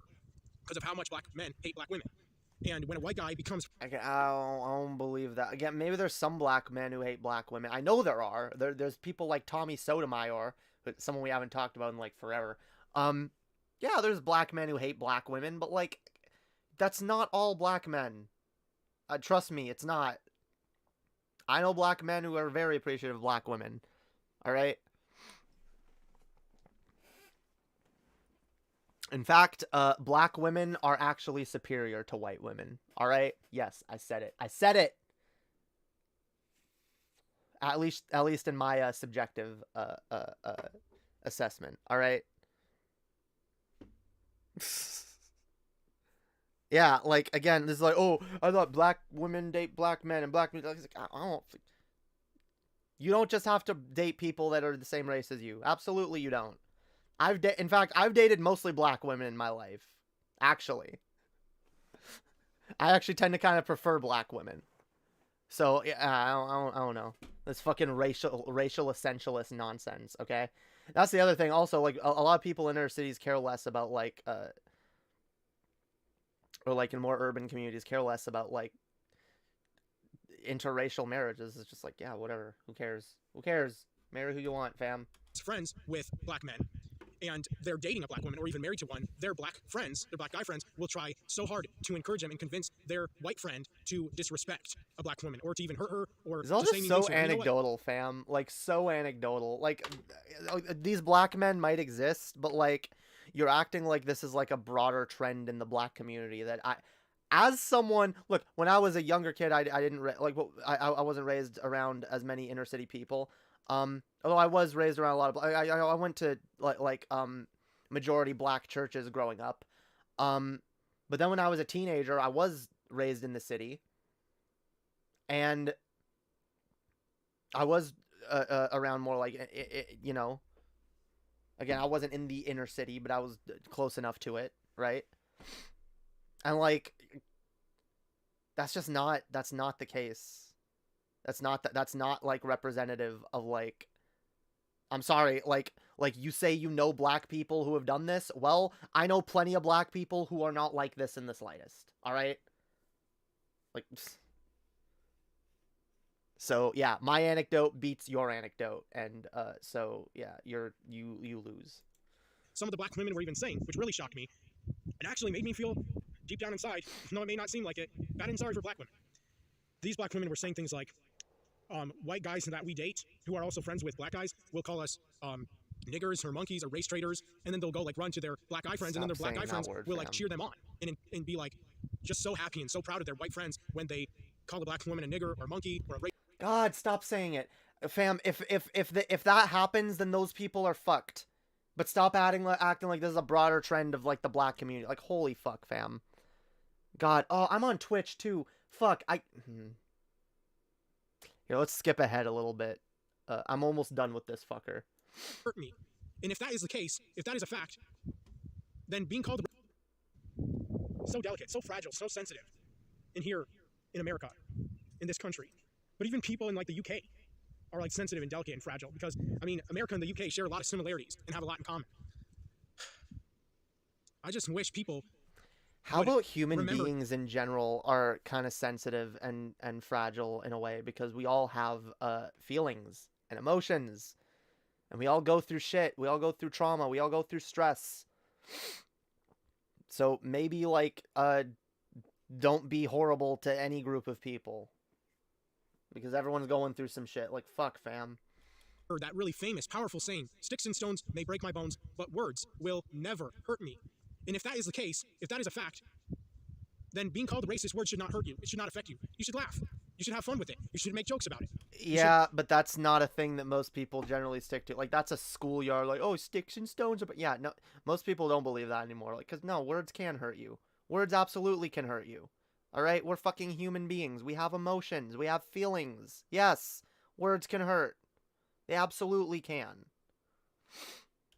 Get over it. You should try to neutralize yourself to racist words, to racist photos or whatever. You should laugh at it. You should make jokes about it so that you can overcome your delicateness, your fragileness, your sensitiveness, or whatever. Like, that's not what it is, fam. It's not fragileness, delicateness, sensitiveness. It's called attitudes of white supremacy and racism, which are still prevalent in America today, okay, are exacerbated by the normalization of certain words, attitudes, and jokes, all right?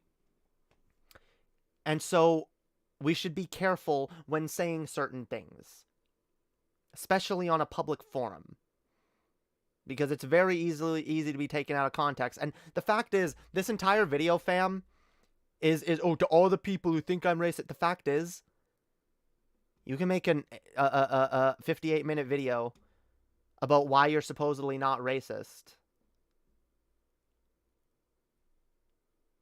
Like, most people are not going to watch that, and most people are going to hear the things that you say that come off as racist, and they're not going to give you the courtesy of hearing the rest of what you have to say, and you can't blame them on some level when they hear you doing shit that can be easily interpreted as racism. And I'm sorry, you flippantly throwing around the N-word, like, you can understand why people view that as kind of sus, right? People go, yeah, I don't know about this person here. Yeah, it might be racist, right? Can you at least understand where people are coming from when they, like, God. Yeah, yo, he's helping us overcome racism. Jesus. and what better way than to normalize yourself to it, to get used to it, to neutralize yourself to it, to numb yourself to it. And, I'm No, racist. that's the problem, because our society became too numb to it, and then white supremacist attitudes became normalized again. So yeah, obviously that was not the right solution, because it clearly didn't work. We already went through a period of oh, it's fine, white people can say it, who cares, yeah, whatever. Like the last fucking 15 years on YouTube. Like, for the most part, like, until, like, a couple years ago, for the most part, like, I mean, you get away with saying it on YouTube, right? You can still say it on YouTube. And it still hasn't, decreased racist attitudes. The fucking white supremacist Nazi types are only more emboldened these days. But when it comes to inner city black men who do way worse things to their own women, but I'm the bad guy here because I say nigger or monkey, like, for real? Seriously? Yeah, you are, because you're generalizing entire groups of black men based on what certain minorities of them do, and also somehow using that as a justification to say the N-word. Yeah, no, you're fucking racist. Yeah, you gotta work on that shit, fam. This is not okay. It's not okay. Not in the slightest. And by the way, I'm bad because I did this, but like, oh, they can do that. What? Since when did two wrongs make a right, motherfucker? Oh, black men beat their women, so I can say the N-word, lol. Like, what? No. First off, not all black men beat their women. My God. I know plenty of black men who would never. Alright? Jesus Christ. Jesus fucking Christ. Yeah, let's see how he ends it. We're the issue. Yeah, that makes perfect sense. I'm fine with being labeled and called a racist. I really am. But if I'm going to be Well, called a racist, good then for you, because you're going to continue to be labeled a racist, and that's your own fault, fam. That is objectively your own fault and no one else's. you're all racist too. Maybe not as much as me, but to an extent, to a certain level and degree, everyone. Yeah, we all have racial biases. Yes, we all have implicit societal biases programmed within us. Yes, we do. We've all been conditioned with certain biases. Yes. But that doesn't mean you should say, oh, yeah, well, we're all racist, so it's fine. No, that means you should be like, oh, well, we all have racial biases, so what we should do as a society is recognize those biases and work on them. Work to better understand these communities that we're making assumptions about. That's how you be better, fam. That's how you be fucking better. One is, and I don't care who you are. Some part of you, some level of you, some degree of you is. And you know, I hate this country of America that is so like, oh, like it's okay to be black and proud. It's okay to be Mexican and proud, Muslim and proud, Asian and proud, or Indian and proud or whatever. But when you're white and proud, oh, you're a racist. If you're white and proud, you're a racist. Fuck. And you disgust me, and you have no place in this country. Get the fuck out, or just kill yourself. I mean, I'm sorry, but the fact is, white pride... See, I would be fine with white pride if that's all it was.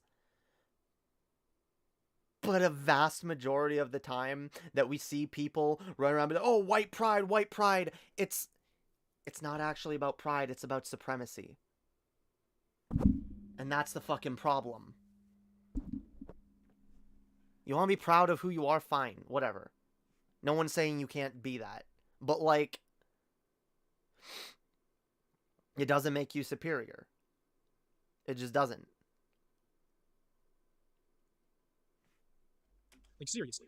This is unbelievable. It's outrageous. It's okay for anyone else to be proud to be of the race they are, but for whites, no, not okay. And you know, I honestly, I think in general, like, being like proud of your race is a little silly, but like, I also absolutely get it when it's a minority group who have been systematically and historically oppressed, you know, pushing back against. See, this is the problem. It's the racist systems at play. All right. And the fact that in a lot of cases, these people who go around banning about white pride, again, a lot of them are, not all of them, but a lot of them are dog whistling for white supremacy. And it kind of makes it hard to tell. Especially when people like you, who, oh yeah, white pride, somehow think it's okay to use the N-word and say all black people are bad because they beat their wife. And you hate inner city people for having something that you don't. And, like, holy fuck, fam. Holy fuck. Take a step back for 5 fucking minutes. Have a shred of fucking introspection. And realize another goddamn person's experience from your own. You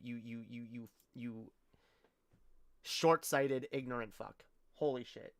Yeah, I'm done with this fucker. Get him off my screen. Off my screen! Piss off! Alright? Jesus fucking Christ. Jesus fucking Christ. Ridiculous, man. You ridiculous, man. Holy fuck. The bots are on heavy yeah, yo. I'm you know what? All it means is that I'm a real channel now. I'm getting targeted by the porn bots, yo. That means I've made it. That means I've either made it or I'm going to, right? That's where we're at, fam. It's where we're at. What was I about to do? Oh, yeah, I wanted to save this channel in sources for content, because yeah, this guy is actually we can wring some more fun content out of this guy. Jesus.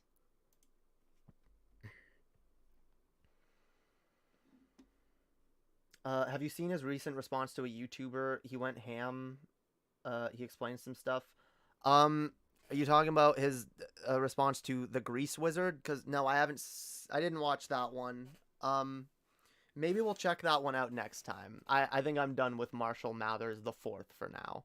Holy fuck. Holy fuck. Again, like, for someone who, like, looks up to Eminem so much, like, it's just hilarious to me, because, like, Eminem would, like, disavow this channel, like, immediately. He'd He'd be like, "You racist fucker, get out of here. Get out of here. Fucking white boy running around saying the N-word." Holy fuck. Holy fuck. I cringed, I'm not gonna lie. Yeah, it's mega cringe. Mega cringe, fam. Holy fuck. Whew, alright.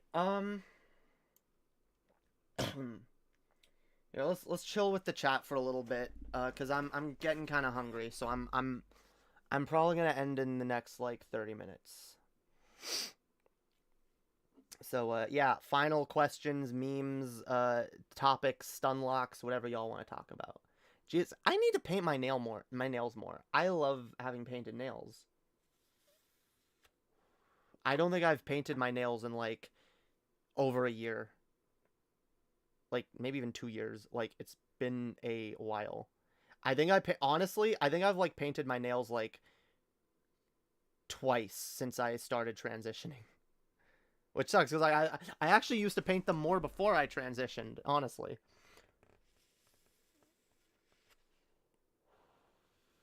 But yeah, I avoid... It's honestly because I smoke so much and because I have so much ADHD and I can't sit still. And like, I don't, like, I can't sit still long enough to not fuck up my... Or I can't like not touch anything long enough to not fuck up my makeup, my nails.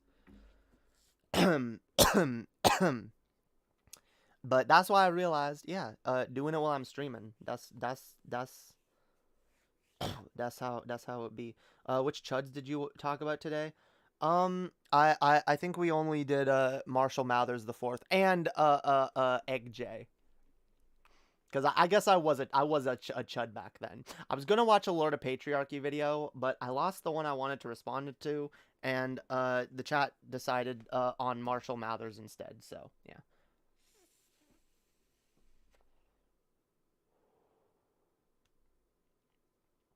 Glad to see you doing well. Fuck yeah.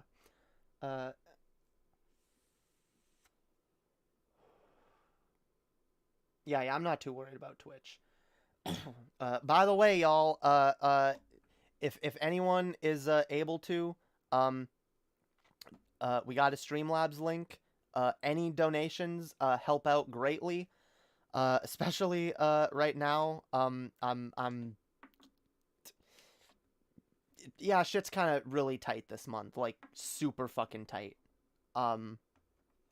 So yeah, anything helps. Especially Patreon. You guys should become patrons, cause it actually sucks, yo. Like I've been losing patrons the last couple months, and it's like whatever. Like I don't blame individual people. Like people cancel for all sorts of reasons, so I get it. But like, Jesus, I'm like losing a bunch of patrons when I like need them the most. Like fuck, we gotta fuck. We gotta work on our expanding here. Jesus. Yeah, that's why we're gonna start debating again. We're gonna start debating other channels. And I'd like to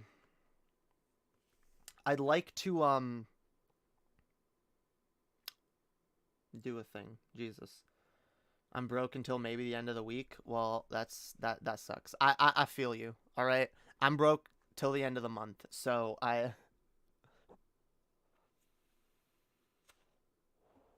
not fun. You've been losing patrons because you're willing to stand your ground for your principles? Yeah, probably. I know I lost some TJ fans when I went after TJ. So whatever. That's to be expected.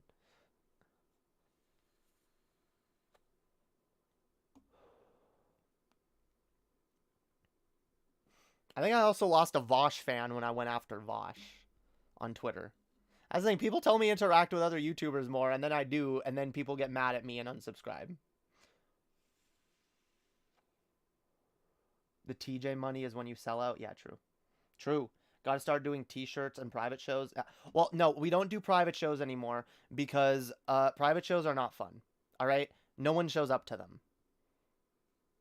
If we're lucky, like maybe 3 people show up to them, and like the chat is not very active, and that makes it harder to do an entertaining stream.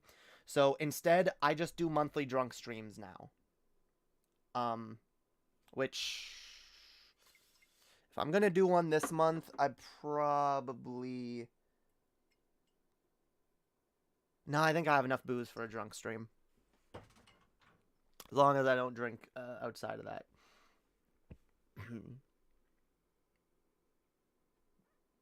Yeah, yo, fuck that TJ money. I don't want it. I don't want it. I could appeal to TJ's audience if I really wanted to. I don't want to. It's not the kind of audience I want.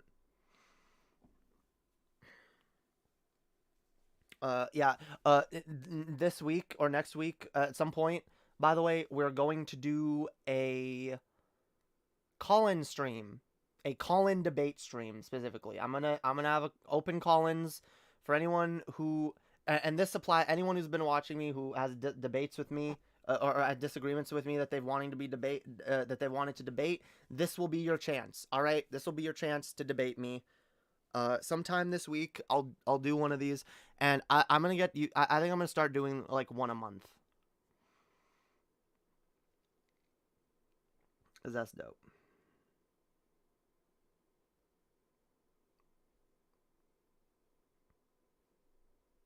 Haha, nice try. I'm not talking about you, fam.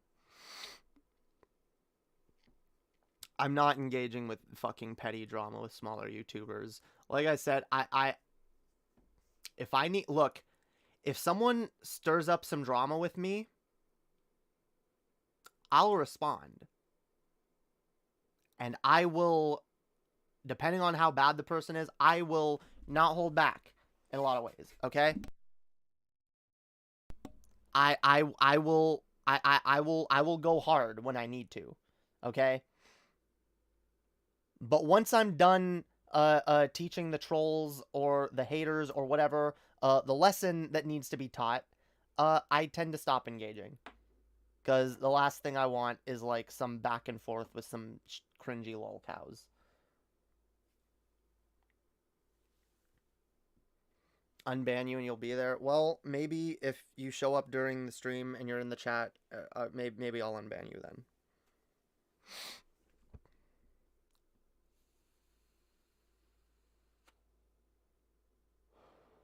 But if you're going to call in to that stream, you have to have something that you want to debate me on. All right?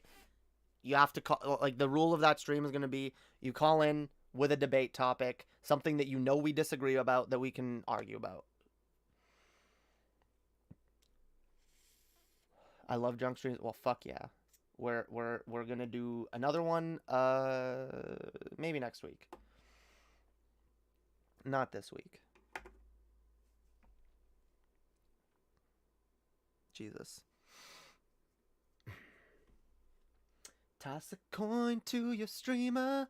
Oh, viewers plenty. Yeah.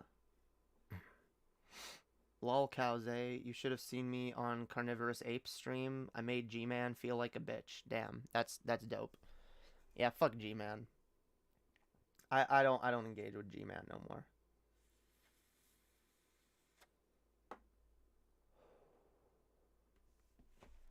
But yeah, like I said earlier, I am going to debate Lord of Patriarchy. I am going to debate Lord of Patriarchy. And I'm not going to take it all that seriously. So it should be fun.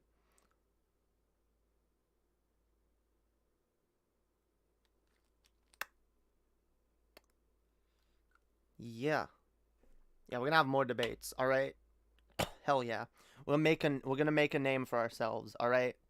Cuz as much as I've tried growing without doing debates, it really does seem like that's the way to grow on in these circles on YouTube. So, let's go. All right?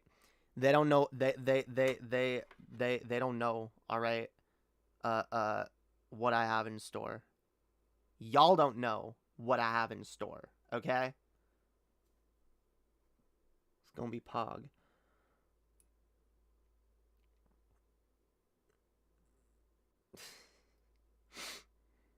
Sell used panties. Damn.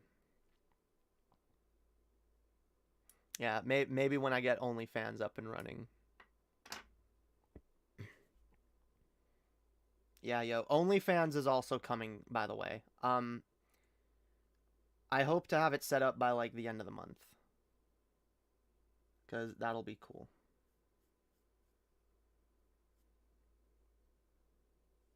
I highly recommend you work out some conditions with those you debate. Oh, no, of course. I mean, well, hey, it's my platform. If I have someone on my platform to debate with me, I'm not going to let them be an idiot, right? Yeah. Jesus, I'm running low on space. I'm always running low on space. It's nothing new.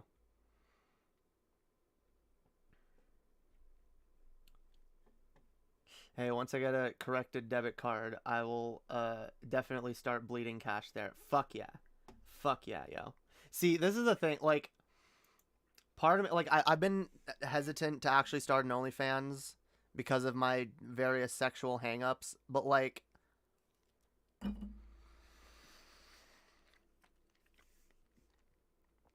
I'm at a point now where, like, I don't know. I'm definitely desperate enough to make money to the point where, like, I'm willing to deal with the, like, annoyingness of doing an OnlyFans. Like I said, my only rule is that, like, anyone who is who follows me on OnlyFans who is also in this community, just not make it weird, right? Don't be creepy. Don't be thirsting constantly. Don't involve me and don't tell me about your masturbatory fantasies. You know? That's that I feel like that is like an acceptable rule, you know? Acceptable boundary. Especially if you're someone that, like, I am gonna have to interact with regularly. Like, yeah, just don't be weird.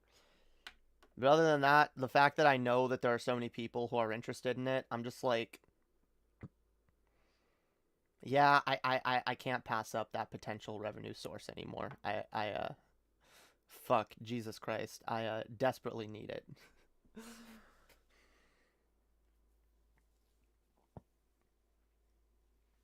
First OnlyFans goal, anti-horny teaser. I don't know what that is.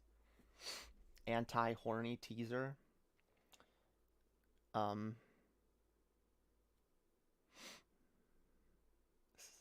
People, just say what you like, pay for the custom content, receive it, then leave.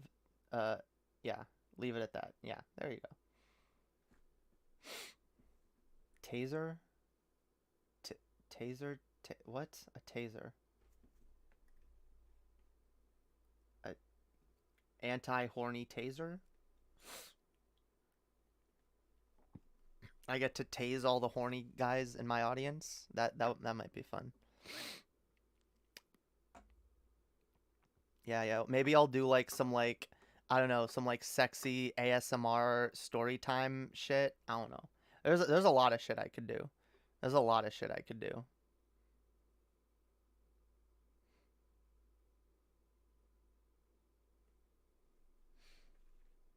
Hell yeah, it's gonna be Pog. It's gonna be Pog. Zap zap. Yeah. Still though, like, no nudes. There won't be any nudes on my OnlyFans. Alright?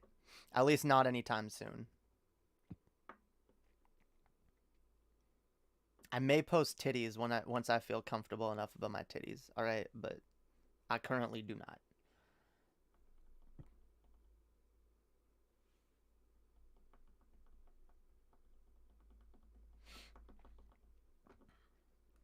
Yeah. You can interact with people who have OnlyFans without being creepy. It's possible. All right? And that's the thing. There might be some people who join and are just creepy. But, like, the fact is, like, people who watch me on YouTube, I will hold y'all to a higher standard. All right? I will. I just will.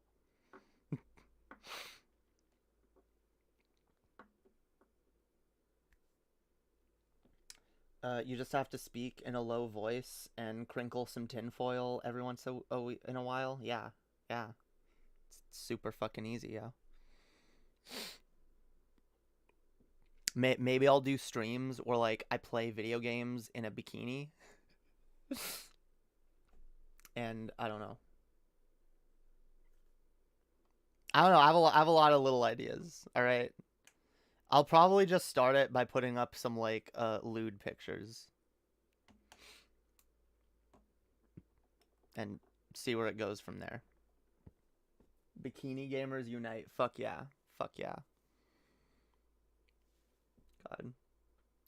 I'm like I don't know if you guys can tell. I'm trying to like grow out my fucking hairline again cuz like I've been like instinctively shaving it along with the rest of my face because it started off as like because I had sideburns, right? And I started just like shaving off the sideburns, and then every time I shaved my face I would go a little higher and a little higher, and like I didn't like how like my hairline like jutted out so much, so I would just like shave it back a little bit at a time, and then like it got to the point where like it was almost like half the front of my head shaved on both sides, and yeah.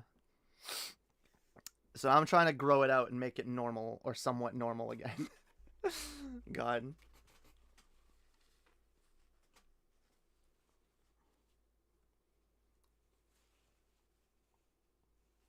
Toss a coin to your streamers, oh viewers plenty.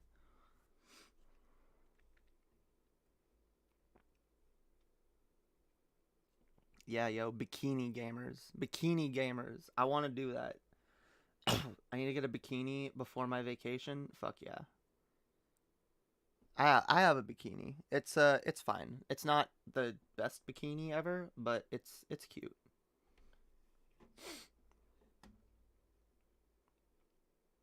Sexual business still requires business ethics. True. So you haven't heard of Nick Fuentes using ultraviolet light to check his place for man sauce after his friends brought a girl to their place or whatever? That's weird. Yeah, I don't really know that I have much of an opinion on that. Nick Fuentes is a weirdo. All right. Dude, I heard Nick Fuentes likes the show Euphoria, which is really weird to me. 'Cause like my first question is did he fucking get it? Like yeah. Like what does he get the show? Like the villain of the show is the embodiment of cis straight white male privilege. All right? The idea of like the villain character is like he's scary because he gets away with doing fucked up shit. And getting away with it like in large part because of his privilege. Cuz his dad is rich and well known, and you know, he's the popular white kid at his school. He's a jock, you know, everyone likes him. And so he gets away with fucking assault, sexual assault, all kinds of fucking shit. And like the whole show in general is like about being, you know, it's meant to like get audiences to empathize with the experiences of various groups of people that are normally underrepresented, like drug addicts, like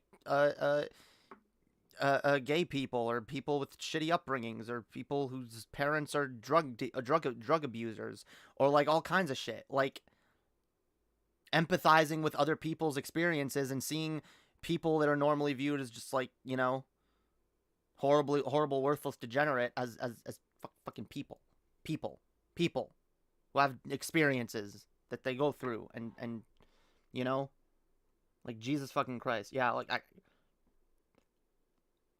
Nick Fuentes is a fan of this show, really? Now, maybe he's just a fan of it for like the gratuitous sex scenes, and he likes it because there's lesbians making out and shit, and that's hot. I don't know, fam.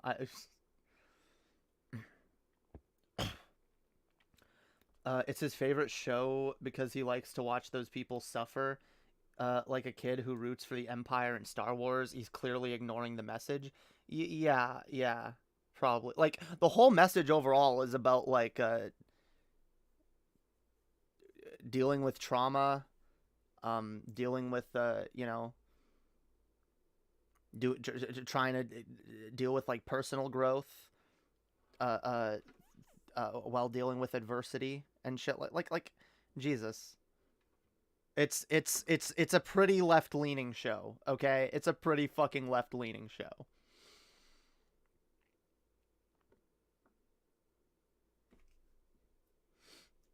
At least for the most part. Like I said, there's some issues with it. But like it's mostly good. Nick is a closeted neo-Nazi cat girl. Yeah, probably. You think Nick or all these far right-wingers are responsible for the Buffalo shooting? Yes. Objectively, these white supremacist, alt-right dog whistlers, yeah, they are responsible for this kind of stochastic terrorism that they are actively trying to incite. Yes. This is why I say quite often that the world, but America in general, has a fucking Nazi problem. And it's only gonna get worse. Like this kind of terrorism, it's only gonna happen more, especially when you have a right-wing politician screaming about how all gay and trans people are pedophiles and groomers. What do you think is the end result of that shit? Same as the end result that they're hoping for when they talk about white replacement and the white genocide. And acting like that, like white birth rates going down is some fucking like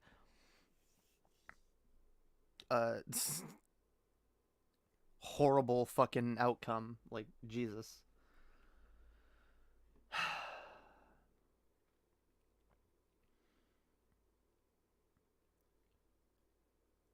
Can you imagine Nick Fuentes arguing with high schoolers who are dumb and don't think before they speak? Oh wait, that's all his content. Yeah, like that's all the right wingers do. It's just like, oh, let's look at some high school kids who can't fully explain their the shit that they believe, like, and then trying to like discount it as not good shit to believe, rather than debating someone like Vosh, or you know, someone who can actually defend these ideas. Yeah, we all know the game. We all know the grift.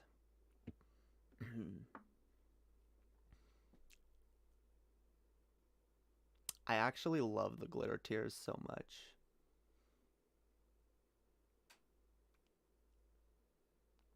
Yeah. I'm gonna learn how to do my own glitter tears, yo. It's gonna be pog. It's gonna be poggers.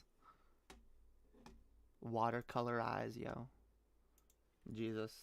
I am like obsessed with the soundtrack of the show Euphoria. I swear, it is so good. The artist Labyrinth is fucking amazing. All right, he's a British rapper. I hesitate to call him a rapper at this point because his music is so fucking versatile and genre defying. It's like, it's not just hip hop anymore. It's like all kinds of shit, and it's fucking beautiful.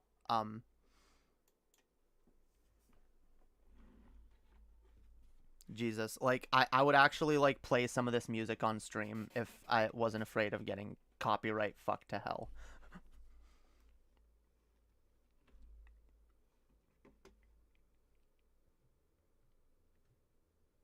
Do you want to do a music video? Oh, eventually. You know what I need to start doing? Honestly, I need to get on TikTok. And I'm gonna do all kinds of shit on TikTok. It's gonna be fun.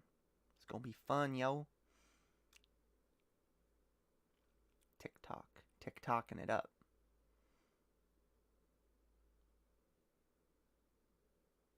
Yeah, I need better glitter. I love glitter. I love having glittery eyes in general. Like, especially the glitter tears. Glitter tears are sexy.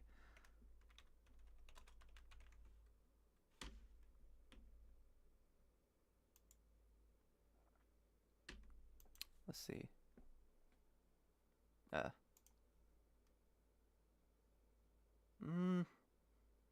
Nah, not good. That would probably look better if I had darker skin. Ooh. That's not actually, yo. That's kind of pretty. Legit, if I could replicate this with actual makeup, that would be fucking amazing. Yeah, let's go. Glitter tears. Glitter tears, yo. Look at them glitter tears. They're so pretty. Not those ones. Jesus, what is this? What? Whoa. Whoa. What the fuck is happening?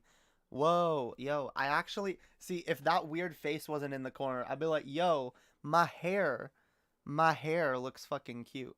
I actually want to dye it this color. What do y'all think? What do y'all think?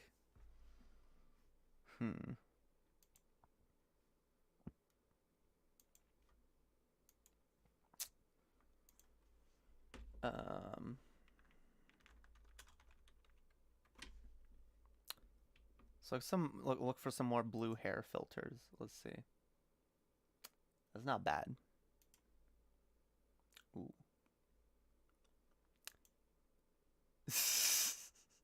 Jesus. Nah. No.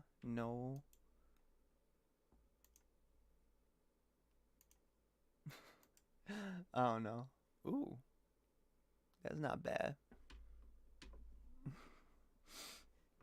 Yeah, I don't know. I'm definitely gonna experiment with different hair colors. Although I'm probably gonna stick with different kinds of pink for a while. Toss a coin to your streamer. Oh, viewers plenty. Yeah. Glitter tears. Wrong one. There we go.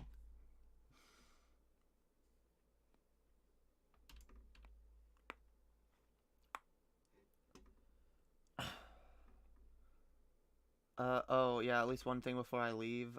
Did you listen to a leaked audio of Paul Joseph Watson coming out as, surprise, an anti-Semitic white supremacist? No, I haven't. I really don't pay much attention to CHUDS anymore. Although I probably should. Like, they make good content, you know, ripping them apart. Yo, what up, Low Energy? How's it going, fam?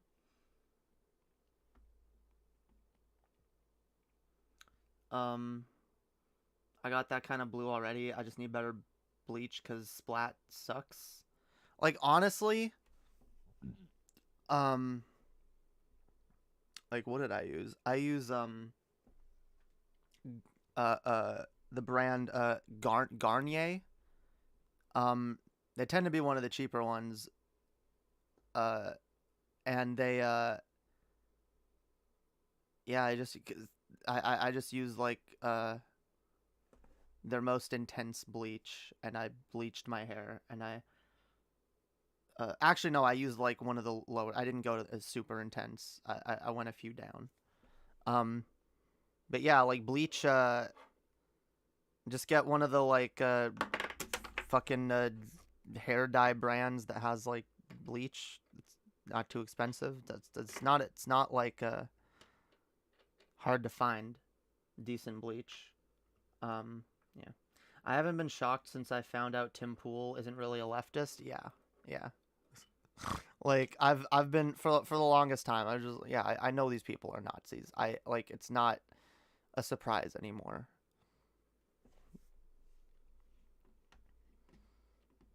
That'd be like fucking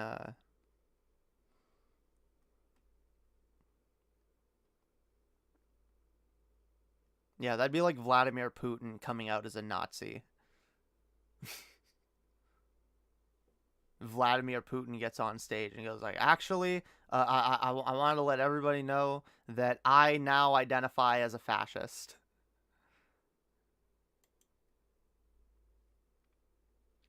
Ooh, I forgot. What about my, where'd that one go?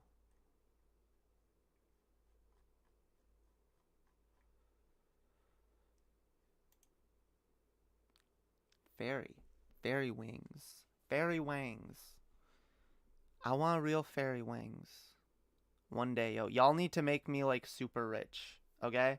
Y'all need to make me super rich so I can get, real fucking wings. Please, and thank you.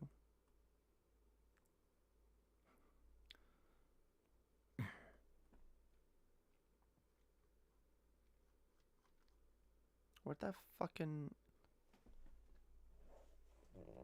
Where'd that other fairy filter go? That one was better. Whatever. Seen Nick Fuentes get called out on stream by...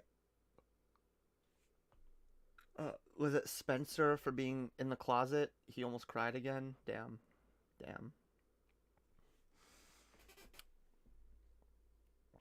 Yeah, I need to start covering the CHUDS again. Jesus. Gotta go. When's the next stream? I don't know, honestly. Maybe on Thursday. Maybe on Saturday. My sisters are coming this week. I don't know how long they're staying, so I may not stream until like Thursday or Friday. But yeah, thinking about doing cold bleach. I heard it turns out better. I don't know. The shit I used works. As long as it works, that's all I care about.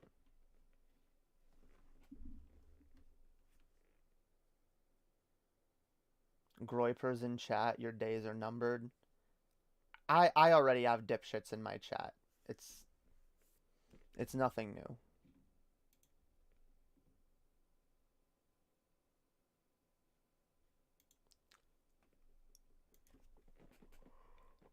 Jesus. Okay. Yeah, I think I'm gonna end. I think I'm gonna peace out, y'all. I think I'm gonna peace out. So yeah. Thank y'all for watching. Thank y'all for hanging out, liking, sharing, subscribing. Remember, check out all the links in the description. We got Streamlabs to donate shit. We got a Patreon. We really need more patrons, guys. Join up, yo. I got an Amazon wish list if people want to send me shit like clothes or whatever. I always need new clothes. There's other shit you can support me. There's all kinds of shit. All right.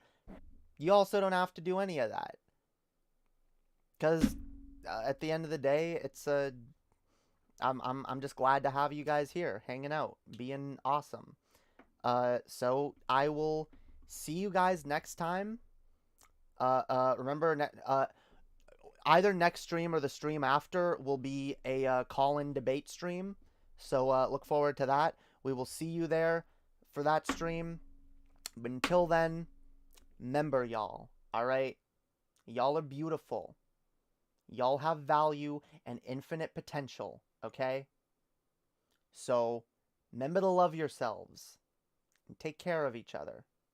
I will see y'all next time. Have a great night, guys.